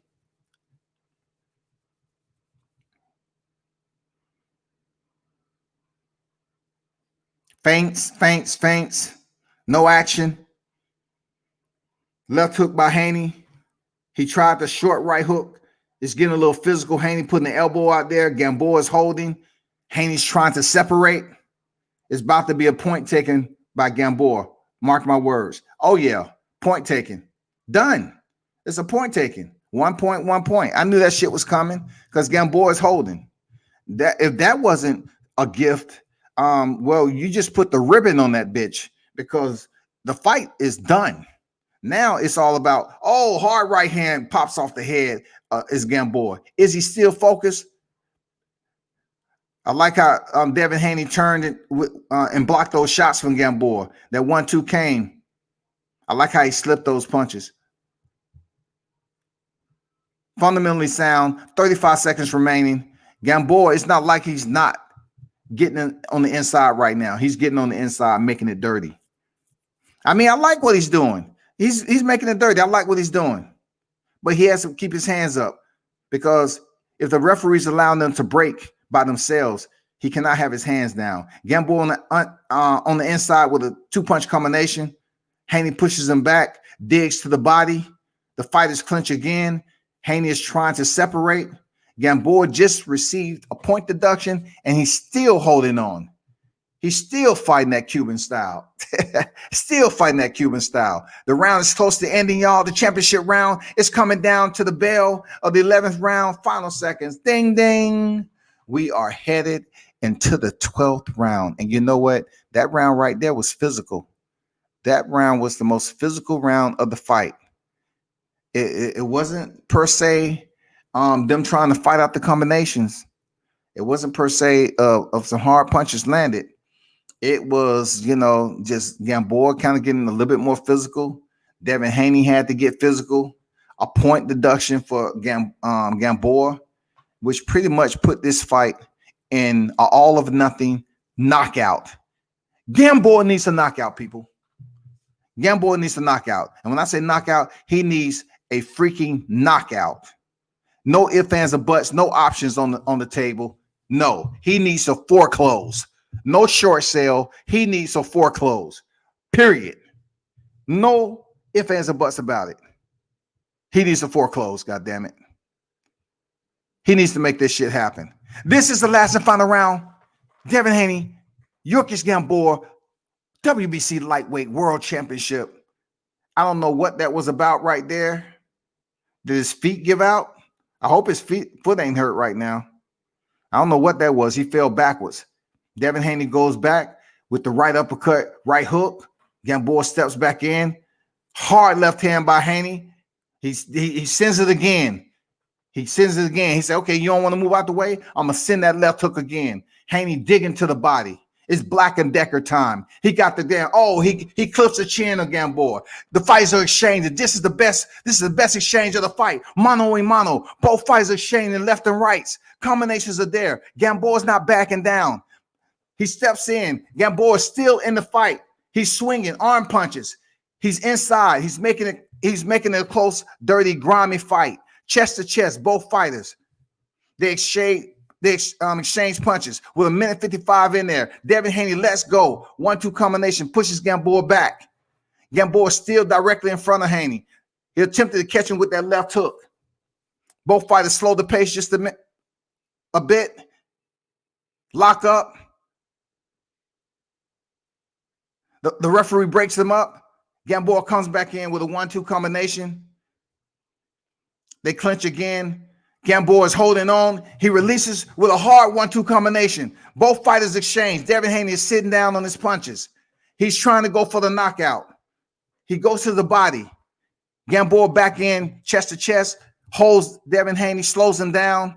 Referee breaks. Reset. Haney presses. Gamboa with a right hand.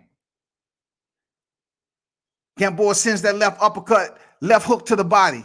Pushes Gamboa back. He has Gamboa up against the rope. Hard up top. Gamboa lands the best shot of the fight with a nice right hand up top. Pops the head back of Gamboa. 50 seconds remain in the fight. Can Haney come close to dropping Gamboa just once in this fight?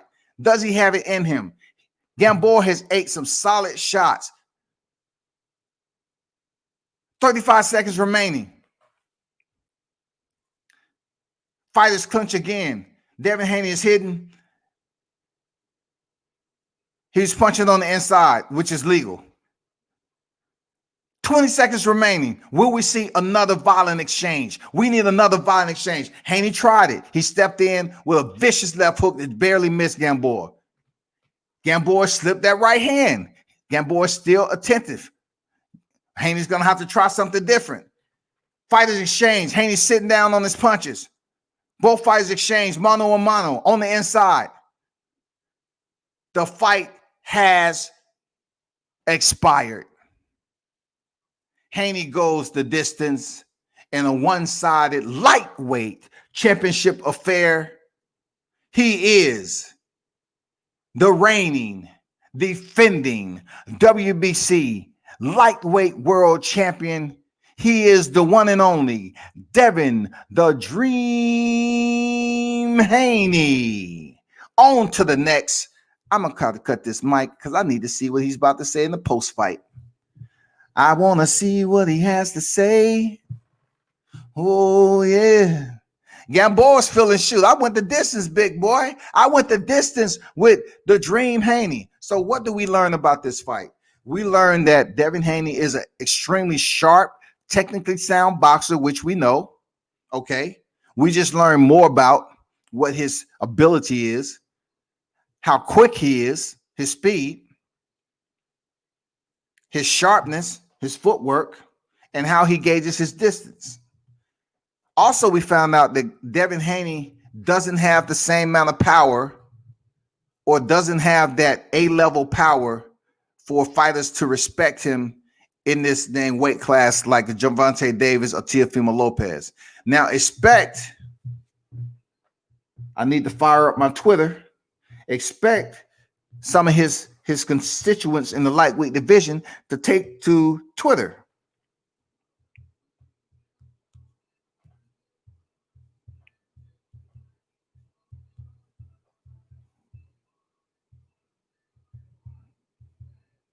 There were no knockdowns in this fight.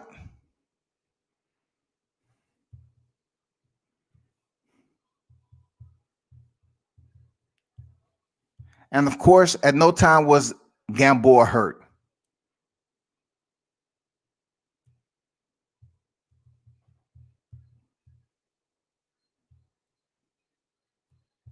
So what does that tell us? That he can box, but his power is, he has out of five being the highest, Devin Haney's power is a 3 or something like that. According to who he's in that way. You talking about Teofimo Lopez and Gervonta Davis, those fights looking way, way better now. Gamboa, who people just calling a trash recyclement, he was done. He was washed. He was able to go 12 rounds with the WBC champion. So, of course, Ryan Garcia and everybody else is looking at that like, shit, if a 39 dude like Gamboa can go 12 rounds with Devin the Dream Haney, I can too. Sign me up. Well, you're gonna have to deal with that boxing. If you can get past the boxing and make it dirty, and you have enough power. Hold on, they reading the decision.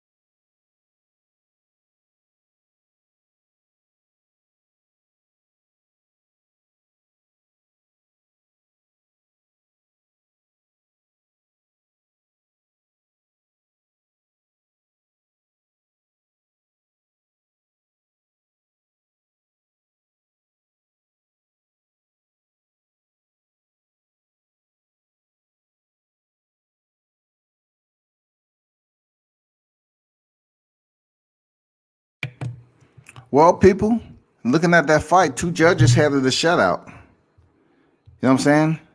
One judge had 118, 109, and the other judge had 120.07.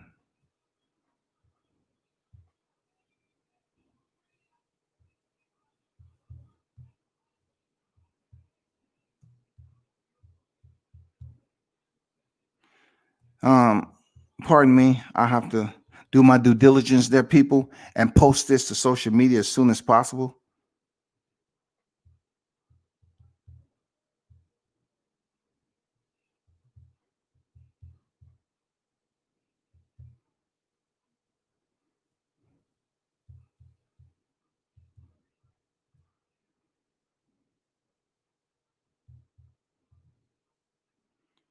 So the scores is 118, 109, and 120.07 times 2.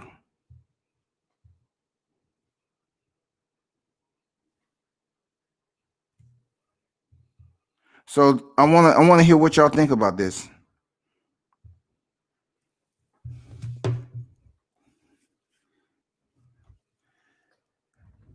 See? Listen to what Deion Washington saying. I haven't even got to my post fight. Look at what Deion Washington said. Gary Russell would have schooled Devin tonight. Ooh. And listen, I can't go against my man. Gary Russell would have boxed circles in what we were seeing. He don't have the power. He talking about he'll knock Gary out. I can't imagine Gary Russell I can't imagine him getting on here, getting this post fight. I can't imagine how that's gonna be, but I can't go against what Deion said. I'm not here to be negative. It was a good fight. You know what I'm saying? He looked real depleted in weigh-ins, probably lost a bit of power. I don't know who is talking about who looked depleted at the weigh-ins. Y'all was looking at like Gamboa, wasn't what he's supposed to be at the weigh-ins. And then, Gamboa. And then they said Devin Haney looked great. He did look great. So I know that can't be an excuse for Devin Haney look depleted at the weigh-ins. That's probably Gamboa. And yeah, he probably lost something. But I told y'all he can take a punch. I told you Gamboa what I was looking at with Tank. So we know it's not just Tank. It's not just Tank. Gamboa can take a freaking punch at 35, at the 135-pound division. He can take a punch. He has the power. He just didn't set it up or commit to stoppage. Hell no, bro. He landed some hard shots. He landed at least about 5 to 6 hard shots that he caught Gamboa on the chin. The chin. And you say he just didn't set up or commit to the stoppage early. He committed to the win. Good job. He committed to the win, period. That ain't an option. To get the victory is everything. not to get the victory, your career changes, especially against somebody that's 39 years old this year. So he committed to both. He committed to boxing, and he committed to attempt to land those counter shots if he could. I'm telling you, y'all can't put, Devin Haney as this power puncher. He's not, but he can box his ass off, though. He's a beautiful boxer to watch in there, the way he displays his freaking jab, stick to the fundamentals, the way he basically set up those combinations. His jab is long range, man. He stick the 50 cal out there and just fire it off. Boom, boom, boom. Very solid with those fundamentals. His countering too, and he's quick. His defense is quick, elusive. So let's get back to it. Let's get back to this interview.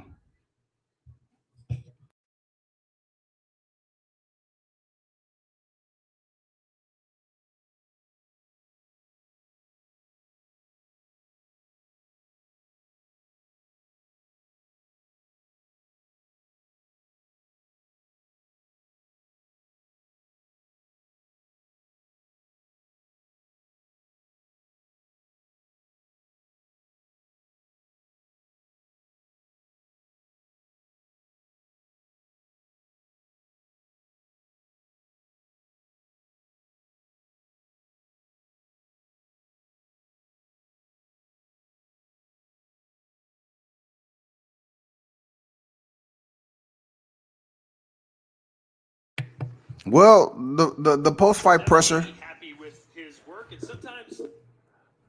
The post fight is over, pretty much, and of course, he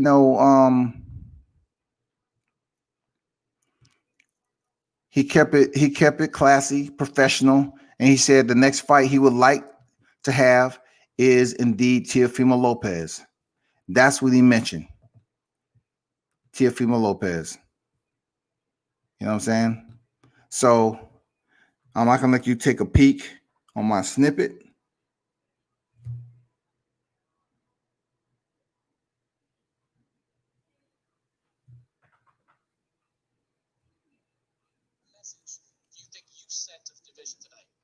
It's a lot of big fights out there. I showed that I'm here and I'm not going anywhere. I want the big fights. I want to make these big fights. Fighting someone like Gamboa was a stepping stone, but I'm here for the big fights. I want to make the biggest fights happen to bring the best out of me. All right, so what is that big fight that you want to get into next? There's a lot of big fights in the lightweight division. Teofimo Lopez is the one with the rest of the belt. So that's the main fight that I want to make happen. All right, congratulations, Devin. And there you go. I had to make sure I gathered the data, the intel for WCS supporters that dropped through. Shout out to Dion Washington in the building. Those of you that's been in here the entire fight night, absolutely big salute to you all. Appreciate your boxing input. He has the power. He just didn't set it up to commit to the stoppage early. He committed to the win. Good job. That's a triple-double with no turnovers, no game winners, though. Yeah, man, he did. Look, he cleaned that freaking fight the way it's supposed to be. And no, hey, you don't have nothing, no gripes and complaint here from me about the way he boxed. I'm just saying in general, to the bigger names that's out there, both of them may potentially have more boxing power. More punching power than him. But when it comes down to boxing, that's when it's going to play a different role, because they're going to be able to get on the inside. And I know a boxer like Gary Russell's licking his chops right now, because he knows damn well that he could box circles around Gamboa right now, and he would have did a fairly great job boxing Devin Haney. Speed wise, footwork wise, all of that. And then you look at Teofimo Lopez and Gervonta Davis. Those names will be good fights for Devin Haney. But his boxing today, I have to give him an A for going in there, displaying why he's on a whole nother level technically.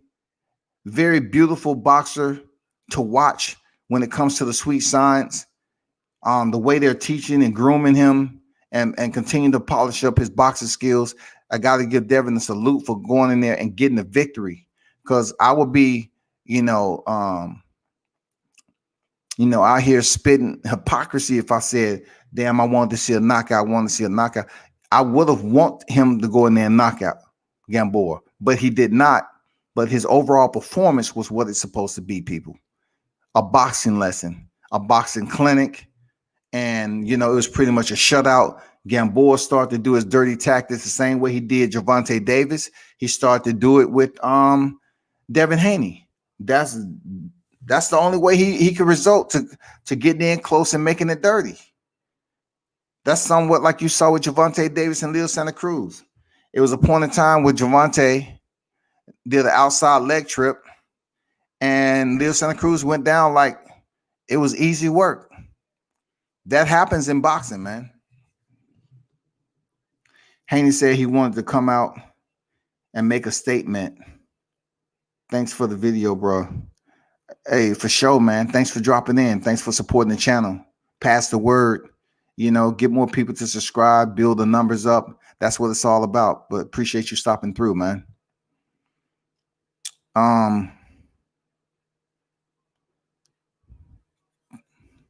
Post-fight for me, I wanted to talk about Filip Hrgovic.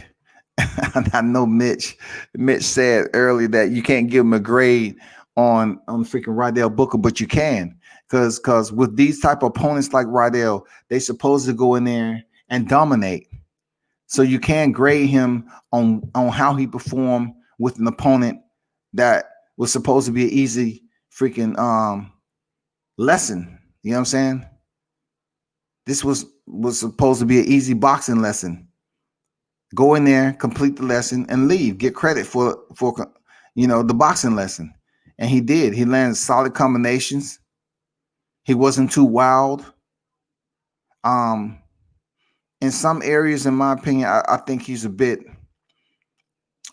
predictable. If you get with a different fighter, he just seems like he has that predictability in him. Rydell Booker was able to stay 4 good solid rounds with him, man. So he has work to do. If you want to step in there with Michael Hunter, fine. I co-sign for that. Step in with Michael Hunter, fine. That's cool. But as far as just that it factor that we're looking for, that's with the top 3 heavyweights in the game, like who would we want him to step in the ring with that's going to give him a compliment? They're going to compliment us tuning in to see him, man. I mean, who is it? This dude can box, but he doesn't have the it factor just yet. He doesn't. Who does Gamboa fight next? Because he will fight again. That's a good question. It comes down to, once again, it would be good to see Gamboa fight Richard Comey. That would be a good fight. Gamboa fight Richard Comey. Gamboa fight, I don't know how this would happen, but Javier Fortuna is out there. Definitely Gamboa does not need, at no point in time, step in the ring with Vasily Lomachenko. No. Even though if he can stand in there with Haney, he might can take the punches of Vasily Lomachenko, And then also you have, I don't know, you have Ryan Garcia facing Luke Campbell. It's no need to say the winner of that, because they're going from bigger and better fights. It all depends, man. It has names out there, but it all depends, to be honest. It just all depends, really.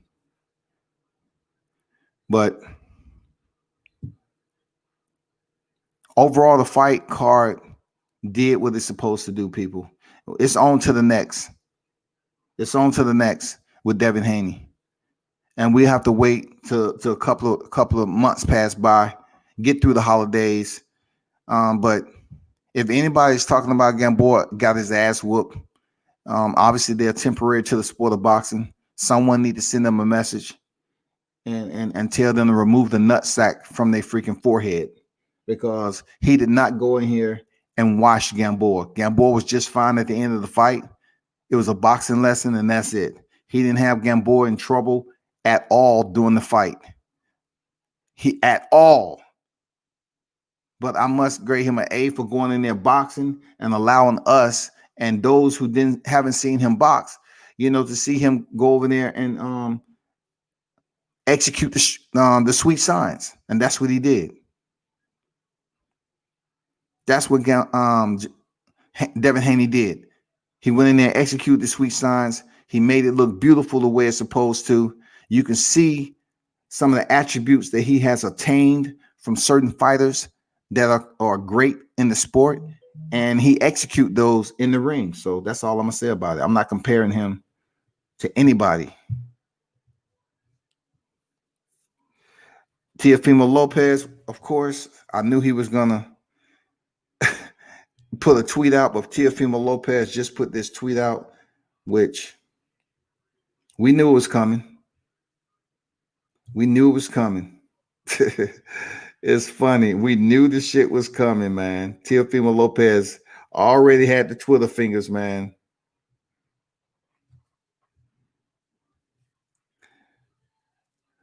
This is our job as media, man. We got to get the incoming.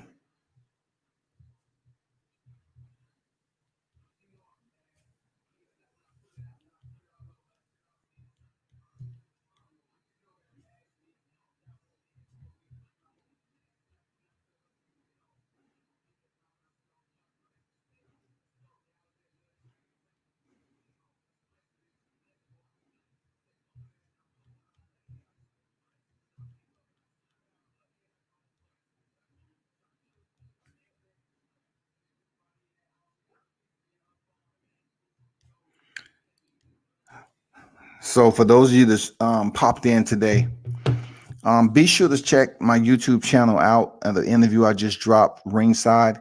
If you have Hulu or Netflix, check out that documentary, Ringside. It's very touching, and I know you will like it. I know the real boxing fans will like it. And I'm having the time, having a moment to sit down with the father and the son that was in the movie and talk with them about it was very, very special to me, because it was tough for them to even be in that situation, but to have a son who was locked up, incarcerated, who had a promising boxing career, and for him to get out right now and still be young enough to box, that's a big deal. He basically got in trouble when he was extremely young, so he went through his teenage years and he was learning like a man would. You know what I'm saying? He gave away a lot of his younger amateur years to turn professional, and now he's trying to make it to the big stage in boxing. So y'all stay tuned for that. I just posted tonight.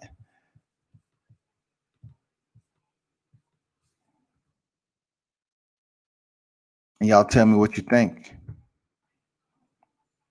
A lot of people may not know what it is. They do a little research. That's where we at right now. You definitely got to do your research. You definitely got to then drop the links into Google and find out what's popping. You know what I'm saying? Find out what's popping. But until next time, people, the invitation is open. Be sure to subscribe and check out World Combat Sports. The name itself tells you that it encompasses World Combat Sports. And I look forward to having y'all back in here next time. Appreciate the ones who stopped through on the live chat, as always. Salute to Devin Haney for getting that victory. Salute to Filip Hrgovic, Darren Cunningham, Raymond Ford. All those guys who was able to pick up the victory. Salute to you. Mitch say Haney has the most tools in the shed. No massive power yet. It depends on execution at this point. It does. And he was executing in that ring. He was executing, no doubt about it. Haney is a talented cat, man. I seen Haney box here in the ATL when he was 6-0, I think. Yeah, I don't talk about it much, but I was there sitting in the stands. So I've seen him box before he actually reach that 10-0 mark. I seen him. He fought. Look on his record. Came down here to fight, but that's a good point there, Mitch. It depends on execution at that point. And of course, with execution, you have to look at the chin of these individuals that you're going to be dealing with. Whoever fights Devin Haney, they're going to be on their game, period. They have to be on their game. So I'm going to let y'all ride. Until next time, people, turn up and tune in to World Combat Sports.